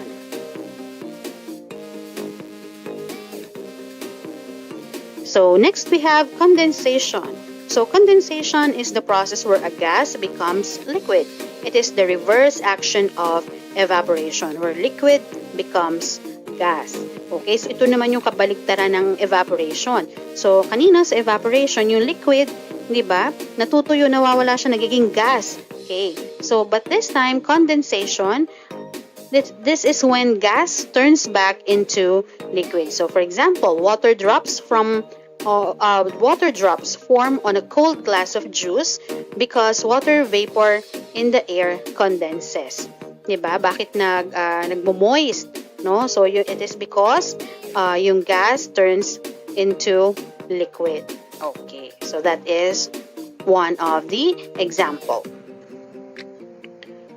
Next, we have sublimation. So, sublimation is conversion of a substance from the solid to the gaseous state without it becoming liquid. Okay, so sublimation naman is when solid changes directly into gas without becoming liquid first. So, a popular example would be dry ice. It disappears into the air without melting. So, nabanggit natin yung melting. We have melting is change of a solid into liquid when heat is applied. Okay, so this is when a solid turns into liquid. So, for example, ice cream melts on a hot day and turns into liquid. So, same thing with ice cubes. Okay, so nagme-melt ang ice cubes and it goes back into water. Okay, lalo kapag in-expose lang natin siya at kapag mainit din ang panahon, mas mabilis na matunaw ang ice natin. So, from solid to liquid.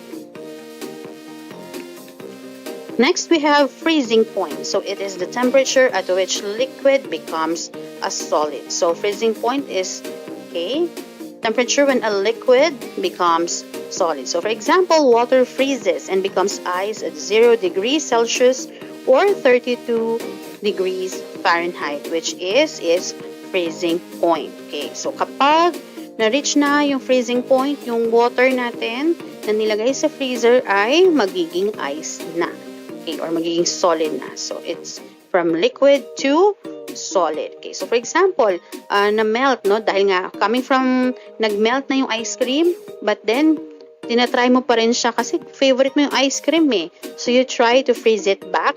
So, kailangan ilagay sa freezer and then at certain point, kapag na-reach na niya yung kanyang freezing point, no, yung pinakamalamig. So, that's the time when your melted ice cream goes back again into solid.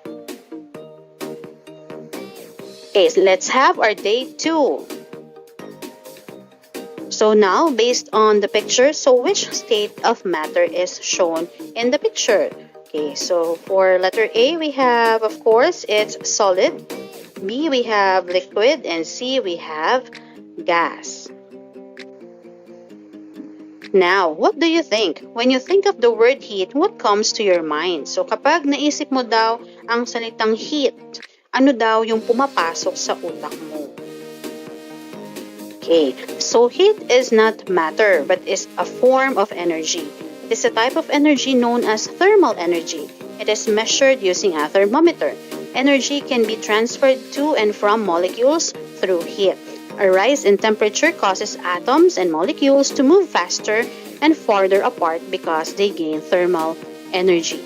Okay, so heat is not a thing you can touch like a toy or a book. So it's not matter, it's a kind of energy, and we call that thermal energy that makes things warm or hot. So we can measure heat using a thermometer. So it's like when you check if you have a fever. So when something gets hotter, the tiny parts inside, called the atoms or molecules, move faster and spread out because they are getting more thermal energy. So for example, when you heat water on the stove, the water gets hot and the molecules inside moves faster. That's heat energy at work. So if you happen to see, okay, kapag nagpapakulo ng tubig, for example, si mama ninyo or si papa, halimbawa maggagawa ng pasta. So bago niya ilagay yung pasta, kailangan kumukulo yung tubig. So if you observe yung water kapag inopen na yung stove, unti-unti, 'di ba, nagbabubble siya. And from slow bubbles, pabilis ng pabilis hanggang sa yung bubbles niya kapag kumukulo na, 'di ba, talagang nagtatalasik-talasikan pa. It's energy at work. So that is the example when we say the water gets hot, the molecules inside move faster. Okay, so that's our example. So we have here some questions. So what do you think will happen to the molecules of the different states of matter whenever heat is applied? And what happens to the state of matter when heat is applied to the object? Okay, so we have here a worked example.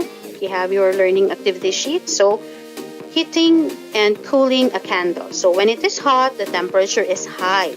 And when it is cold, the temperature is low. So observe a candle, 'di ba? Kapag sinindihan natin yung kandila, 'di ba, natutunaw, no, yung wax. Yung from solid candle, nagme-melt siya. And kapag pinatay na natin yung kandila, or kapag naubos na yung kandila, what did you observe? Yung wax na nagmelt, naipon sa baba, ay nagiging solid ulit. Okay. So what happens to a candle when heat is applied to it, and what about if heat is removed from it? So yun yung ating sinagot kanina. So kapag sinindihan natin yung kandila, nagme-melt, hindi ba? Mainit. Kailangan pa nating maglagay ng sapin. And then, after that, after a few minutes, observe ano na nangyari dun sa kandila na natunaw. So it goes back slowly from being liquid to solid. What happens to a candle when heat is applied? Okay, ito na rin yung kanina. Okay, so we have safety precautions. Ensure that hair, clothing, and hands are always safe distance away from the flame. Never reach over an exposed flame. So, hindi biro po, no, yung init. We have to ensure your safety. Okay, especially yung hair. Kapag masyadong mahaba ang buhok at gustong magluto, ipusod. Kasi pwedeng umabot yan, mahagip, no? Minsan pag humahangin, nahahagip ng apoy or yung heat, naku po, madali po yang magliyab, no? Mag-cause ng sunog. Then, and then, clothing. Okay, for example, ang lutuan natin, huwag po tayo maglagay ng kurtina. Okay, kasi may possibility na kapag nahumangin, diba, mag-touch yung ating kurtina doon sa stove ay maaari rin po itong masunog. And then, always have a safe distance from the flame. Never reach over an exposed flame. So we have here a few questions that we need to discuss. So what was the state of the candle before and after heating? So we're going to answer these questions. Okay, so before it's in solid form and after, okay, it becomes liquid. Okay, and vice versa. Kapag nawala na yung init doon sa candle. How did the state of the candle change after placing it in the bowl? When heated, the candle goes from solid to liquid. Okay, after placing it in the bowl, the liquefied candle begins to solidify as it cools down. What was the temperature of the candle when it completely melted and hardened? Okay, so as a guide, the temperature when it was melted must be higher than the temperature when it hardened. Okay. So how does the candle change its state? From a solid to a liquid and from liquid to a solid. So when heat is applied, it goes from solid to liquid. And when heat is no longer applied, it cools down and goes back to being solid. How does the candle change its state from a solid to liquid and from liquid to a solid? Okay, so ito yung answer natin. How about after it was heated? Okay, ito itsura ng molecules niya. What do you think caused the molecules to change their arrangement? Simple. The answer is heat. When the melted candle was poured into the can, what do you think the molecules look like? Can you draw it? Okay, so this is the answer. When the melted candle was poured into the can, what do you think the molecules look like? Can you draw it? Okay, so now for the synthesis part, what happened to the candle when you heat and cool it? And what do you think is the effect of heat on solid and liquid materials? So most solids become liquid at a certain temperature when heated, just like the candle when melted, or for example, a bar of chocolate. Okay, for some, mini-melt nila yon, hindi ba? So, at certain temperature when heated, okay, yung ating chocolate bar ay nagme-melt siya. Okay, when we remove the heat from it, it became solid again. So, heat affects the states of matter. So, for day 3, okay, you're going to answer your learning activity sheet number 2. So, water wonder. What happens to ice when heat is applied to it? And what happens if we continue to apply heat to it? Okay, so we have safety precautions in conducting experiments. Of course, number 1, read all directions. Number 2, before beginning a laboratory investigation, take extra precaution when handling chemicals. Never pour chemicals or other substances into the sink or trash. Never perform activities that are not authorized by the teacher. Do not handle equipment and without specific permission. So we have here some discussion questions or some key points. So what happened to the ice cubes when the temperature increased? So they melted. Next, what happened to water when heat was continuously applied? After melting, gas or vapor was produced after longer exposure to heat. Okay, so from the ice cubes, kapag nag-apply tayo ng heat, for some time, nagme-melt siya. But when we applied continuous heat, slowly, nag-evaporate na siya. And then, that's the time when liquid turns into gas. What happened to the volume of water before and after applying more heat? The volume of the water decreased after applying continuous heat. Now, where do you think the water goes? It was changed to gas or water vapor. What observable characteristics of water surfaced? Water can undergo change of state from solid to liquid to gas by applying heat on it. What changes in the state of matter did you observe during this activity? Okay, so we observed from being solid to liquid to gas. Okay, let's have our day 4. Okay, so we're going for this day, you are going to watch another video, take note of the concepts you clearly understood and those you need more explanation. Make notes while you watch the video. Okay, so here is the video. Okay, you have the video file. Can you watch the video from that link? I'm going to attach that in the description box so you can watch it separately and try to have your observation. Okay, so we have learners' takeaways. We have word mapping. Okay, so in what way will your knowledge of the change in matter help in your day-to-day life? Okay, and let's have your formative assessment. So, okay, let's have a quick formative assessment and then later on, let's try to check if your answers are correct.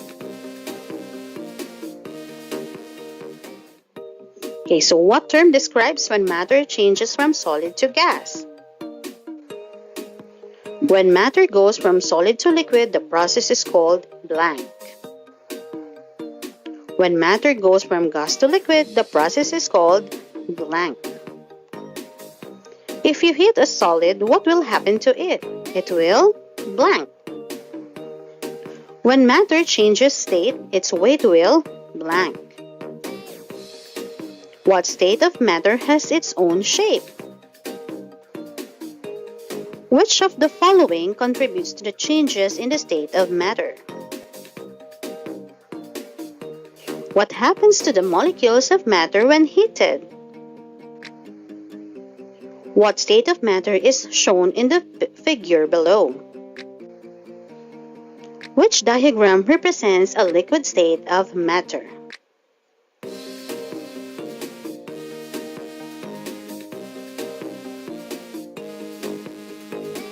Alright, okay, so thank you so much for being with me for the past 20 minutes and I hope you understand our lesson for this week.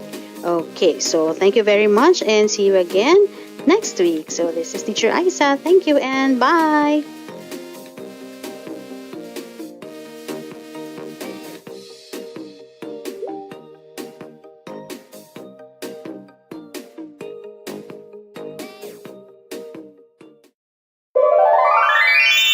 Science 4, Term 1, Week 5. Let's learn about harmful effect of changes in materials and minimizing harmful effects in changes in properties of materials. Day 1 to Day 2, Matatag Curriculum. Hello kids, it's me, Teacher Frel. Don't forget to subscribe, like, share, and hit the notification bell for the latest video. Have fun learning, kids! Learning competencies. Demonstrate ways to minimize harmful changes in materials such as restriction of burning of waste materials and care in handling reactive materials. Learning objectives. Letter A. Determine useful and harmful changes in materials. B. Describe the harmful effects of changes in materials on the environment. C. Enumerate ways how to minimize harmful effects in changes in properties of materials. And letter D. Demonstrate proper ways for handling reactive materials to prevent accidents and ensure safety. Day 1. Let's have a short review.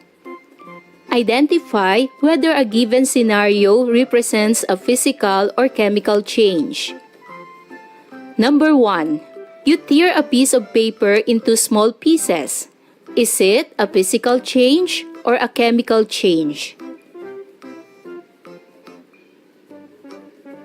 Very good. This scenario represents physical change. Number 2. Water boils on the stove and turns into steam. Is it physical or chemical change? Correct.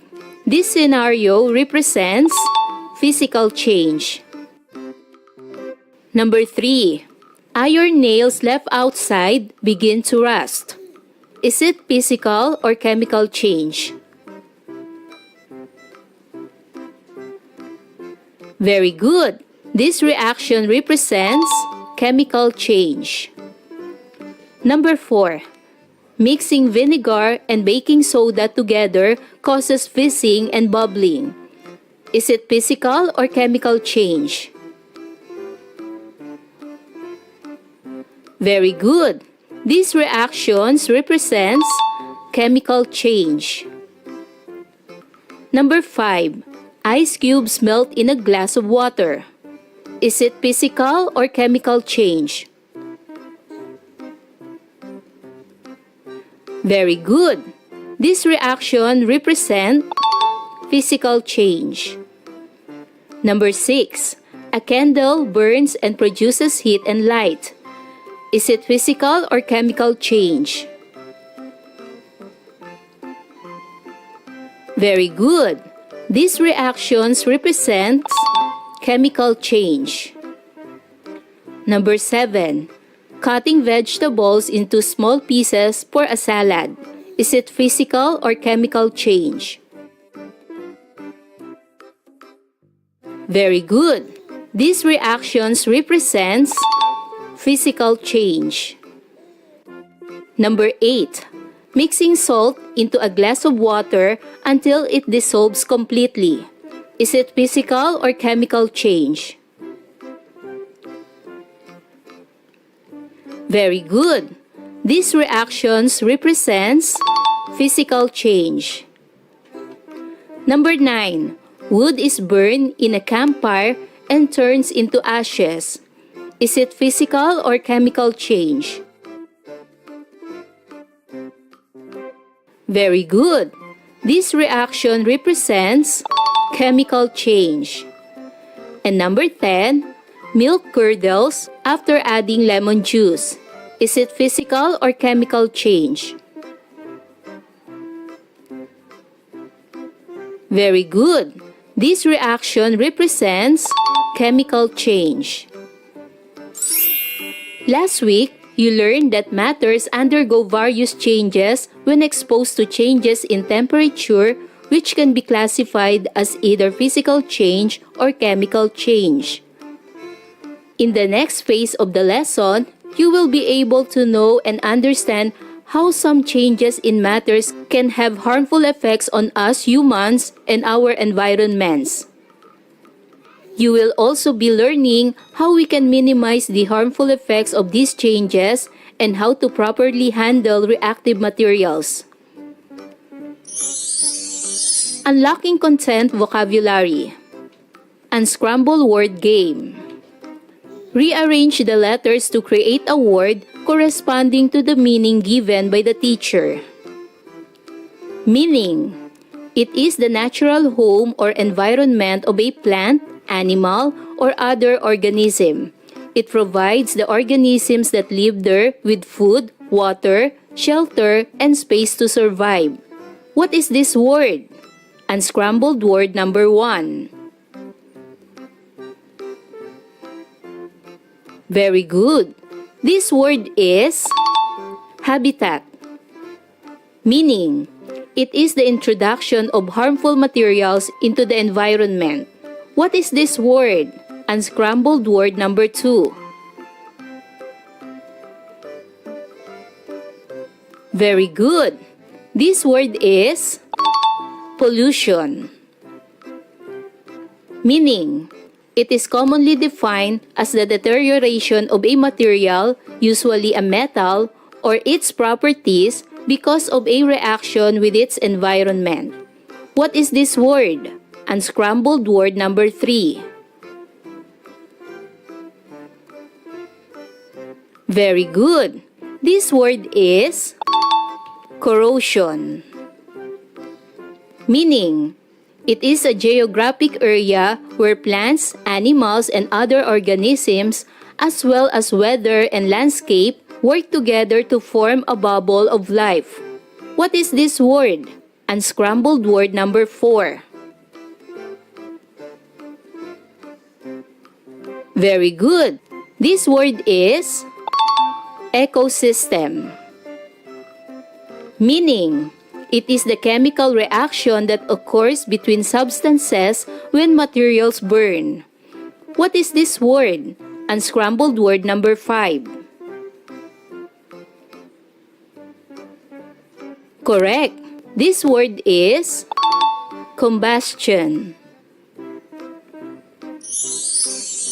Subtopic number 1. Harmful effect of changes in materials. Changes in material can either help or harm our environment. Useful changes help protect nature, such as recycling and composting, while harmful changes like burning plastic or throwing garbage into rivers cause pollution and damage the environment. It is important to identify which changes are beneficial so we can protect and care for our surroundings. Let's do this activity. Instructions. Given the table are examples of changes in matter.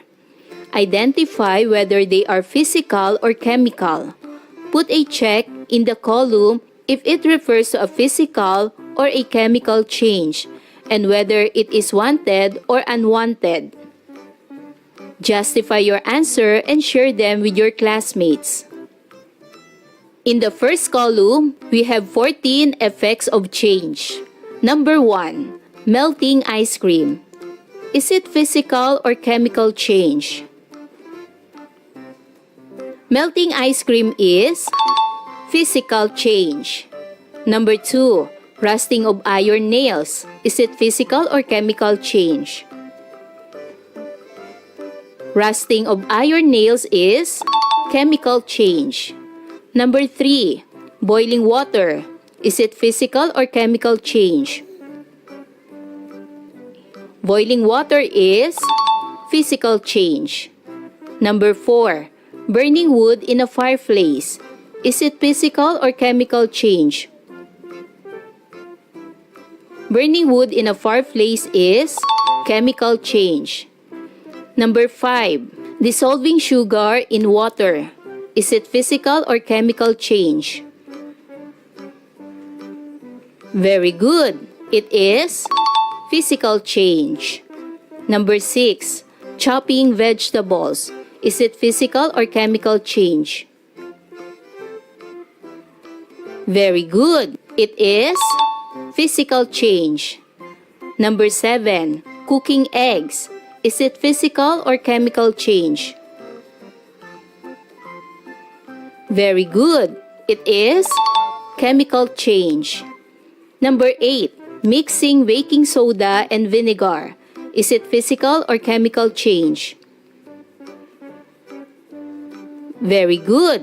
It is chemical change. Number 9. Evaporation of puddles. Is it physical or chemical change? Very good. It is physical change. Number 10. Formation of clouds. Is it physical or chemical change? Very good. It is physical change. Number 11.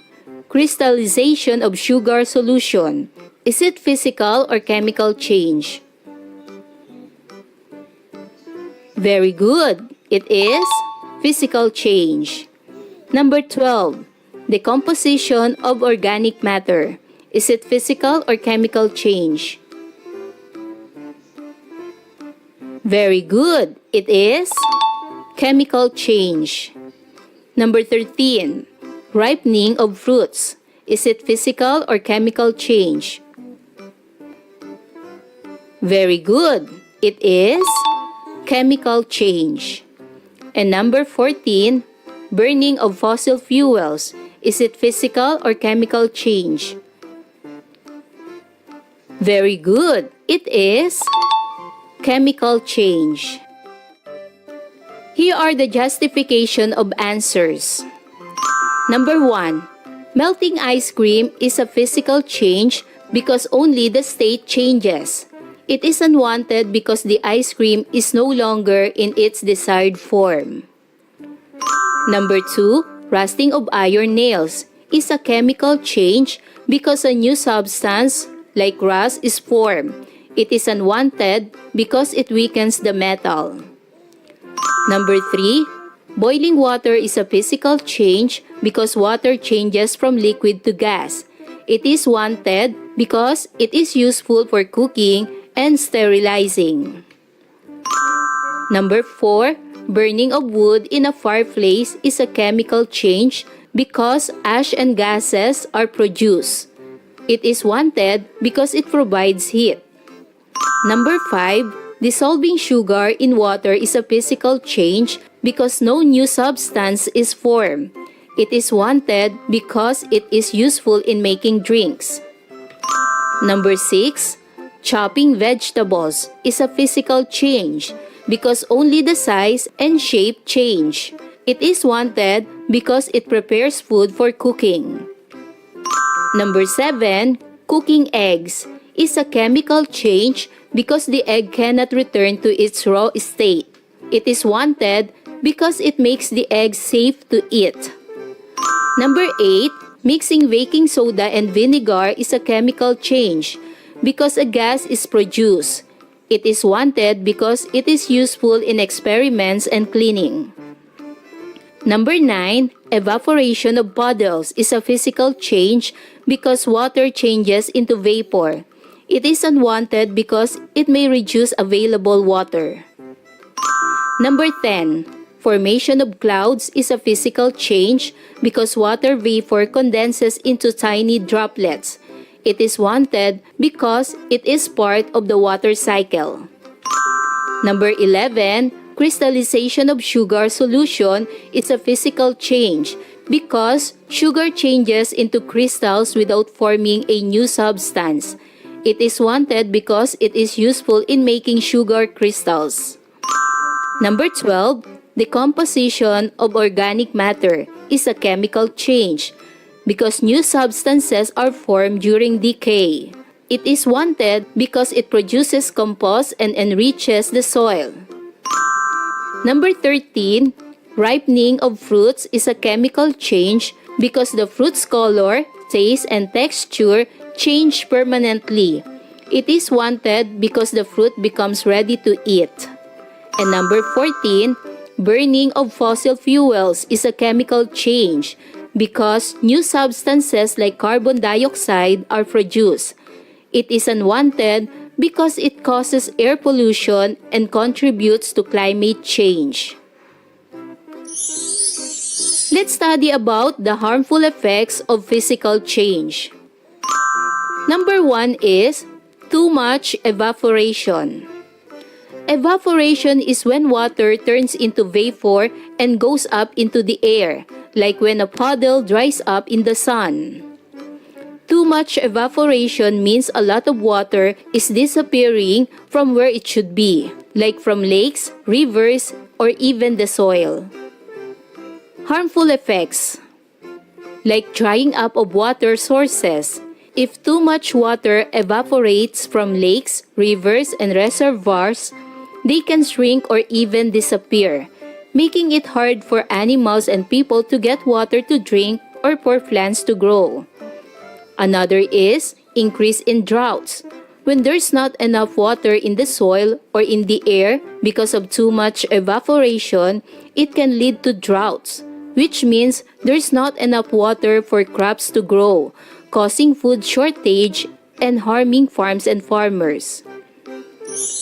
Number 2 is melting of glaciers.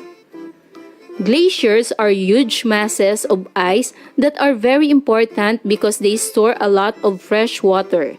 When they melt, they turn into water, which flows into rivers and oceans. Harmful effects, like rising sea levels. When glaciers melt too fast, it adds a lot of water to the oceans, causing them to rise. This can flood coastal areas where many people live and can damage homes and buildings. Another is loss of habitat. Animals like polar bears and seals rely on glaciers for hunting and resting. When the ice melts, they lose their homes and places to find food, making it harder for them to survive. These harmful effects of physical changes show why it's important to take care of our planet and try to prevent too much evaporation and the melting of glaciers by using water wisely and reducing things that make the earth warmer like pollution. Here are harmful effects of chemical change. Number 1 is air pollution. Chemical changes can release harmful gases into the air, like when cars burn fuel or factories produce smoke. Harmful effects, like respiratory problems. Breathing in polluted air can cause coughing, asthma, and other breathing problems, making it hard for people, especially kids and older adults, to stay healthy. Another is environmental damage. Polluted air can harm plants and animals, disrupt ecosystem, and even lead to global warming, which can cause extreme weather events like hurricanes and droughts. Number 2 is water contamination. Chemical changes can also happen in water, like when factories dump waste into rivers, or when fertilizers from farms wash into lakes. Harmful effects, like health risks. Contaminated water can make people sick if they drink it or swim in it. It can cause stomach aches, diarrhea, and even more serious illnesses. Another is harm to aquatic life. Chemicals in water can harm fish, frogs, and other aquatic animals, disrupting their habitats and causing pollution declines. This can affect the balance of ecosystems and reduce biodiversity. Number 3 is soil degradation. Chemical changes in the soil can occur when pesticides, herbicides, or other chemicals are used in farming or gardening. Harmful effects, like loss of fertility. Chemicals in the soil can kill helpful organisms like earthworms and bacteria, making it hard for plants to grow. This leads to poor crop yields and reduces the amount of food that can be grown. Another is contamination of food. If plants absorb chemicals from the soil, they can end up in the food we eat. Eating food contaminated with harmful chemicals can cause health problems over time. Number 4 is corrosion. Corrosion is a chemical change that happens when metals react with substances in the environment, like oxygen or water. Harmful effects, like damage to structures. Corrosion can weaken metal structures like bridges, buildings, and pipelines, leading to collapses, leaks, and other accidents. Another is costly repairs. Fixing or replacing corroded metal objects can be expensive and time-consuming, especially if they are critical infrastructure or equipment. Number 5 is acid rain. Chemical reactions in the atmosphere can produce acids that fall back to Earth as rain, snow, or fog. Harmful effects, like damage to ecosystems. Acid rain can harm plants, trees, and aquatic life by leaching nutrients from the soil, damaging leaves and needles, and making bodies of water too acidic for fish and other organisms to survive. Another is deterioration of buildings and monuments. Acid rain can erode and corrode buildings, statues, and monuments made of stone or metal, leading to their deterioration and loss of cultural heritage. Number 6, groundwater contamination. Chemicals from industrial spills, landfills, or agricultural runoff can seep into the ground and contaminate groundwater sources. Harmful effects, like health risks.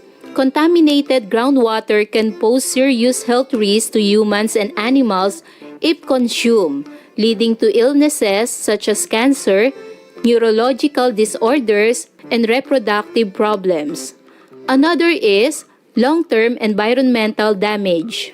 Once groundwater is contaminated, it can be difficult and costly to clean up, posing long-term risks to the environment and public health.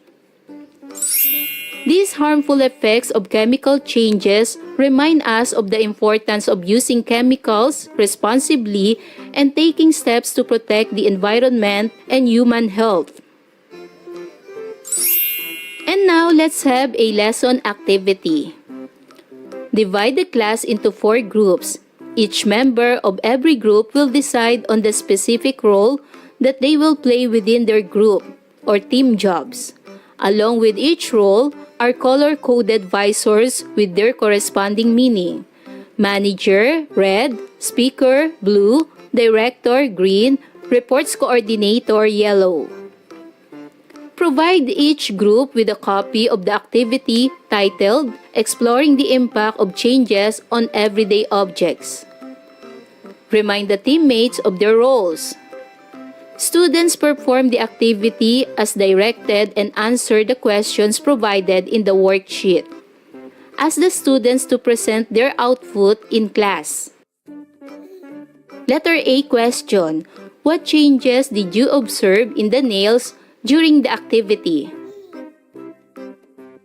The possible answer is: the scratch nail became rough but remained the same metal. The nail soaked in vinegar changed in color and showed signs of rust or corrosions.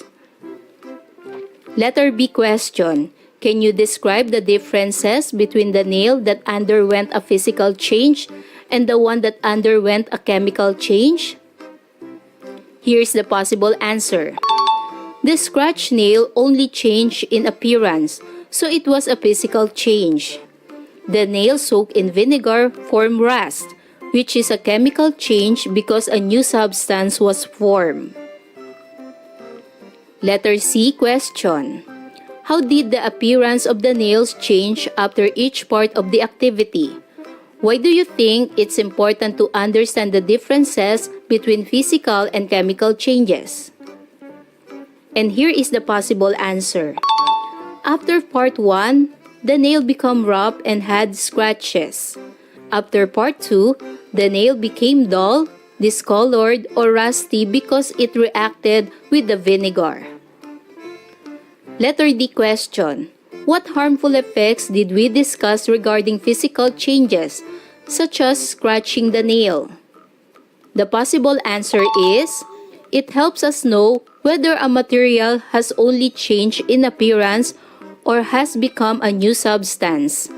This knowledge helps us use and care for materials properly. Letter E question: what harmful effects did we observe regarding chemical changes, such as rusting in vinegar? The possible answer is: scratching can damage the nail surface, making it look worn and increasing the chance that it will rust later. Letter F question: how can we continue to raise awareness about environmental issues and encourage action within our school or community? The possible answer is: rusting weakens the nail, shortens its lifespan, and makes it less useful because the metal begins to corrode. Day 2. Subtopic number 2. Minimizing harmful effects in changes in properties of materials. It is important to minimize harmful effects on the environment, especially from materials that do not break down easily, because they can pollute the land, water, and air for a long time. These materials can harm plants, animals, and people. By reducing, reusing, and recycling waste, we can help keep our environment clean and protect it for future generations. Recycling is the process of collecting and turning used materials into new products. It helps reduce the amount of waste sent to landfills and conserves natural resources by reusing materials such as paper, plastic, glass, and metal. Recycling also saves energy, reduces pollution, and helps protect the environment for future generations. Each item belongs in a particular recycling bin because different materials such as paper, plastic, and metal are recycled in different ways. Sorting them correctly makes recycling easier and more effective. Recycling helps protect the environment by reducing waste, conserving natural resources, saving energy, and decreasing pollution. Here are the following questions. First question, why do you think we are sorting these items into different bins? The possible answer is, we sort items so they can be recycled properly and made into new products. Second question, can you explain why certain materials are recyclable while others are not? The possible answer is, some materials can be processed and reused while others cannot because of their composition or contamination. Third question, how do you think recycling helps protect the environment?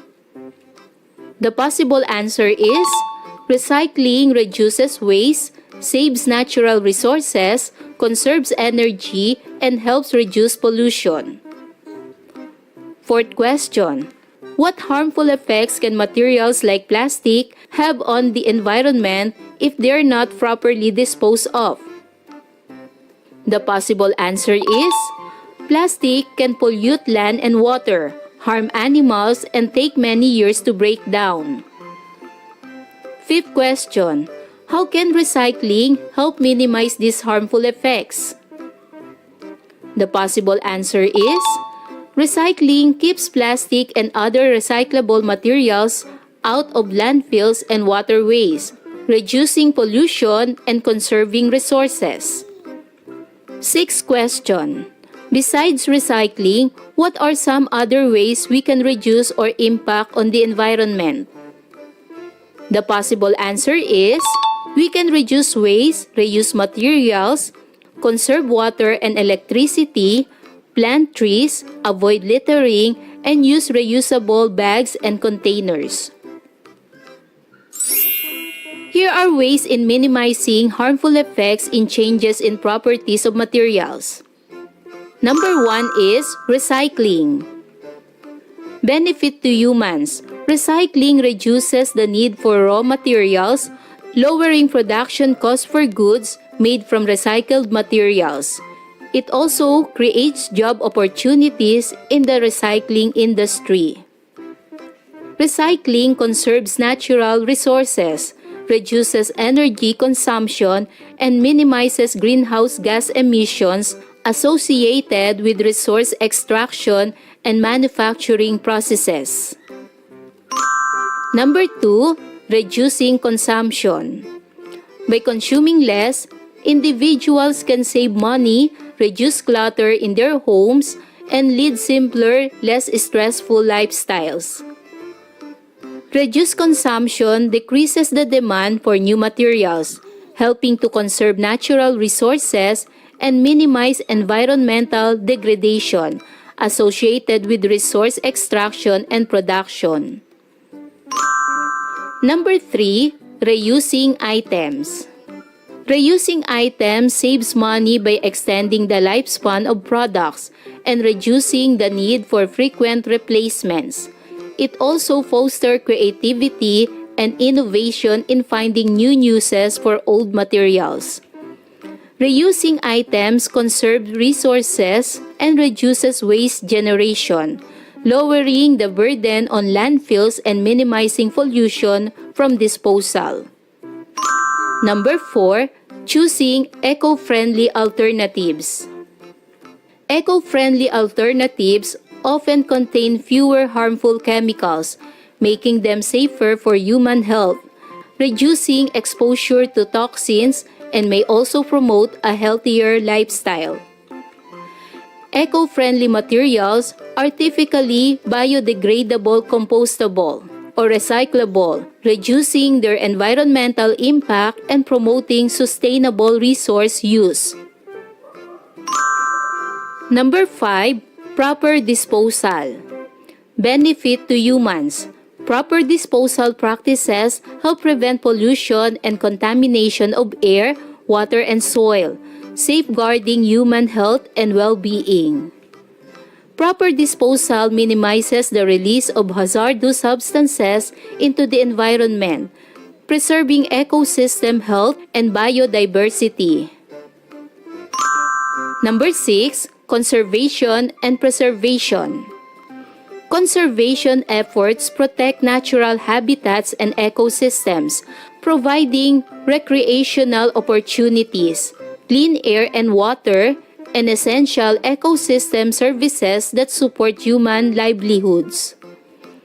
Conservation and preservation initiatives safeguard biodiversity, mitigate climate change, and maintain ecological balance, ensuring natural systems' long-term health and resilience.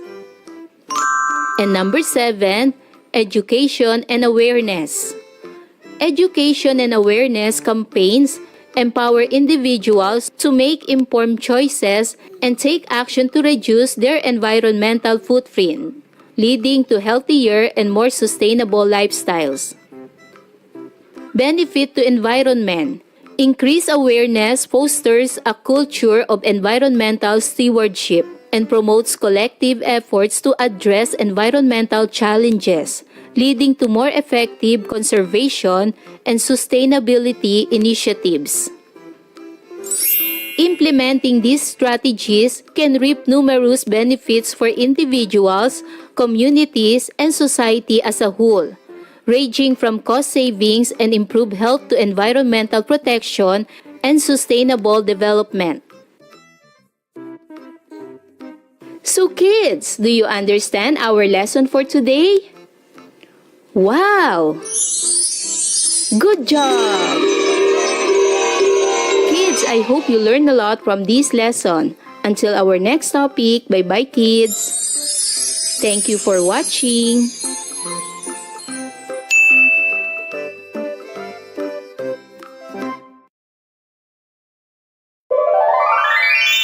Science 6, Quarter 4, Week 1, Milk Base. Let's learn about changes due to earthquakes and volcanic eruptions. This is from Learner's Packet Lip. Hello kids, it's me, Teacher Frel. Don't forget to subscribe, like, and share, and hit the notification bell for the latest video. You can also follow my Facebook page, Teacher Frel TV. For today's lesson in Science 6, we will discuss about changes due to earthquakes and volcanic eruptions. For most essential learning competencies, describe the changes on the Earth's surface as a result of earthquakes and volcanic eruptions. In this lesson, you will learn how earthquakes and volcanic eruptions change the Earth's surface. Also, you will understand the effects of these calamities to humans, plants, animals, and properties. The movement of plates on the crust is often accompanied by earthquakes and volcanic eruptions. An earthquake is the shaking of the ground. Earthquakes happen when the crustal plates move. As these plates move, some parts of the Earth's crust are pushed toward each other or away from each other. Their movement causes nearby rocks to move as well. These rocks break and slide past each other. When the rocks break, waves of energy are released and sent out through the Earth. These waves trigger an earthquake. The motion of the ground during an earthquake is measured by an instrument called a seismograph. There are two types of earthquakes: These are the volcanic earthquake and tectonic earthquake. A volcanic earthquake happens with a strong volcanic eruption, while a tectonic earthquake is caused by the movement of the Earth's crust. A tectonic earthquake may occur above ground or beneath the ocean. Let's study about tectonic earthquake. Strong earthquakes or shaking of the ground can loosen the soil and rocks and can cause disastrous landslide and destruction to properties and surroundings above the ground. Earthquake and sudden upward movement of the seafloor during faulting or crack along a plate boundary cause the water to rush upward, then huge surface waves are created and can reach a nearby coast. This is known as tsunami, a Japanese word for bay or harbor wave. A gigantic wave, sometimes 150 kilometers long, traveling at about 180 kilometers per hour, and increases in height while traveling, rising as high as 30 meters as it approaches shore. When a tsunami is about to come, water is first observed to move out to sea, uncovering long stretches of coastal bottom. In a few minutes, giant waves rush and carrying everything within, reach back to the sea. Let's study about volcanic eruptions. How does a volcanic eruption occur? When tectonic plates collide, massive rocks underground deform and trigger a buildup of temperature and pressure. The high temperature and pressure results in the melting of rocks, producing magma. Inside the volcano is a magma chamber. Molten rock inside this chamber is forcefully driven out by the intense heat and pressure. The release of magma from the crater is called volcanic eruption. The magma that flows out of the surface is called lava. When volcano erupts, it throws out lava together with gases, rocks, and ashes. Region 4A Calabarzon has numerous volcanoes. These volcanoes are Banahaw, which is located in boundaries of Laguna and Quezon provinces, and Taal, located in the province of Batangas, that has recently been active with records of hydrovolcanic activity last January 2020 that produces numerous recorded earthquakes within and across the province of Batangas. The PHIVOLCS categorize Philippine volcanoes into active volcanoes, potentially active volcanoes, and inactive volcanoes. Let's take a look at the layers of the Earth to better understand and locate on which part of Earth's layer earthquakes usually happen. The layer of the Earth are: the first layer is called crust. Next to crust is called mantle. Next to mantle is called the outer core. And next to outer core is called the inner core. As you can see in the second picture, the crustal plates is from the crust or the first layer of the Earth. Then the magma is in the inner core. So the crust is the first layer of the Earth where earthquakes happen. When the earthquakes happen from the crustal plates, it creates fault line, as you can see in the third picture. And now, let us proceed to learning task 1. Read the following articles. Below each article, name 3 effects of earthquakes and volcanic eruptions to the environment or ecosystem. Let's read first Article 1, The Roaring Earth. The July 16, 1990 earthquake produced a 125-kilometer long ground rupture that stretches from Dingalan, Aurora to Cayapa, Nueva Vizcaya as a result of strike-slip movements along the northwest segment of the Philippine Fault Zone and the Digdig Fault. The earthquake epicenter was near the town of Rizal, Nueva Ecija. Damage to buildings, infrastructures, and properties amounted to at least 10 billion pesos, a part of which was caused by ground rupturing. What will be the effects of the earthquake to environment or ecosystem? Here are my examples. The effects of the earthquake to environment or ecosystem is ground rupture and land displacement, soil liquefaction leading to unstable ground conditions, and landslides and deforestation. Now let's read Article 4, Volcanic Eruption.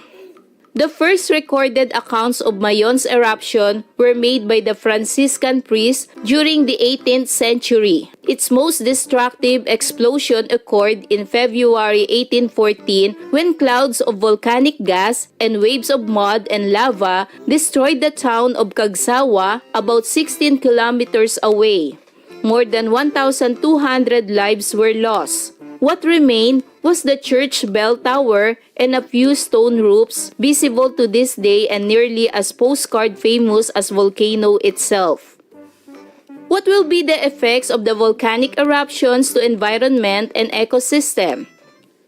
And here are my examples. The effects will be deposition of volcanic ash, which can smother plant life, contaminate water sources, etc. Next, lava flows and pyroclastic surge which destroy forests, farmland, and habitats. And release of toxic gases such as sulfur dioxide and carbon dioxide. For learning task 2, describe the different changes on the Earth's surface as results of earthquakes and volcanic eruption. Write down your observation from the pictures below. So here are my example answer. After an earthquake, based on the pictures, the changes on Earth's surface are: first, collapse of buildings and infrastructure. Second, ground rupture and cracks. Third, landslides and soil displacement. Fourth, disruption of transportation routes. And fifth, loss of vegetation and environmental damage. Next, after a volcanic eruption, based from the pictures, the changes on Earth's surface are: first, destruction of infrastructure and settlements. Second, deposition of volcanic ash. Third, damage to agriculture and food sources. Fourth, loss of vegetation and barren landscapes. And fifth, changes in landforms. For learning task 3, perform this activity. Write your observations, results obtained from the activity, and answers on your answer sheet. The activity title is When Crustal Plates Move. Materials needed are 2 thick books, table with smooth surface, toy structures, figures, miniatures. Procedures. First, place the 2 books with open pages facing each other on a table with smooth surface. Second, place the toy structures, figures on top of the books. Third, push the 2 books slowly towards each other. Try pushing and pulling the books smoothly. And fourth, observe how they stick to each other. For the results, draw the results of your activity after doing the procedures. And answer the following questions on your answer sheets. First question, what happened when you push the 2 books towards each other? Second question, what are your observations and how do you relate them to real life? Third question, how would you plan and prepare in case an earthquake occurs in your place? So answer the following questions after doing the procedures of your activity. For learning task 4, answer the following questions in relation to the information learned from the lesson. Do this on your answer sheet. Number 1. Why does the Philippines experience both tectonic and volcanic earthquakes? And here is my example answer. The Philippines experiences both tectonic because it is located along the Pacific Ring of Fire, a region with frequent seismic and volcanic activities. Second question, how would you relate the changes of Earth's surface to the earthquake activities and volcanic eruptions? And here is my example answer. Earthquake activities and volcanic eruptions significantly alter the Earth's surface. Earthquakes can cause ground ruptures, landslides, and soil liquefaction, leading to changes in landscapes and the destruction of infrastructures. Volcanic eruptions result in lava flows, ash deposits, and crater formations, reshaping landforms and affecting ecosystems. Both natural events contribute to the continuous evolution of the Earth's surface over time. And for the third question, is it possible for both earthquake and volcanic eruption to occur simultaneously at the same place or location? Why or why not? And here is my example answer. Yes, it is possible for both an earthquake and a volcanic eruption to occur simultaneously in the same location.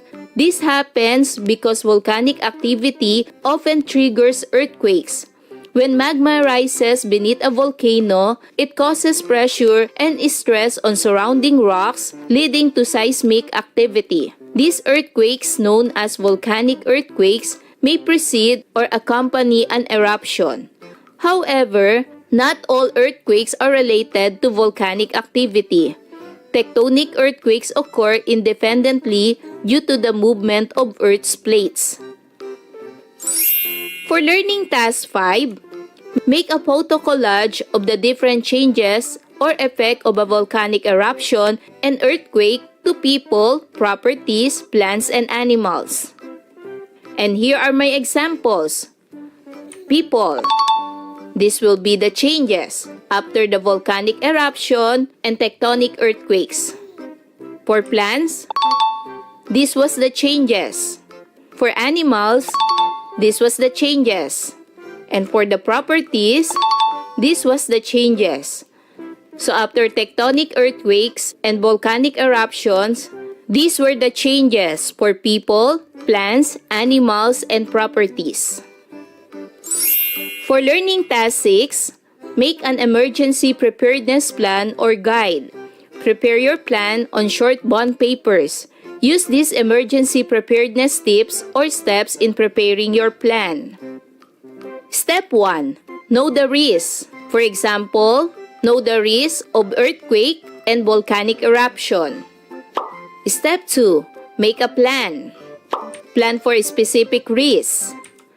Neighborhood safety plan. Household plan like emergency exits, meeting places, copies of important documents. And workplace plan. Step 3. Get an emergency kit, like basic emergency kit items. For learning task 7, design an emergency preparedness kit. Show your emergency kit to your teacher containing basic items included in your kit. Paste the picture of the emergency kit on your answer sheet. And for the assessment, directions. Write true if the statement is correct and false if not. Number 1. Volcanic eruptions can destroy properties and kill people. Is it true or false? Very good. The correct answer is true. Number 2. Ashes emitted by the volcano can make the soil more fertile. Is it true or false? Very good. The correct answer is true. Number 3. When a volcano is about to erupt, the nearby places may also experience an earthquake. Is it true or false? Very good. The correct answer is true. Number 4. The crust in the first layer of the earth where earthquakes happen. Is it true or false? Very good. The correct answer is true. And number 5. Earthquake is the shaking and trembling of the ground. Is it true or false? Very good. The correct answer is true. Directions. Write a check if it is good practice for disaster preparedness and cross if not. For number 6, immediately run downstairs if you feel there is an earthquake. Is it check or cross? Very good. The correct answer is cross. Number 7. Wear a face mask or cover your nose when there is an ash pole. Is it check or cross? Very good. The correct answer is check. Number 8. Always have an emergency plan. Is it check or cross? Very good. The correct answer is check. Number 9. After an earthquake, go back to your home right away to check your house. Is it check or cross? Very good. The correct answer is cross. And number 10, always have your emergency kit prepared in case of earthquake or volcanic eruptions and the like. Is it check or cross? Very good. The correct answer is check. Remember that both earthquakes and volcanic eruptions bring changes to Earth's surface. This may bring different effects to people, animals, and plants, but these natural phenomena are beyond humans' control. All we can do is to manifest preparedness during emergencies where there are earthquakes and volcanic eruptions. So kids, do you understand our lesson for today? Wow! Good job! Kids, I hope you learned a lot from this lesson. Until our next topic, bye-bye kids! Thanks for watching!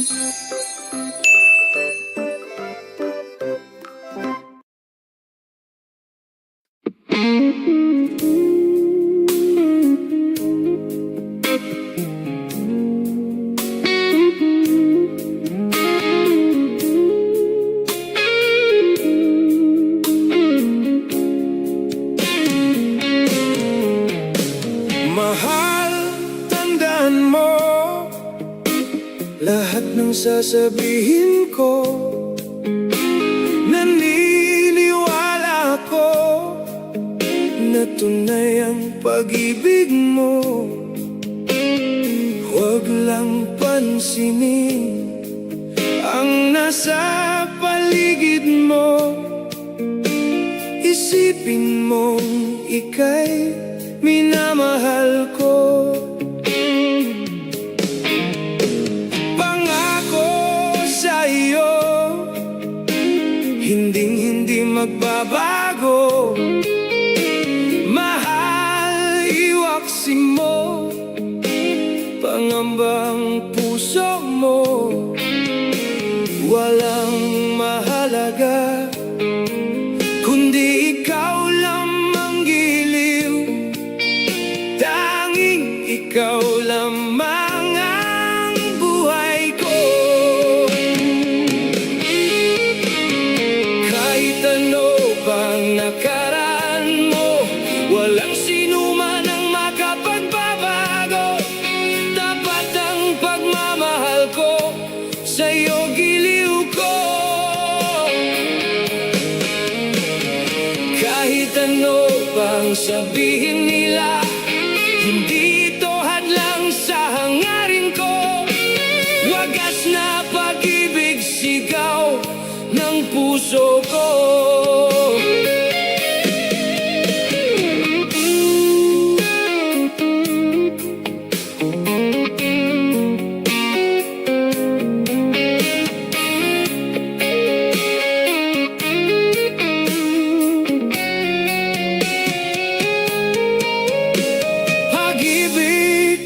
Sa'yo, paglalaban ko. Hindi mahalaga magdusa man ako. Ang tanging pangarap ko ang pag-ibig mo giliw. Ikaw lagi ang sigaw ng puso ko.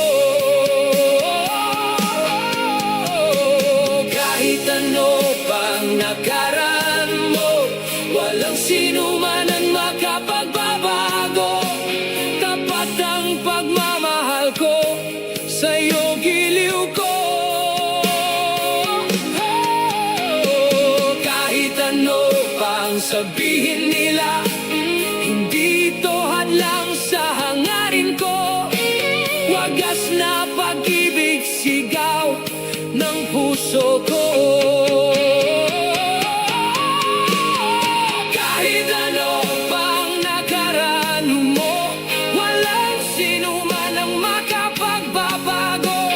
Tapat ang pagmamahal ko, sa'yo giliw ko.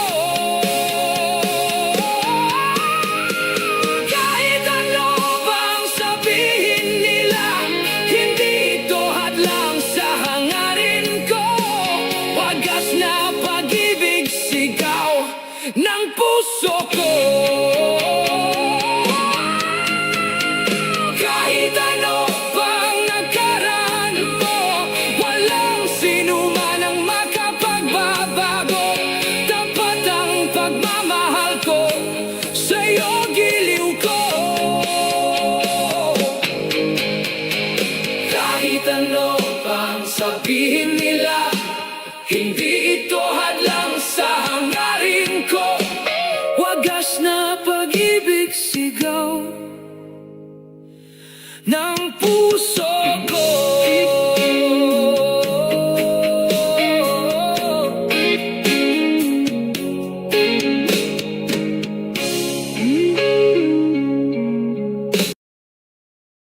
Habang may magsasakang lumalaban, may pag-asa pa ang Pilipinas. Sabi nila, magsasaka ka lang naman. Sabi nila, bakit hindi ka na lang maghanap ng mas magandang trabaho? Sabi nila, kaya ka naghihirap kasi tamad ka. Yan ang lagi nating naririnig, lalo na sa mga taong pinanganak na mayaman. Mga taong hindi man lang naranasang mabilad sa araw, hindi nakatikim ng putik sa bukid, hindi nakaranas matulog ng gutom matapos magbanat ng buto. Hindi kami mayaman, pero kami ang dahilan bakit may laman ng hapagkainan. Hindi kami tamad, sadyang mahirap lang kalaban ang sistemang bulok dito sa Pilipinas.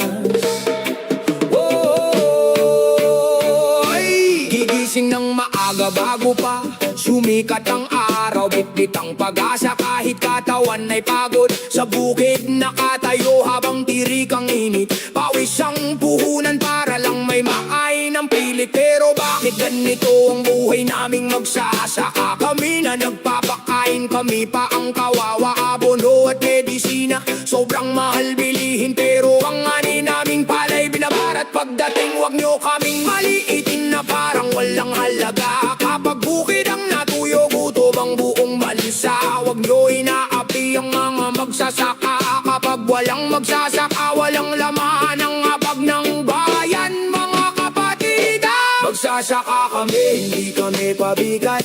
Kami ang dahilan bakit may bigas ang lahat. Sa ibang bansa magsasaka ay may dangal, dito sa Pilipinas parang wala lang pakialam mo.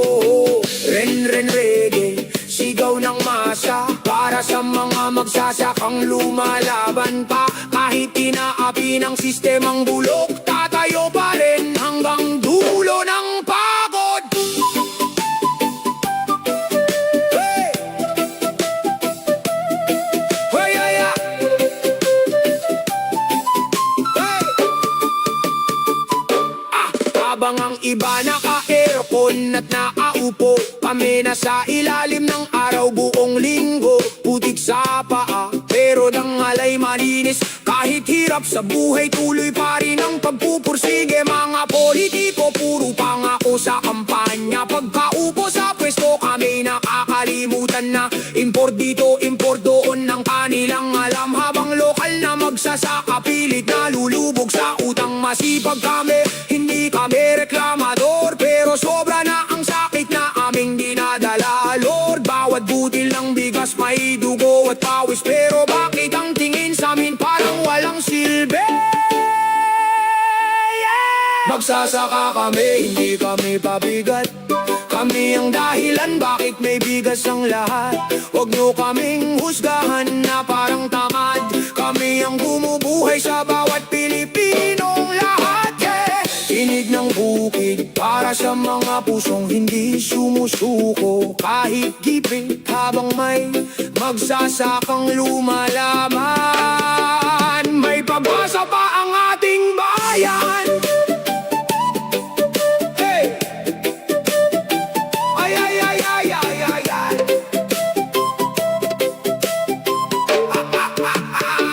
Kapag nakita niyo ang magsasaka, huwag niyo agad husgahan ang kanyang maruming damit.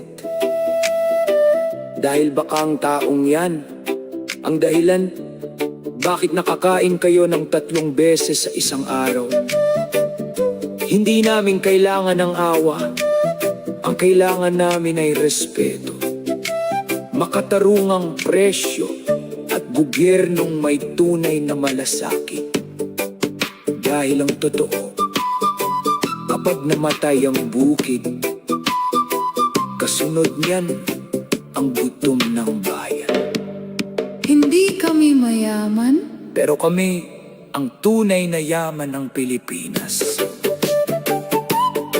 Ren, ren, reggae. Oh, oh. Hey, hey, hey, hey, hey.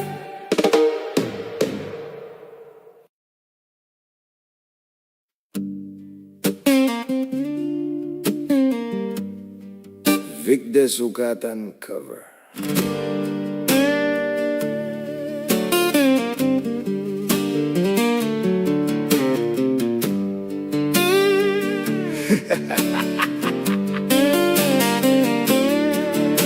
Kaniyad tong sa dato pa ako,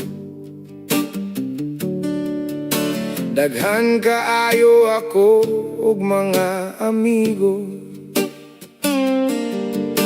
Sa dinhang mag-inom na kami, ilim nun nga klase-klase, pulutan pa'y imo kinilaw butete.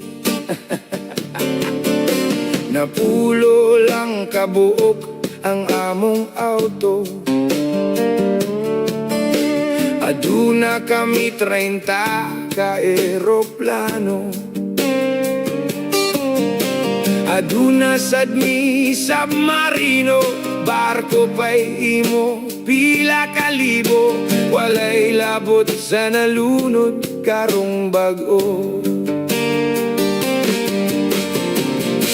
Manginhas mi mag-auto, mama na mag-submarino.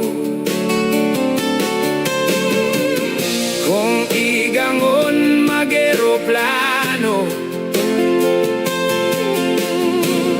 kung manulo mi magbarko.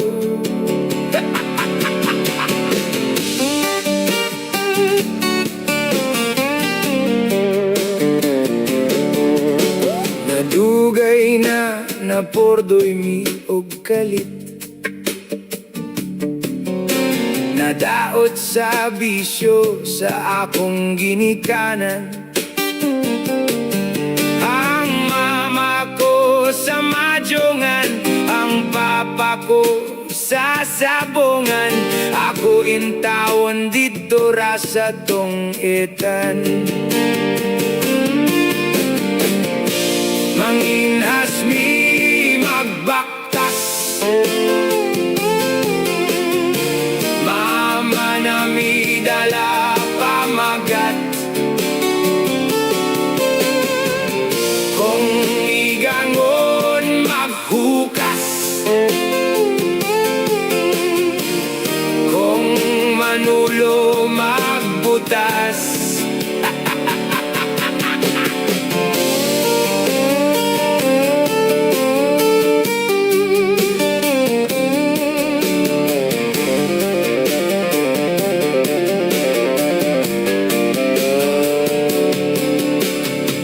Damha ni asenso na sadmi,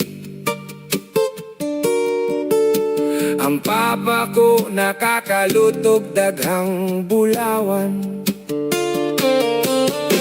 Among labandera si Aramina, among kusinera si Rosana, akong bodyguard at si Erap Estrada. Joyce Jimenez, akong masahista. Claudine Barreto, ang akong yaya. Angel Locsin, ang akong syota. Nagselos pa si Christine Hermosa. Manny Pacquiao ang driver ko, si Mayweather ang mekaniko. Sa tinuod damgo lang to, sa tinuod damgo lang to. Istambay ragia ito sa kanto, manipti hayrak sigarilyo. Si Opaw ang kauban ko, Vic de Sukatan cover. Lyrics by Nono Rosales.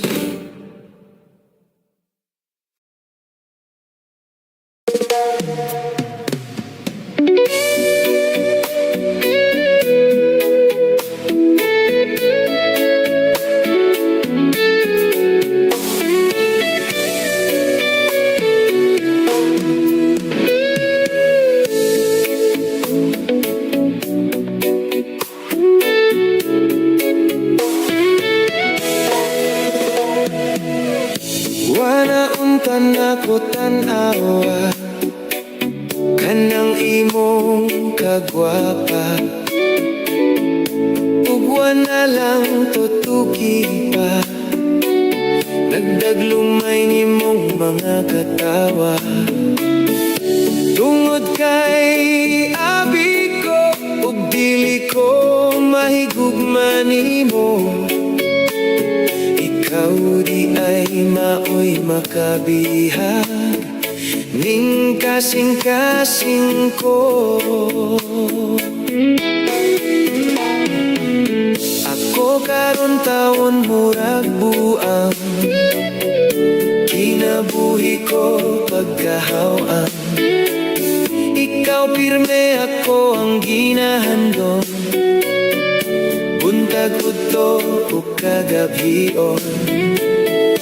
Tungod kay ikaw man ang gisinggit ning dughan, hantod kanusan ako maantos, naking gugma ko matipigan.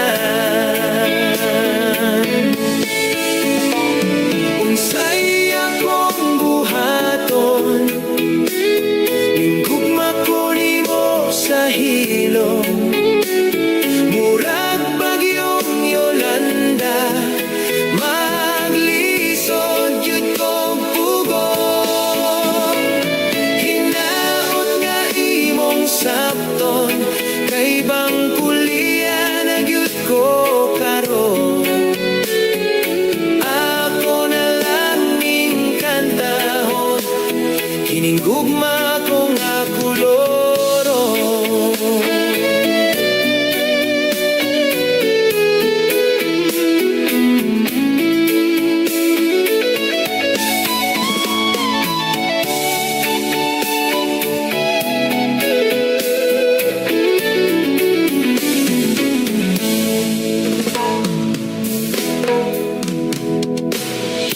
Wanauntan ako tanawa, kanang imong kagwapa.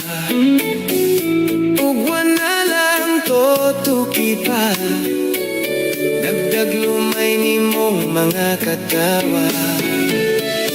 Tungod kay abi ko, ug dili ko mahigugma nimo. Ikaw di ay maoy makabihag, ning kasing-kasing ko. Unsay akong buhaton, ning kasing-kasing nga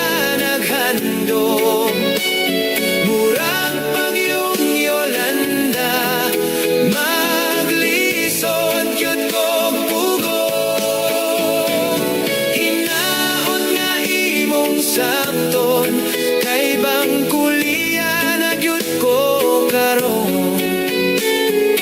Ako na lang ning kantahon kining gugma kong puloro.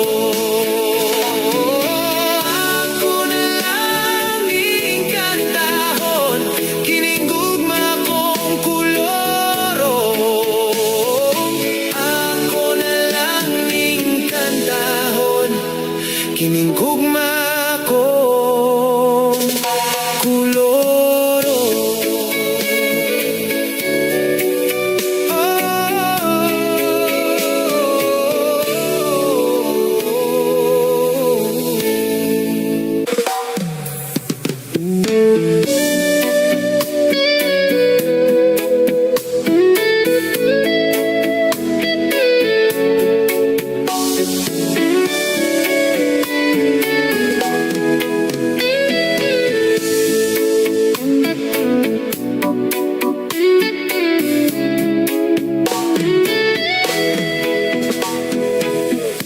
Wana untan ako tanawa kanang imong kagwapa. Tugwa na lang tutuki pa, dagdag lumay nimong mga katawa. Tungod kay abi ko ug dili ko mahigugma nimo. Ikaw di ay maoy makabiha ning kasing-kasing ko. Ako karon taon murag buang, kinabuhi ko pagkahawang. Ikaw pirme, ako ang ginahandong, buntag udto o kagabhion. Tungod kay ikaw man ang gisinggit ning dughan, hantod kanus anako maantos, nga king gugma ko matipigan. Unsay akong buhaton ning gugma ko nimo sa hinon. Murag bagyong Yolanda, maglisod gyud kong pugong. Hinaot nga imong sakton kay bang kulian na gyud ko karon. Ako na lang ning kantahon kining gugma ko nga kuloro.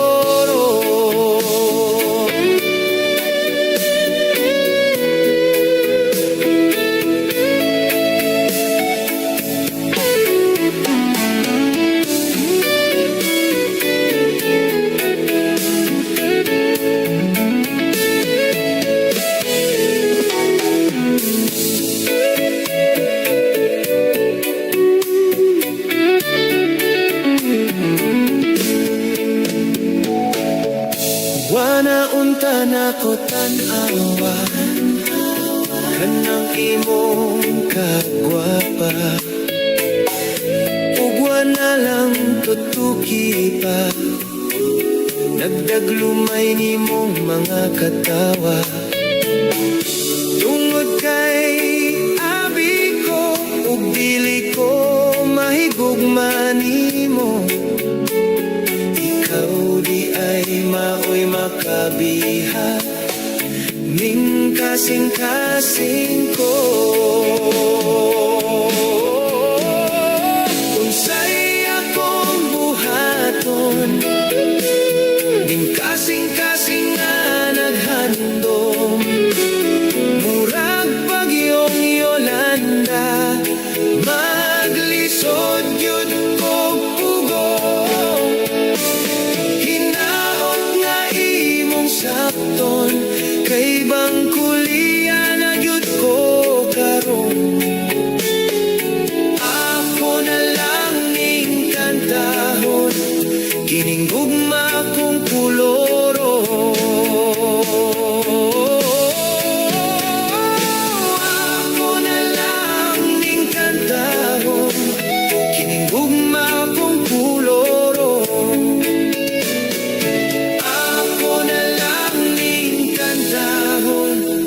Kiningugma kong kuloro.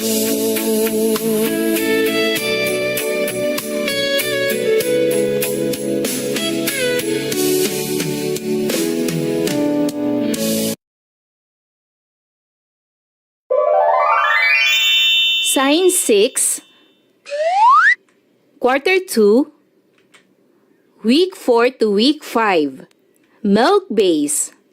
Let's learn about the characteristics of vertebrates and invertebrates.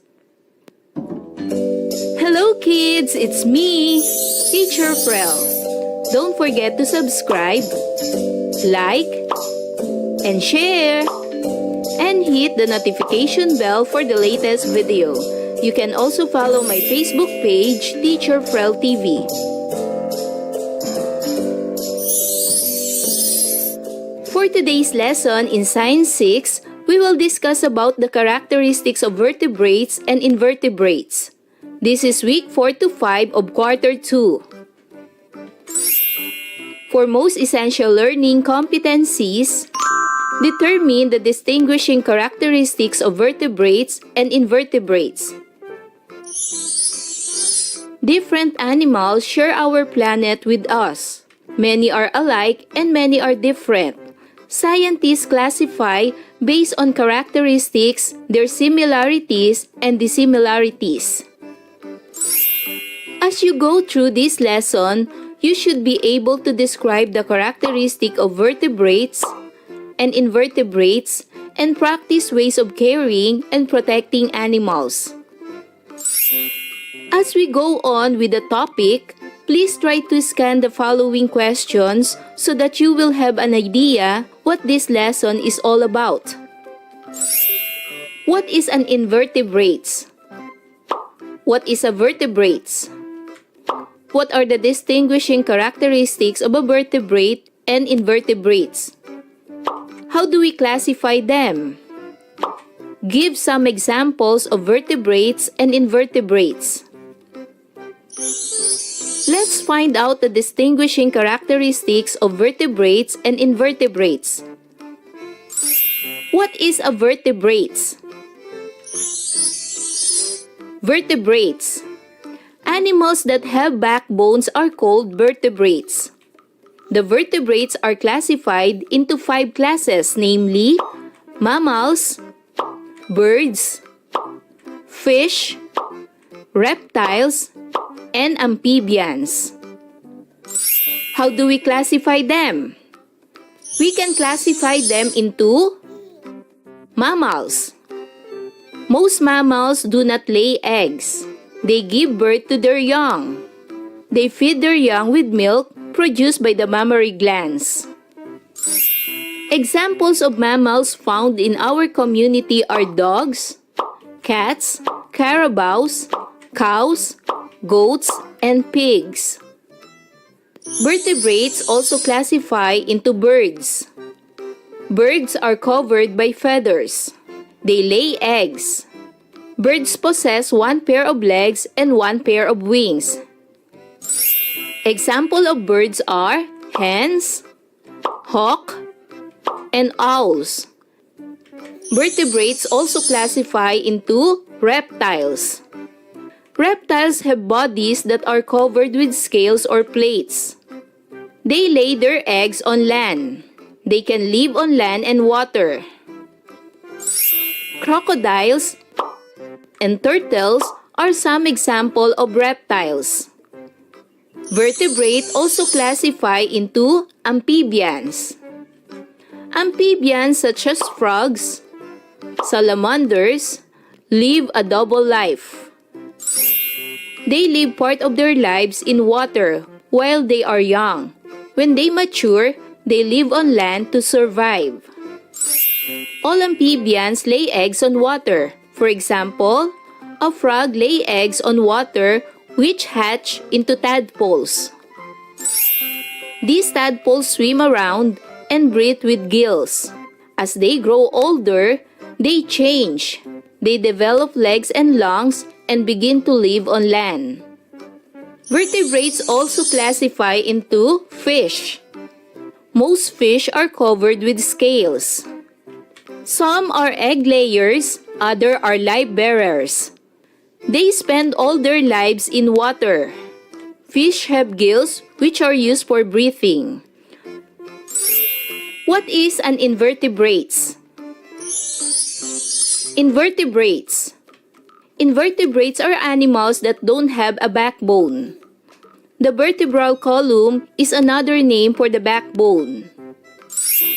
Over 90% of all species on Earth are invertebrates, and invertebrate species have been found in the fossil record as far back as 600 million years ago.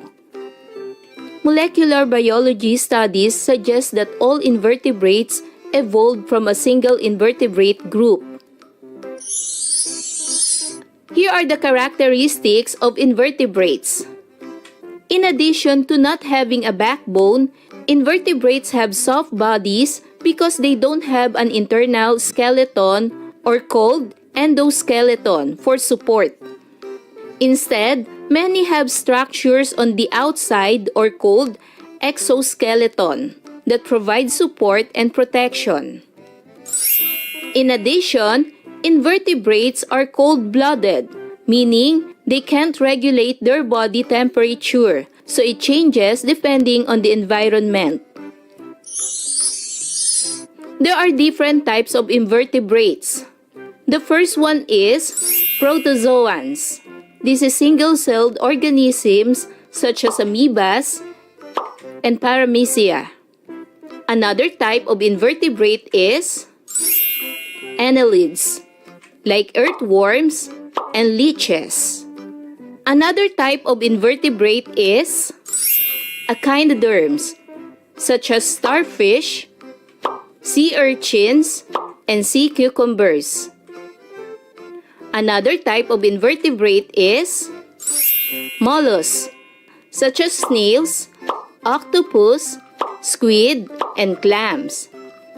Another type of invertebrate is arthropods, such as insects, spiders, crustaceans such as shrimp, crabs, and lobsters.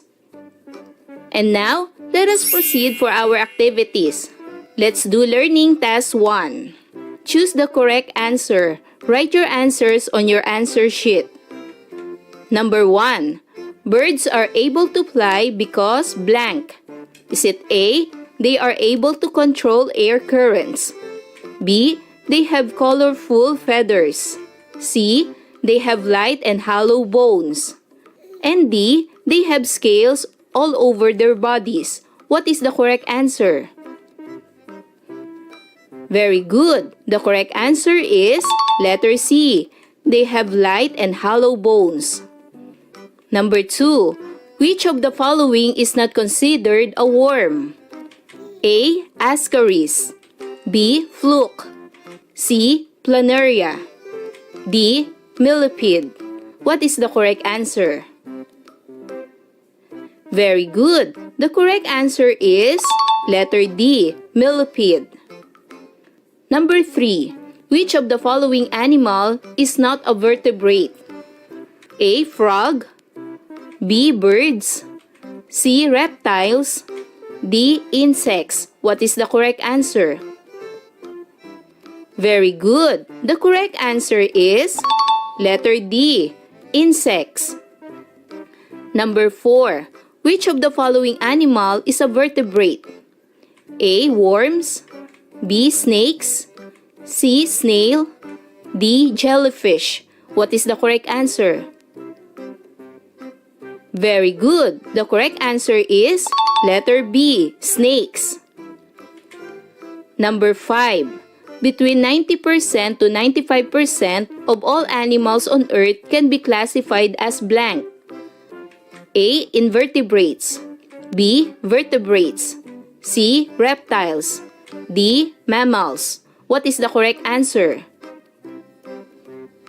Very good. The correct answer is letter A. Invertebrates.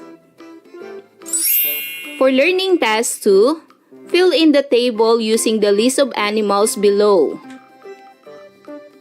List those animals inside the box with backbone and those animals without backbone? Centipedes, with backbone or without backbone? Very good. Centipedes is without backbone. Dolphin, with backbone or without backbone? Very good. Dolphin is with backbone. Tamaraw, with backbone or without backbone? Very good. Tamaraw is with backbone.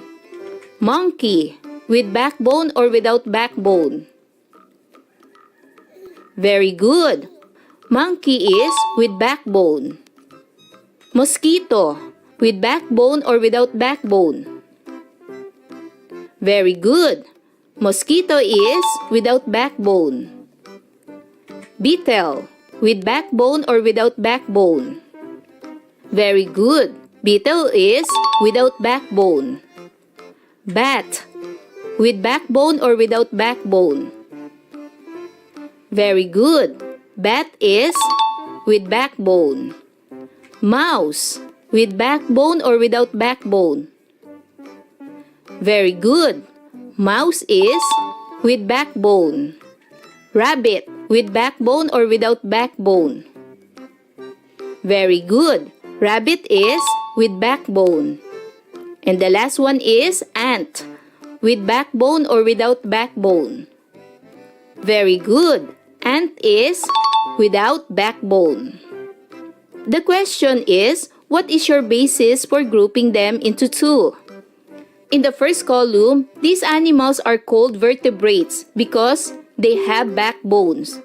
And in the second column, these animals are called invertebrates because they do not have backbones. Learning Task 3. Put a letter V if the animal is a vertebrate and I if invertebrates. Write your answer in your notebook. Let's identify the first picture. Fish. Is it vertebrate or invertebrate? Very good. The answer is V, vertebrate. Next picture, jellyfish. Is it vertebrate or invertebrate? Very good. Jellyfish is an invertebrate, I. Next picture, chicken. Is it vertebrate or invertebrate? Very good. Chicken is a vertebrate, V. Next picture, worm. Is it vertebrate or invertebrate? Very good. Worm is an invertebrate, I. And the last picture is a snake. Is it vertebrate or invertebrate? Very good. Snake is a vertebrate, V. And for learning task 4, identify the animals described below. Choose your answer from the box below. Do this on your answer sheet. Choose the following classification of animals inside the box: mammals, birds, reptiles, fish, amphibians. Number 1. Their bodies are covered with feathers. They have 2 legs and wings for flying. What classification of animals is this? Very good. The correct answer is birds. Number 2. Their unique characteristic is the presence of the mammary glands. They bring forth their young alive. They feed their young with their milk from the mammary glands. Their bodies are covered with hair and fur. What classification of animal described in this? Very good. The correct answer is mammals. Number 3. They live in water. Their bodies are usually covered with scales. They are able to breathe in water because they have gills. They use their fins to be able to swim in water. What classification of animal is this? Very good. The correct answer is fish. Number 4. Animals that live their life both in water and land. They have smooth, moist, and scaleless skin. What classification of animal is this? Very good. The correct answer is amphibians. And number 5, they are terrestrial animals. They have dry, scaly skin. What classification of animals is this? Very good. The correct answer is reptiles. And for learning task 5, draw 2 animals familiar to you. List their distinguishing characteristics. Here are my examples. Snake. Snakes is a vertebrate that have backbone. It is classified into reptile because its body covered with scales or plates. They can live on land and water. They lay their eggs on land. And my another example is jellyfish. Jellyfish is an invertebrate animals that don't have a backbone. It has soft body because they don't have an internal skeleton for support and it only lives in water. Jellyfish is a type of cnidarians. Remember, vertebrates. Animals that have backbones are called vertebrates. The vertebrates are classified into 5 classes, namely mammals, birds, fish, reptiles, and amphibians. Invertebrates. Invertebrates are animals that don't have a backbone. The vertebral column is another name for the backbone. So kids, do you understand our lesson for today? Wow! Good job! Kids, I hope you learn a lot from this lesson. Until our next topic, bye-bye kids! Thanks for watching!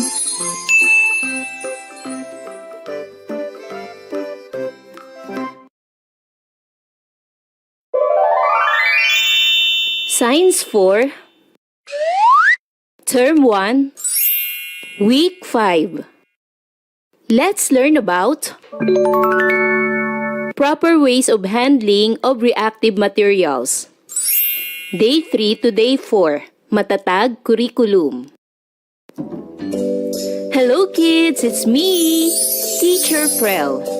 Don't forget to subscribe, like, share, and hit the notification bell for the latest video. Have fun learning, kids!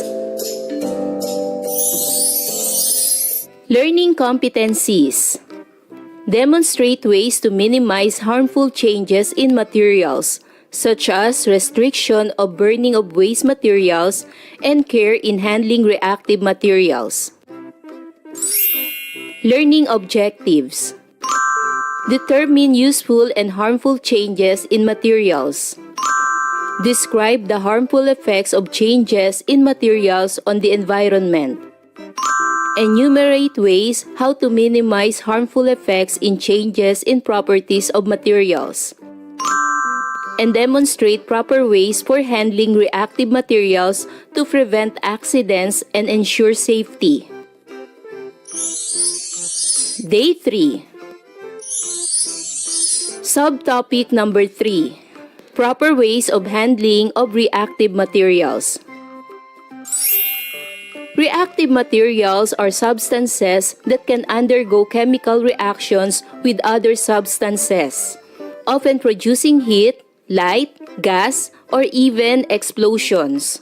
These reactions can occur when the reactive material comes into contact with air, water, or another chemical. For this activity, conduct a simple demonstration activity using common household materials, this time showcasing the reaction between hydrogen peroxide and yeast. Start by pouring the hydrogen peroxide solution into a clear container or bowl. Next, add the warm water to the hydrogen peroxide and mix well. Finally, add the dry yeast to the mixture and observe the reaction. As the yeast mixes with the hydrogen peroxide solution, it catalyzes the decomposition of hydrogen peroxide into oxygen gas and water. This produces a foamy, bubbling reaction. While the reaction is safe and non-toxic, remind your audience of some safety tips.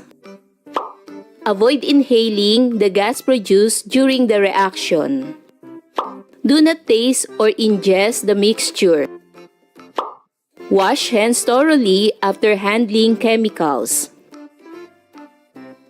And now, answer the following question. First question, what happened when we mix the yeast with the hydrogen peroxide solution? The possible answer is, the mixture quickly produced lots of foam and bubbles as oxygen gas was released. Second question, why do you think the mixture foamed and bubbled up? The possible answer is, the yeast caused the hydrogen peroxide to break down into water and oxygen gas. The oxygen formed bubbles, creating the foam.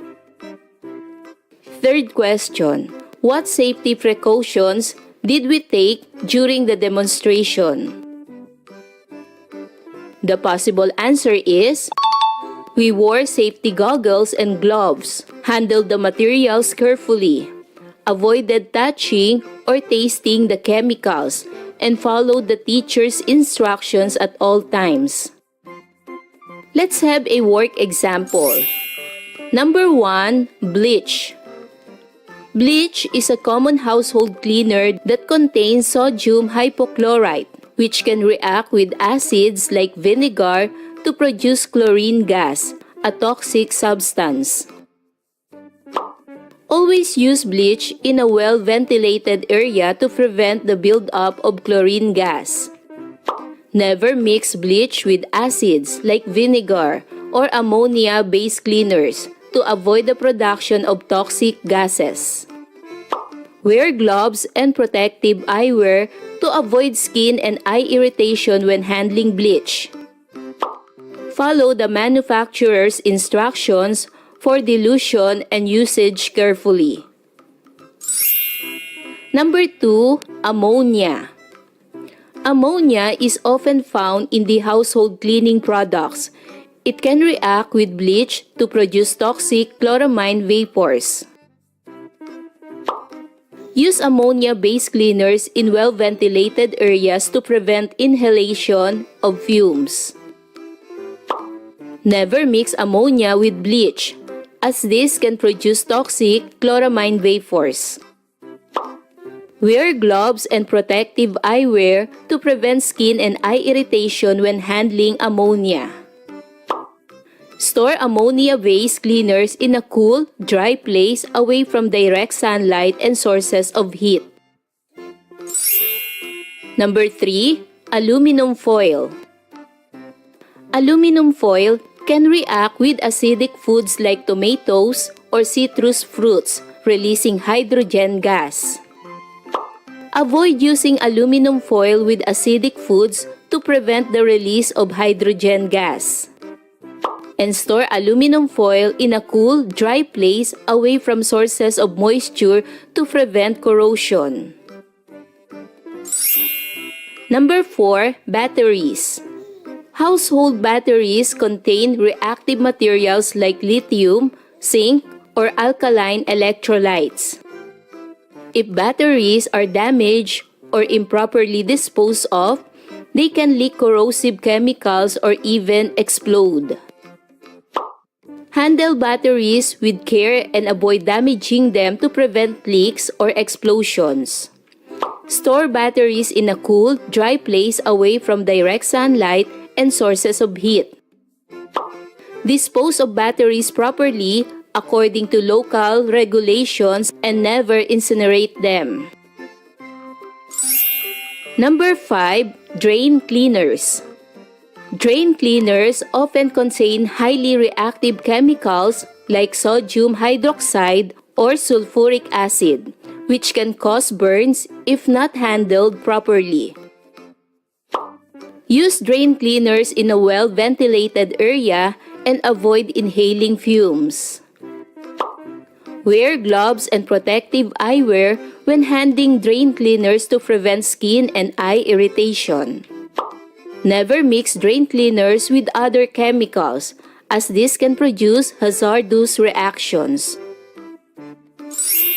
Number 6. Oven cleaners. Oven cleaners may contain strong alkalis like sodium hydroxide, which can react with organic matter to dissolve grease and grime. Use oven cleaners according to the manufacturer's instructions and avoid prolonged skin contact. Wear gloves and protective eyewear when handling over cleaners to prevent skin and eye irritation. Ensure proper ventilation when using oven cleaners to avoid inhaling fumes. Number 7. Hydrogen peroxide. Hydrogen peroxide, commonly used as disinfectant, can react with certain metals like copper or iron to produce oxygen gas. Handle hydrogen peroxide with care and avoid contact with metals to prevent the production of oxygen gas. Store hydrogen peroxide in a cool, dark place away from sources of heat and light.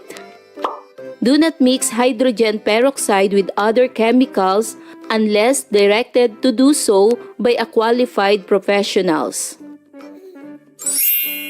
Number 8. Matches and lighters.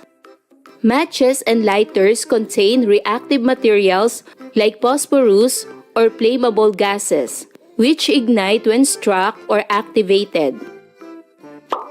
Handle hydrogen peroxide with care and avoid contact with metals to prevent the production of oxygen gas. Store matches and lighters in a safe place out of children's reach and away from heat sources. Handle matches and lighters with care to prevent accidental ignition. Never leave matches or lighters unattended, and ensure they are fully extinguished after use. And number 9, household cleaners.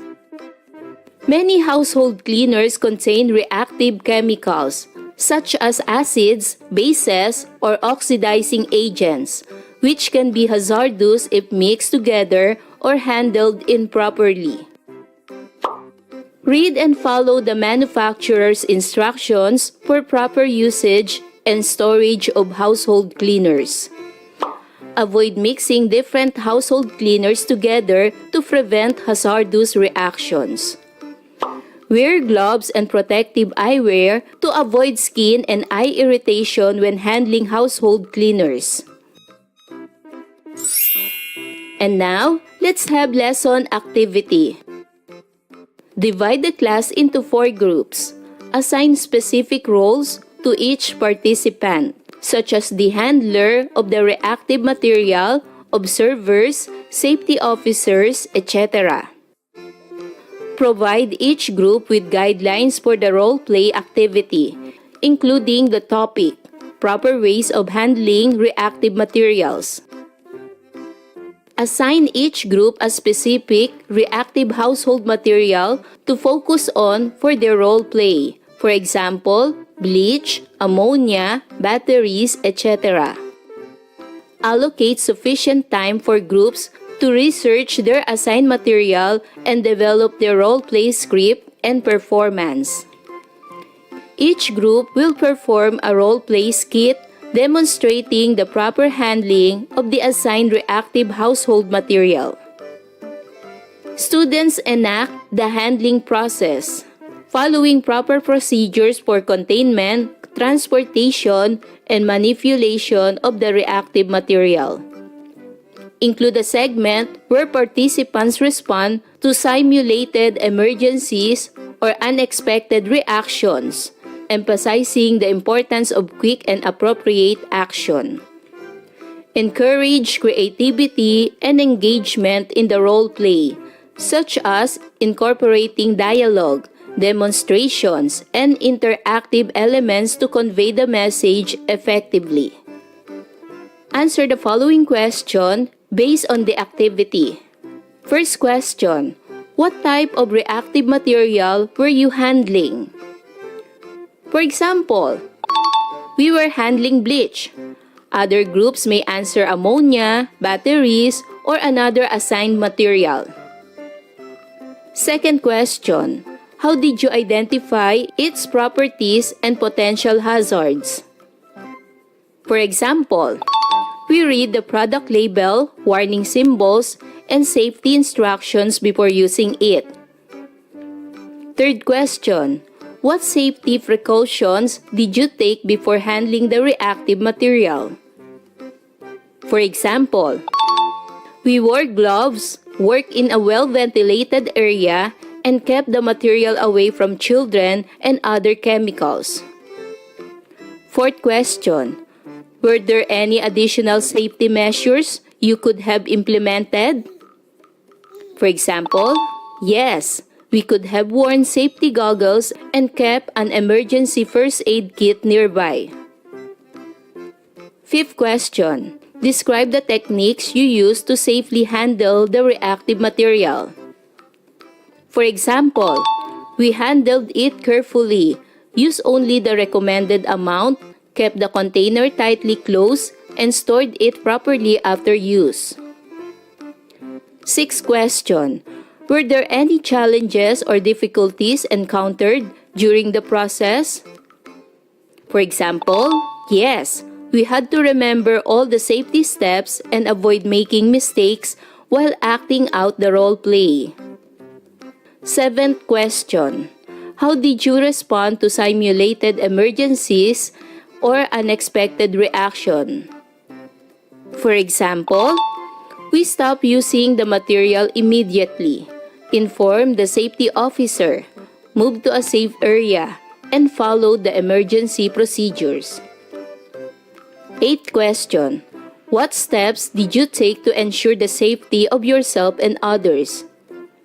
For example, we followed the safety guidelines, used protective equipment, kept a safe distance, and worked together as a team. Ninth question, what lessons did you learn about handling reactive materials safely?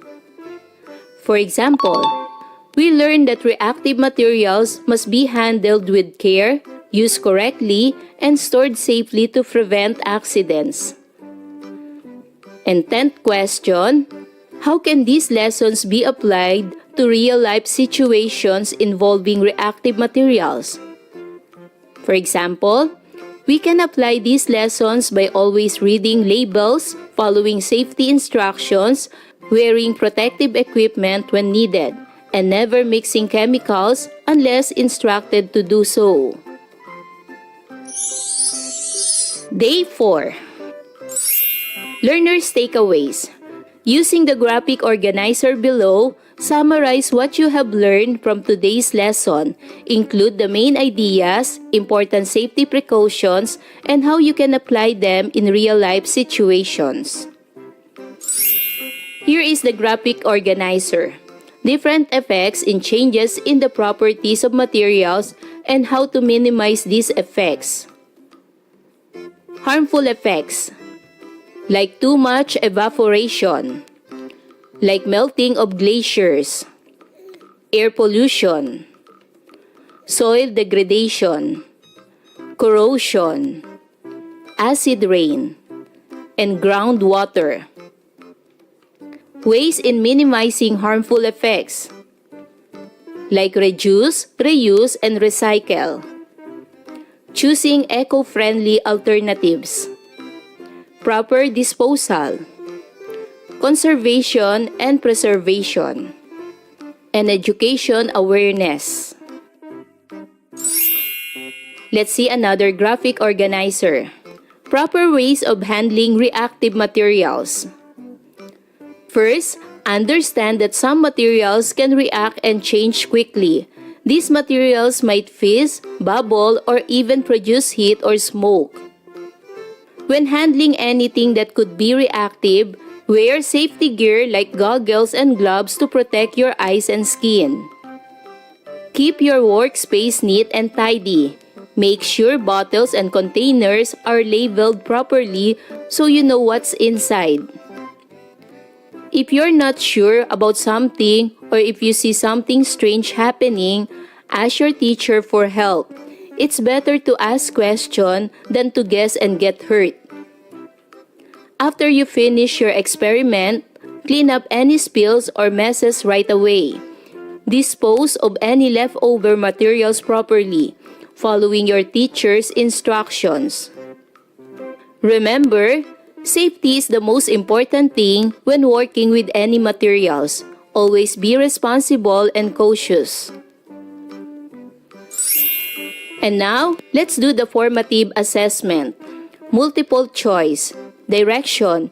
Read each question carefully. Identify the letter of the correct answer. Number 1.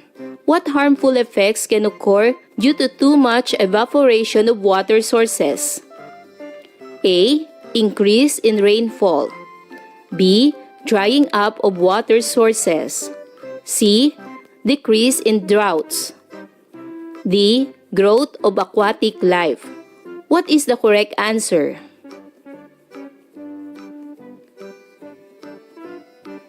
Very good. The correct answer is letter B, drying up of water sources. Number 2. What harmful effects can result from the melting of glaciers? A. Decrease in sea levels. B. Loss of habitat for aquatic animals. C. Reduction in coastal flooding. D. Increase in freshwater availability. What is the correct answer?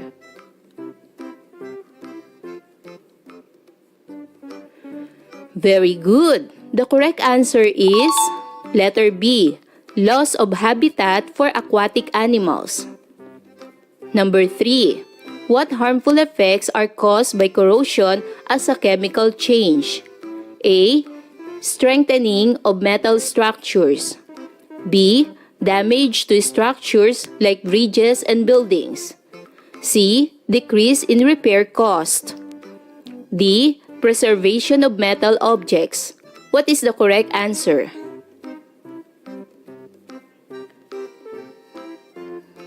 Very good. The correct answer is letter B, damage to structures like bridges and buildings.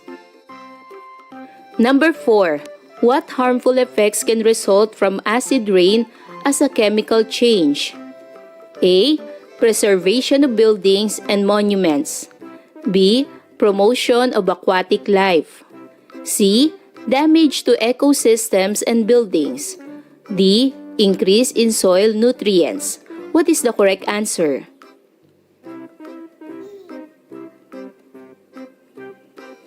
Very good. The correct answer is letter C, damage to ecosystems and buildings. Number 5. How can recycling benefit humans in minimizing the harmful effects of changes in materials? A. By increasing pollution. B. By reducing the need for raw materials and creating job opportunities. C. By depleting natural resources. D. By increasing energy consumption. What is the correct answer?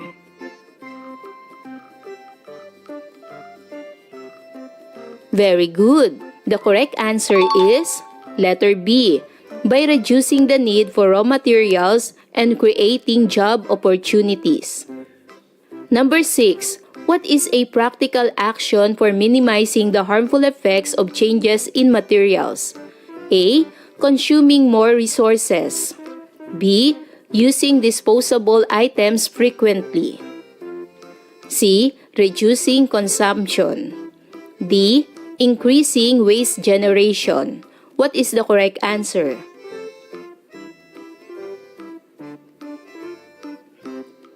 Very good. The correct answer is letter C, reducing consumption.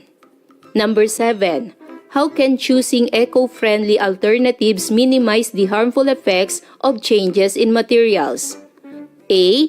By increasing greenhouse gas emissions. B. By promoting a healthier lifestyle and reducing exposure to toxins. C. By degrading natural habitats. And D. by increasing pollution. What is the correct answer?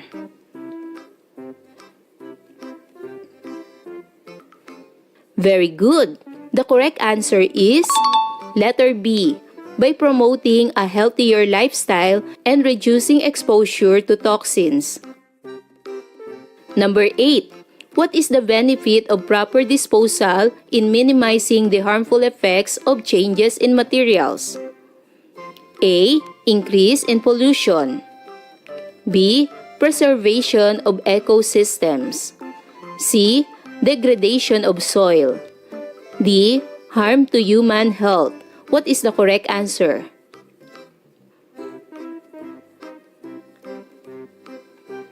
Very good. The correct answer is letter B, preservation of ecosystems. Number 9. Sarah lives in a city where there is heavy air pollution due to vehicle emissions and industrial activities. She often experiences coughing and breathing difficulties. What could be the cause of her health issues? A. Increased biodiversity. B. Respiratory problems. C. Environmental preservation. D. Improved respiratory health. What is the correct answer?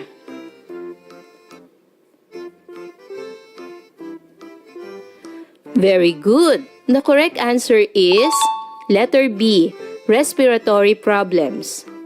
And number 10, John's family runs a farm and they use a lot of pesticides to protect their crops from pests. Recently, they noticed that some of their vegetables have traces of harmful chemicals. What could be the consequence of consuming these contaminated vegetables? A. Increase in soil fertility. B. Growth of beneficial organisms. C. Contamination of food. D. Improvement in crop yields. What is the correct answer?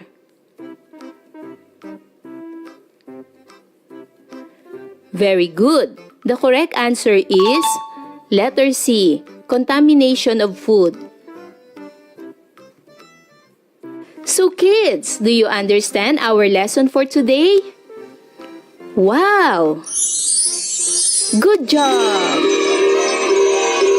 Kids, I hope you learned a lot from this lesson. Until our next topic, bye-bye kids! Thank you for watching!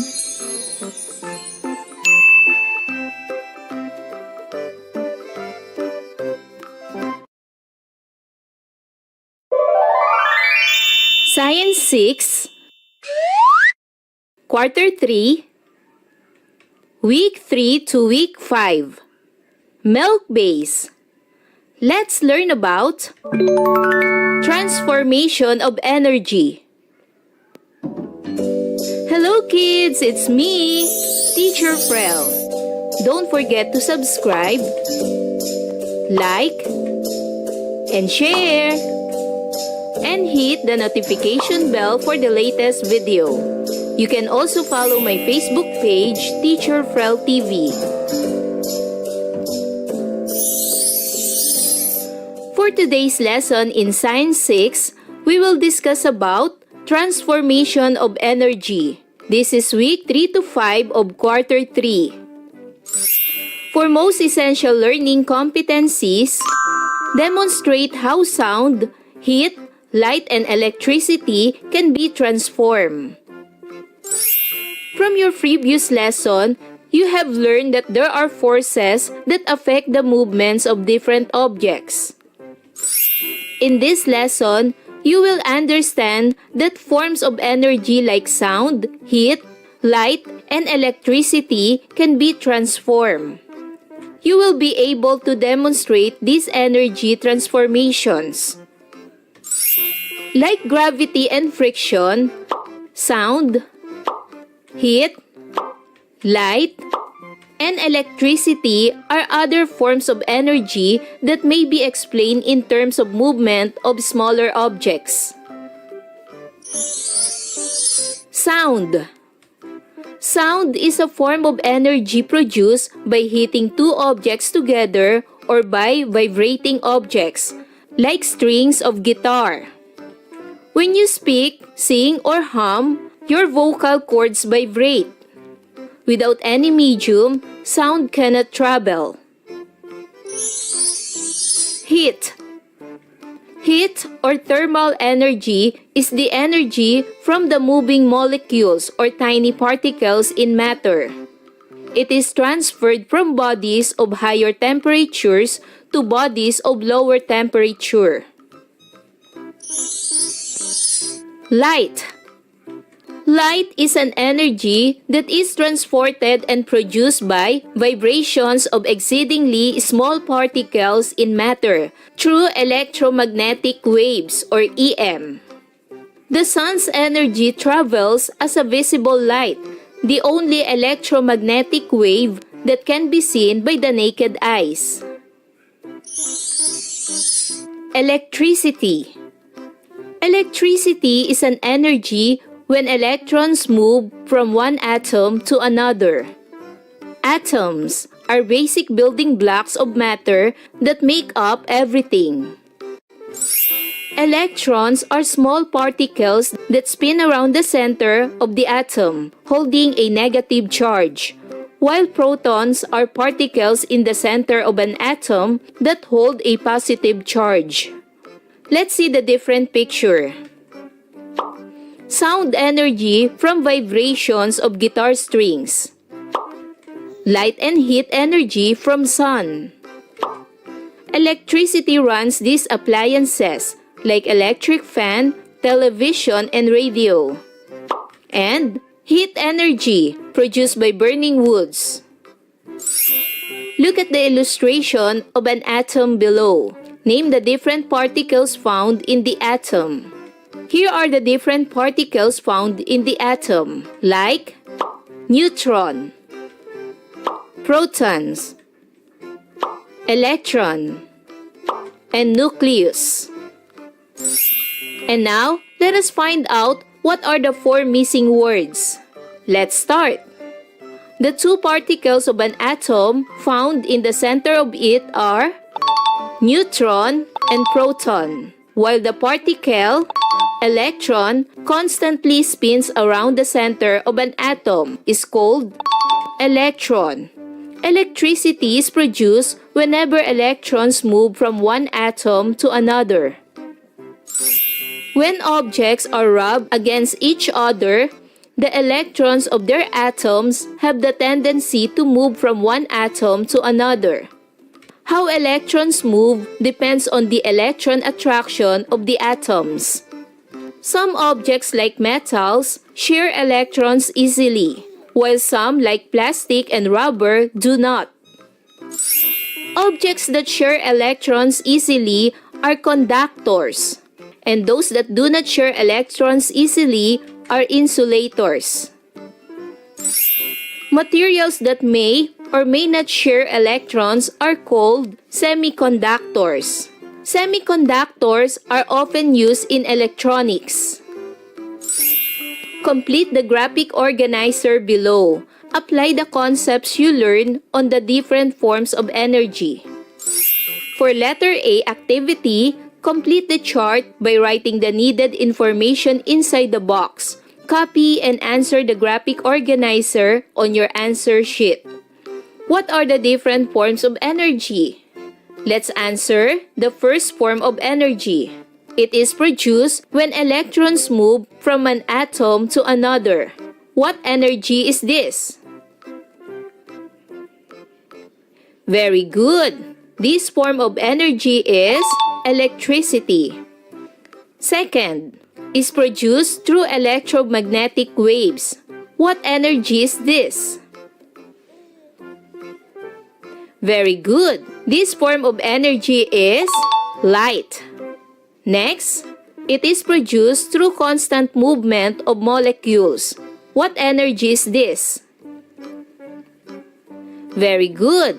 This form of energy is heat. And lastly, it is produced by making vibrations or heating objects. What form of energy is this? Very good. The answer is sound. Have you ever wondered how a phone call transfers voice of the caller to the receiver from the other end of the line? In this activity, you will demonstrate how sound is transformed by making an improvised telephone. For activity B, the activity title is Makeshift Telephone. The materials in making this are 2 disposable cups or empty clean tin cans, long string or thread, and 2 matchsticks. Here are the procedures. First, punch a hole on each end of empty tin cans. Ask help from an elder member of the family for your safety. Look at the picture. Second, using the long string or thread, make a knot to the matchsticks at the outside part of the empty tin cans or disposable cups. Look at the picture. And for the last procedure, try talking on the other end while one of your family members will listen on the other end with the string tightly pulled. Did he or she hear a sound? Look at the picture. Now, for this activity, copy and draw in the box the makeshift telephone you have made. Label the materials you have used. Do this on your answer sheet. For example, this is the makeshift telephone you have made. Then label the materials. 2 empty cans and long string or thread. And now, answer the following questions on your answer sheet. First question, what happened to the sound you produced from one of the empty cans of your makeshift telephone? Here is my example answer. In a makeshift telephone using empty cans and a string, the sound you produce in one can undergoes transformation, which is sound energy to mechanical vibrations. Like when you speak into one can, your voice creates sound waves that cause the bottom of the can to vibrate, and these vibrations are transferred to the string. Second question, did the sound you produce travel from one end to the other? Here is my example answer. Yes, the sound you produce does travel from one end to the other in the makeshift telephone, but it does so in the form of mechanical vibrations rather than direct sound waves through the air. So while the sound itself does not directly travel through the air from one can to the other, the energy from your voice is successfully transmitted through the string and reproduced as sound in the second can. For number 3, try to shorten the long string and talk once again with one of your family members. How did the length of the string affect the quality of sound produced? Here is my example answer. The length of the string in a makeshift telephone affects the quality of the sound produced. Shorter and tightly stretched strings generally produce better sound quality in a makeshift telephone. Longer or loose strings reduce the clarity and intensity of the sound. Number 4. Try to use different types and thickness of strings. What happened to the sound produced if you use different types and thickness of string? Here is my example answer. Using different types and thickness of strings in a makeshift telephone affects the sound produced due to variation in material properties, density, and tension. Strings that are thin, lightweight, and made of rigid materials, example, nylon or fishing line, produce the best sound quality. Flexible or thick strings tend to dampen vibrations, leading to reduced sound clarity and volume. Number 5. What components or materials of your gadget affect the transfer of sounds you produce in your makeshift telephone? Here is my example answer. The transfer of sound in a makeshift telephone is influenced by several components and materials, including the string, the cans or cups, connection between string and cans, and environmental factors. And for this activity, letter B, watch more about the different transformation of energy on this link. and answer the following activity on your answer sheet. For this activity, complete the paragraph by writing the equivalent word or group of words in each diagram presented. Write your complete paragraph or answer on your answer sheet. So let's start answering this paragraph. The solar energy or energy coming from the sun enters the Earth's atmosphere through electromagnetic wave. The sunlight is a form of light energy that when hits objects here on Earth transforms into heat energy or thermal energy and increases the object's temperature. For this activity, illustrate how energy is transformed in the following materials. Number 1 is done for you. For example, number 1, matches, from chemical energy to light energy plus heat energy. Number 2, playing basketball games, from potential energy to kinetic energy. Number 3, plucking an electric guitar, from mechanical energy plus electrical energy to sound energy. Number 4, nuclear power plant, from nuclear energy to electrical energy. And number 5, solar panel, from solar energy to electrical energy. For this activity, letter B, to understand the lesson clearly about energy transformation, perform the following activity. First, prepare the following materials like flashlight, matchsticks, and cell phone. Second, do the following procedures. For letter A, light the matchstick, like in the picture. What form of energy is presented in the matchstick? What is or are produced after you lighted the matchstick? And how does energy transformation occur in lighting a matchstick? So kids, answer these questions. For letter B, turn on the flashlight. It may be battery operated or cell phone flashlight. What makes the flashlight give out light?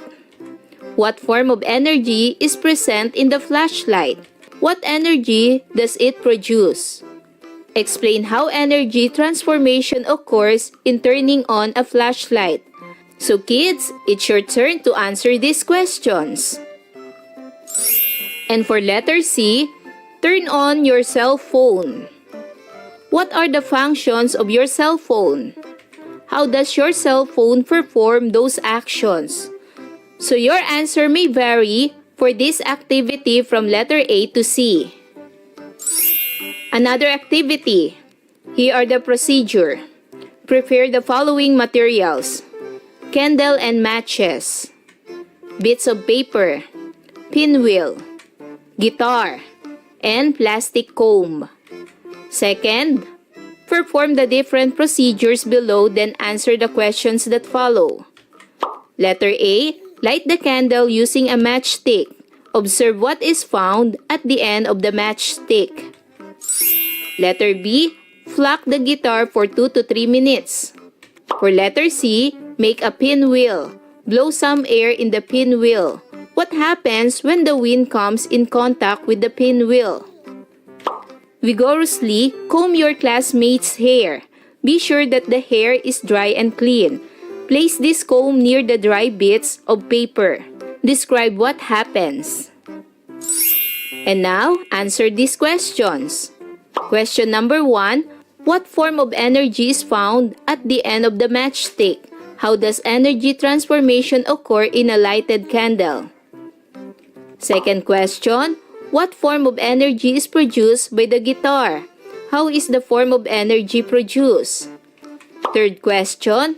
What form of energy is produced by the pinwheel when you blow some air in it? Fourth question. What form of energy is produced when comb is placed near the dry bits of paper? Why is this possible? And number 5. What conclusions can be made after performing this activity? So your answer may vary for this activity. For letter B, enrichment activity, do a research about the following energy resources found in Calabarzon area. Solar Organic Farm in Amadeo, Cavite. Windmill Farm in Pililla, Rizal. Solar Farm in Calatagan, Batangas.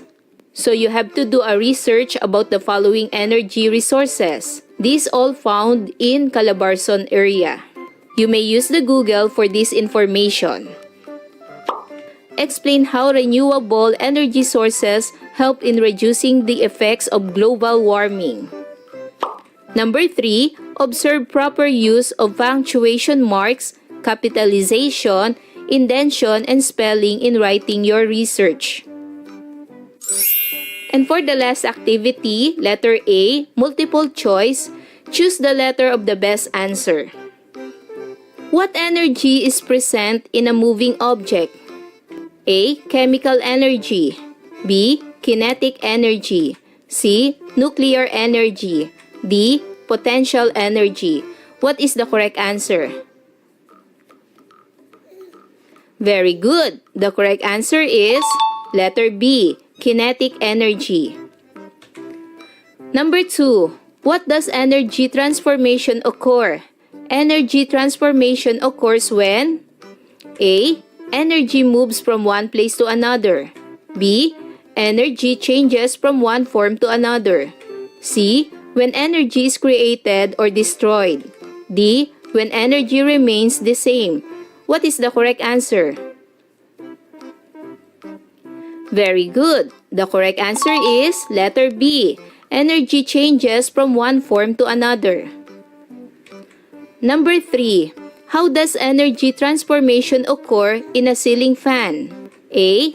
From electrical to mechanical energy.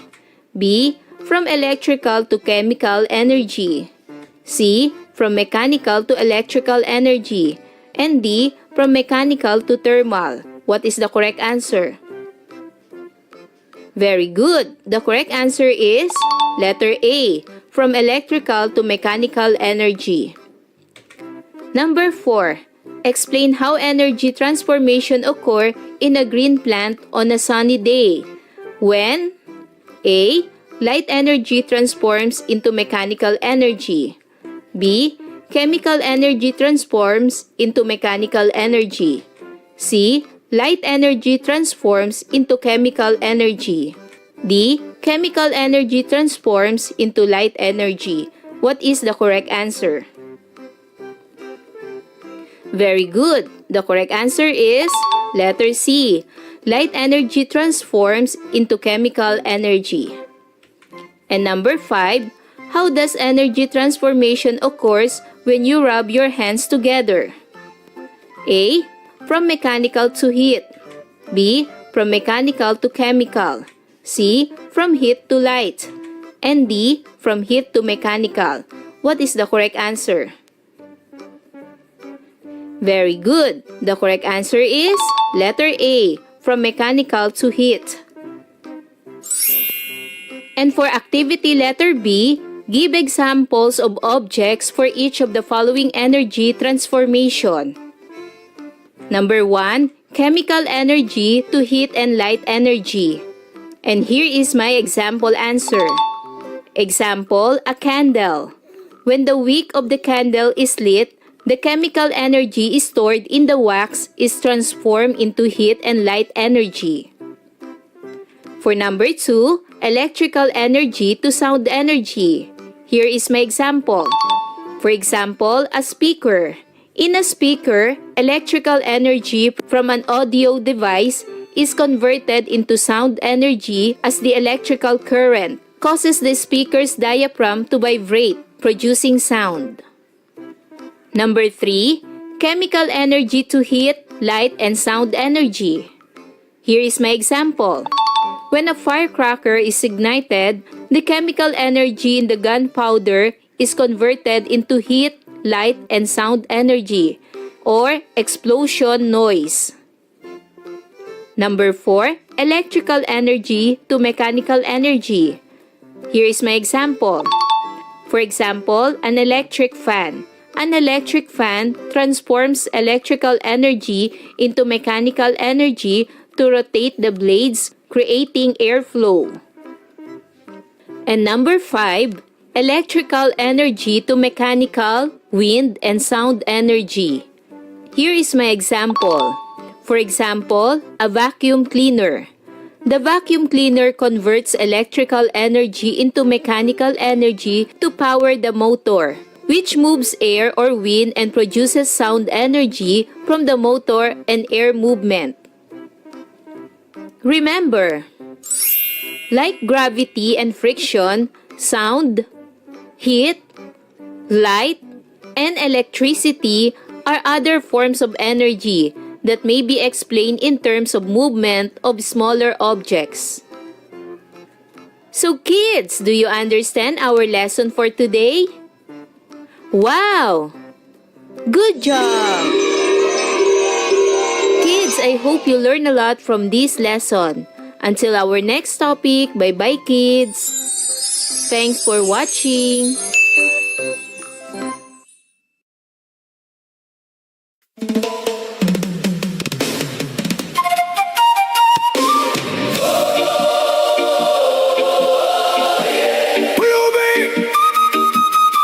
Pero may danggal.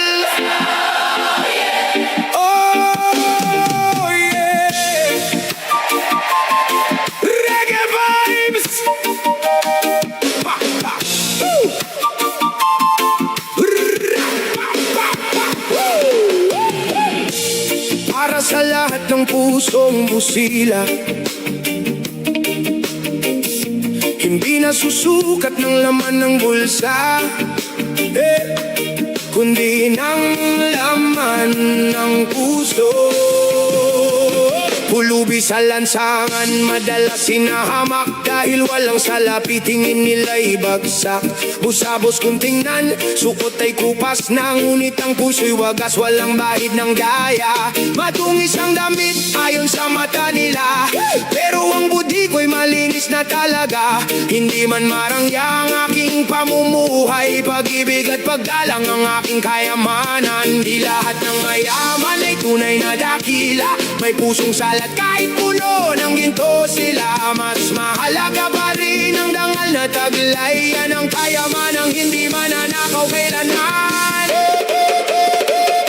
Pulubi man ako, may dangal akong tangan, busila kong puso, yan ang aking yaman. Hindi man pinagpala ng salapit ginto, kapuri-puri pa rin ang tapat kong puso. Pulubi man ako, taas no kung lalakad sa Diyos at sa tao, respeto'y ingat. Ang tunay na halaga, hindi sa kayamanan, kundi sa pusong marunong magmahal at magmahal.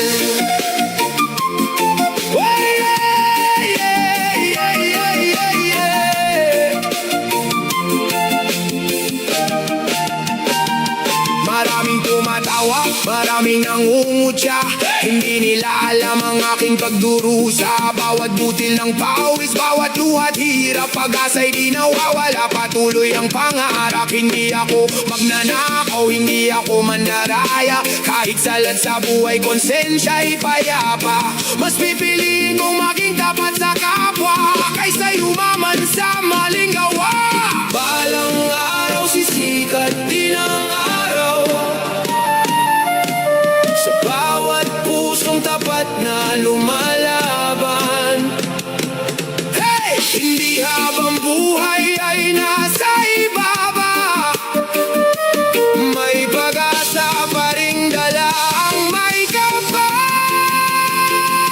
Pulubi ka man, huwag mong ikahiya, ang busila mong puso'y tunay na biyaya. Hindi man kayamanan ang iyong hawak ngayon, ikaw ay kapuri-puri sa mata ng Panginoon. Pulubi man tayo, may dangal na taglay, pagmamahal at kabutihan ang tunay na alay. Hindi sinusukat ang tao sa kanyang pera, kundi sa pusong tapat at malinis sa tuwina.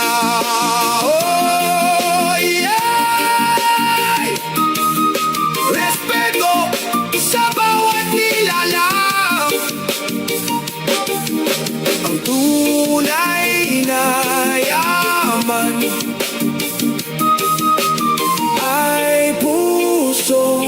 mo sila. Reggae love, one love, peace.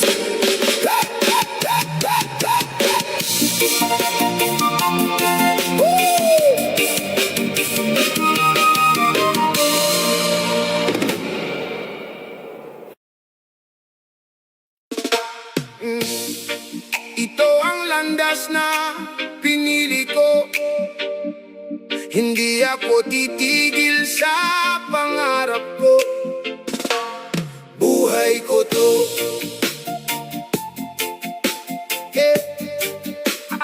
Ay, buhay ko to. Oh, yeah. Yeah. Ito ang buhay na hawak ko. Ako ang pipili ng direksyon.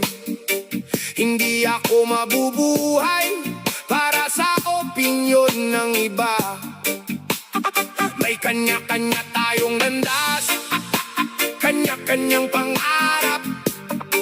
Hindi sukatan ang ingay ng tunay na tagumpay. Patuloy lang akong kikilos kahit may humahadlang. Hindi ako ihinto dahil lang sa panghuhusga. Ang bawat pagkakamali ay bahagi ng pagkatuto. Ang bawat tagumpay ay bunga ng pagsisikap. Hindi ako matatakot na maging totoo sa sarili. Habang may pagkakataon, patuloy akong lalaban. Ito ang desisyon ko. Buhay ko to. Buhay ko to. Ako ang may hawak nito. Buhay ko to. Pangarap ko ang susundin ko. Buhay ko to. Tuloy lang hanggang dulo. Marami ang magsasalita, pero hindi sila ang maglalakad.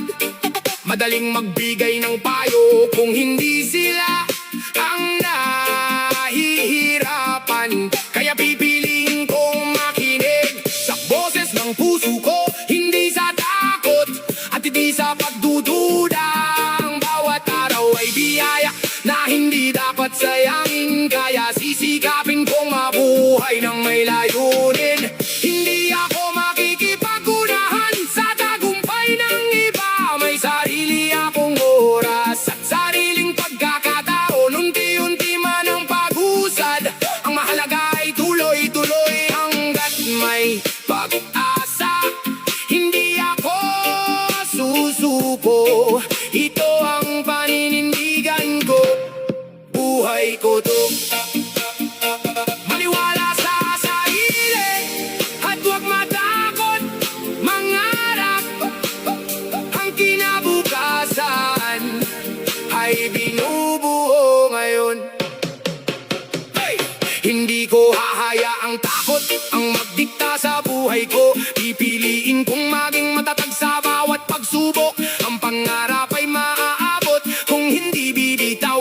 Ang sipag at tiyaga ay laging may kapalit. Sa bawat pagkadapa may panibagong lakas. Sa bawat pagkatalo may bagong aral. Hindi ako pilingon sa mga gustong humila pababa. Mas pipiliin kong umangat kasama ang mabubuting layunin ngayon at sa susunod pa. Patuloy akong lalaban. Ito ang kwento ko. Ito ang landas ko. Ito ang buhay ko. Buhay ko to. Buhay ko to. Hindi ako magpapapigil. Buhay ko to. Patuloy akong mangangarap. Buhay ko to. May tiwala sa sarili. Buhay ko. Hanggang tagumpay ang lakad ko.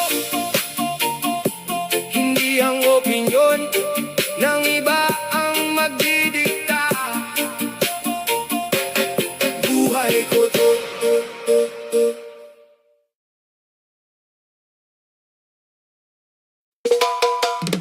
Kalayo is fire, lubi is coconut, pangandoy is desire, flashlight iwag is spot, yeah. Ooh, book now. Vigde sukatan cover, yeah.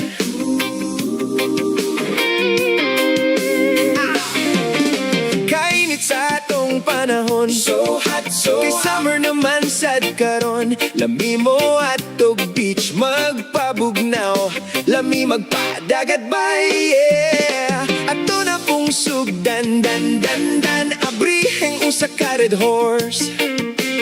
Pang pa-cool down pagkabugnaw, dili makapool, yeah.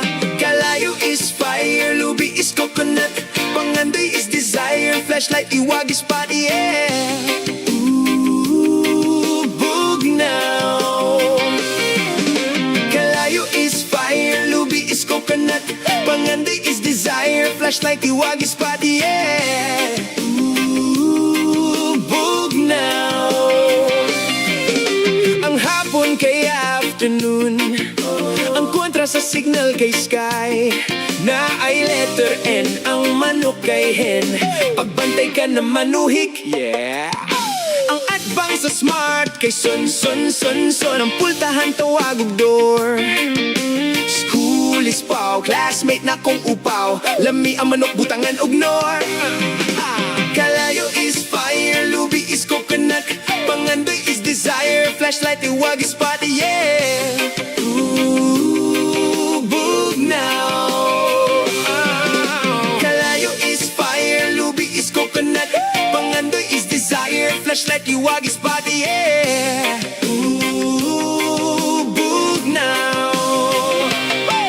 Mga driver, idolong ko sa unique. Mga beach vendor, papalit ako og red horse, cause it's so hot today. Everybody maginom, yeah. Mga driver, idolong ko sa unique. Mga street vendor, palit ako og pahae. Huwat to sa diha kay uwan sa outside. Lami kaayo ang manok kung imong e-fry. Kalayo is fire, lubi is coconut, pangandoy is desire, flashlight iwag is spot, yeah. Ooh, bugnaw. Kalayo is fire, lubi is coconut, pangandoy is desire, flashlight iwag is spot, yeah. Ooh, bugnaw. Kalayo is fire, lubi is coconut, pangandoy is desire, flashlight iwag is spot, yeah.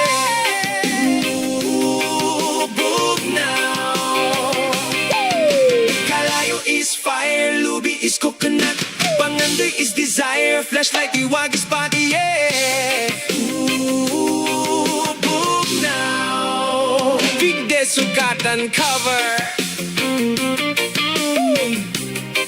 Lyrics by Island Basker.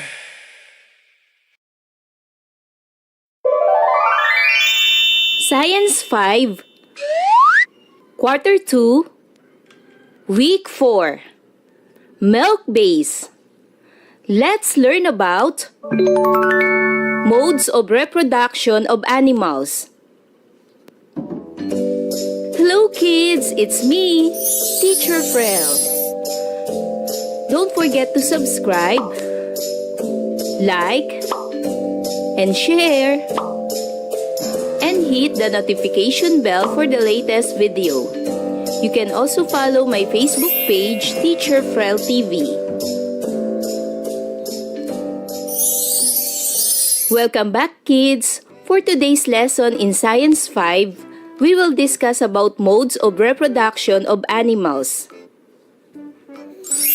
At the end of this lesson, you are expected to describe the different modes of reproduction in animals such as butterflies, mosquitoes, frogs, cats, and dogs. Animals cannot live forever. Like humans, animals also need to reproduce. They have also their own reproductive system that makes them able to do such life process. Most of them perform sexual reproduction involving male and female animal. In this way, extinction is prevented, and diversity is maintained in nature. Producing new animals may mean food supply to other organisms. It may also signal the continuous existence of certain species. Animals have the means to increase their number through reproduction. This is to preserve their species and to help in keeping the nature balanced as they interact with other animals. Different animals have unique modes of reproduction.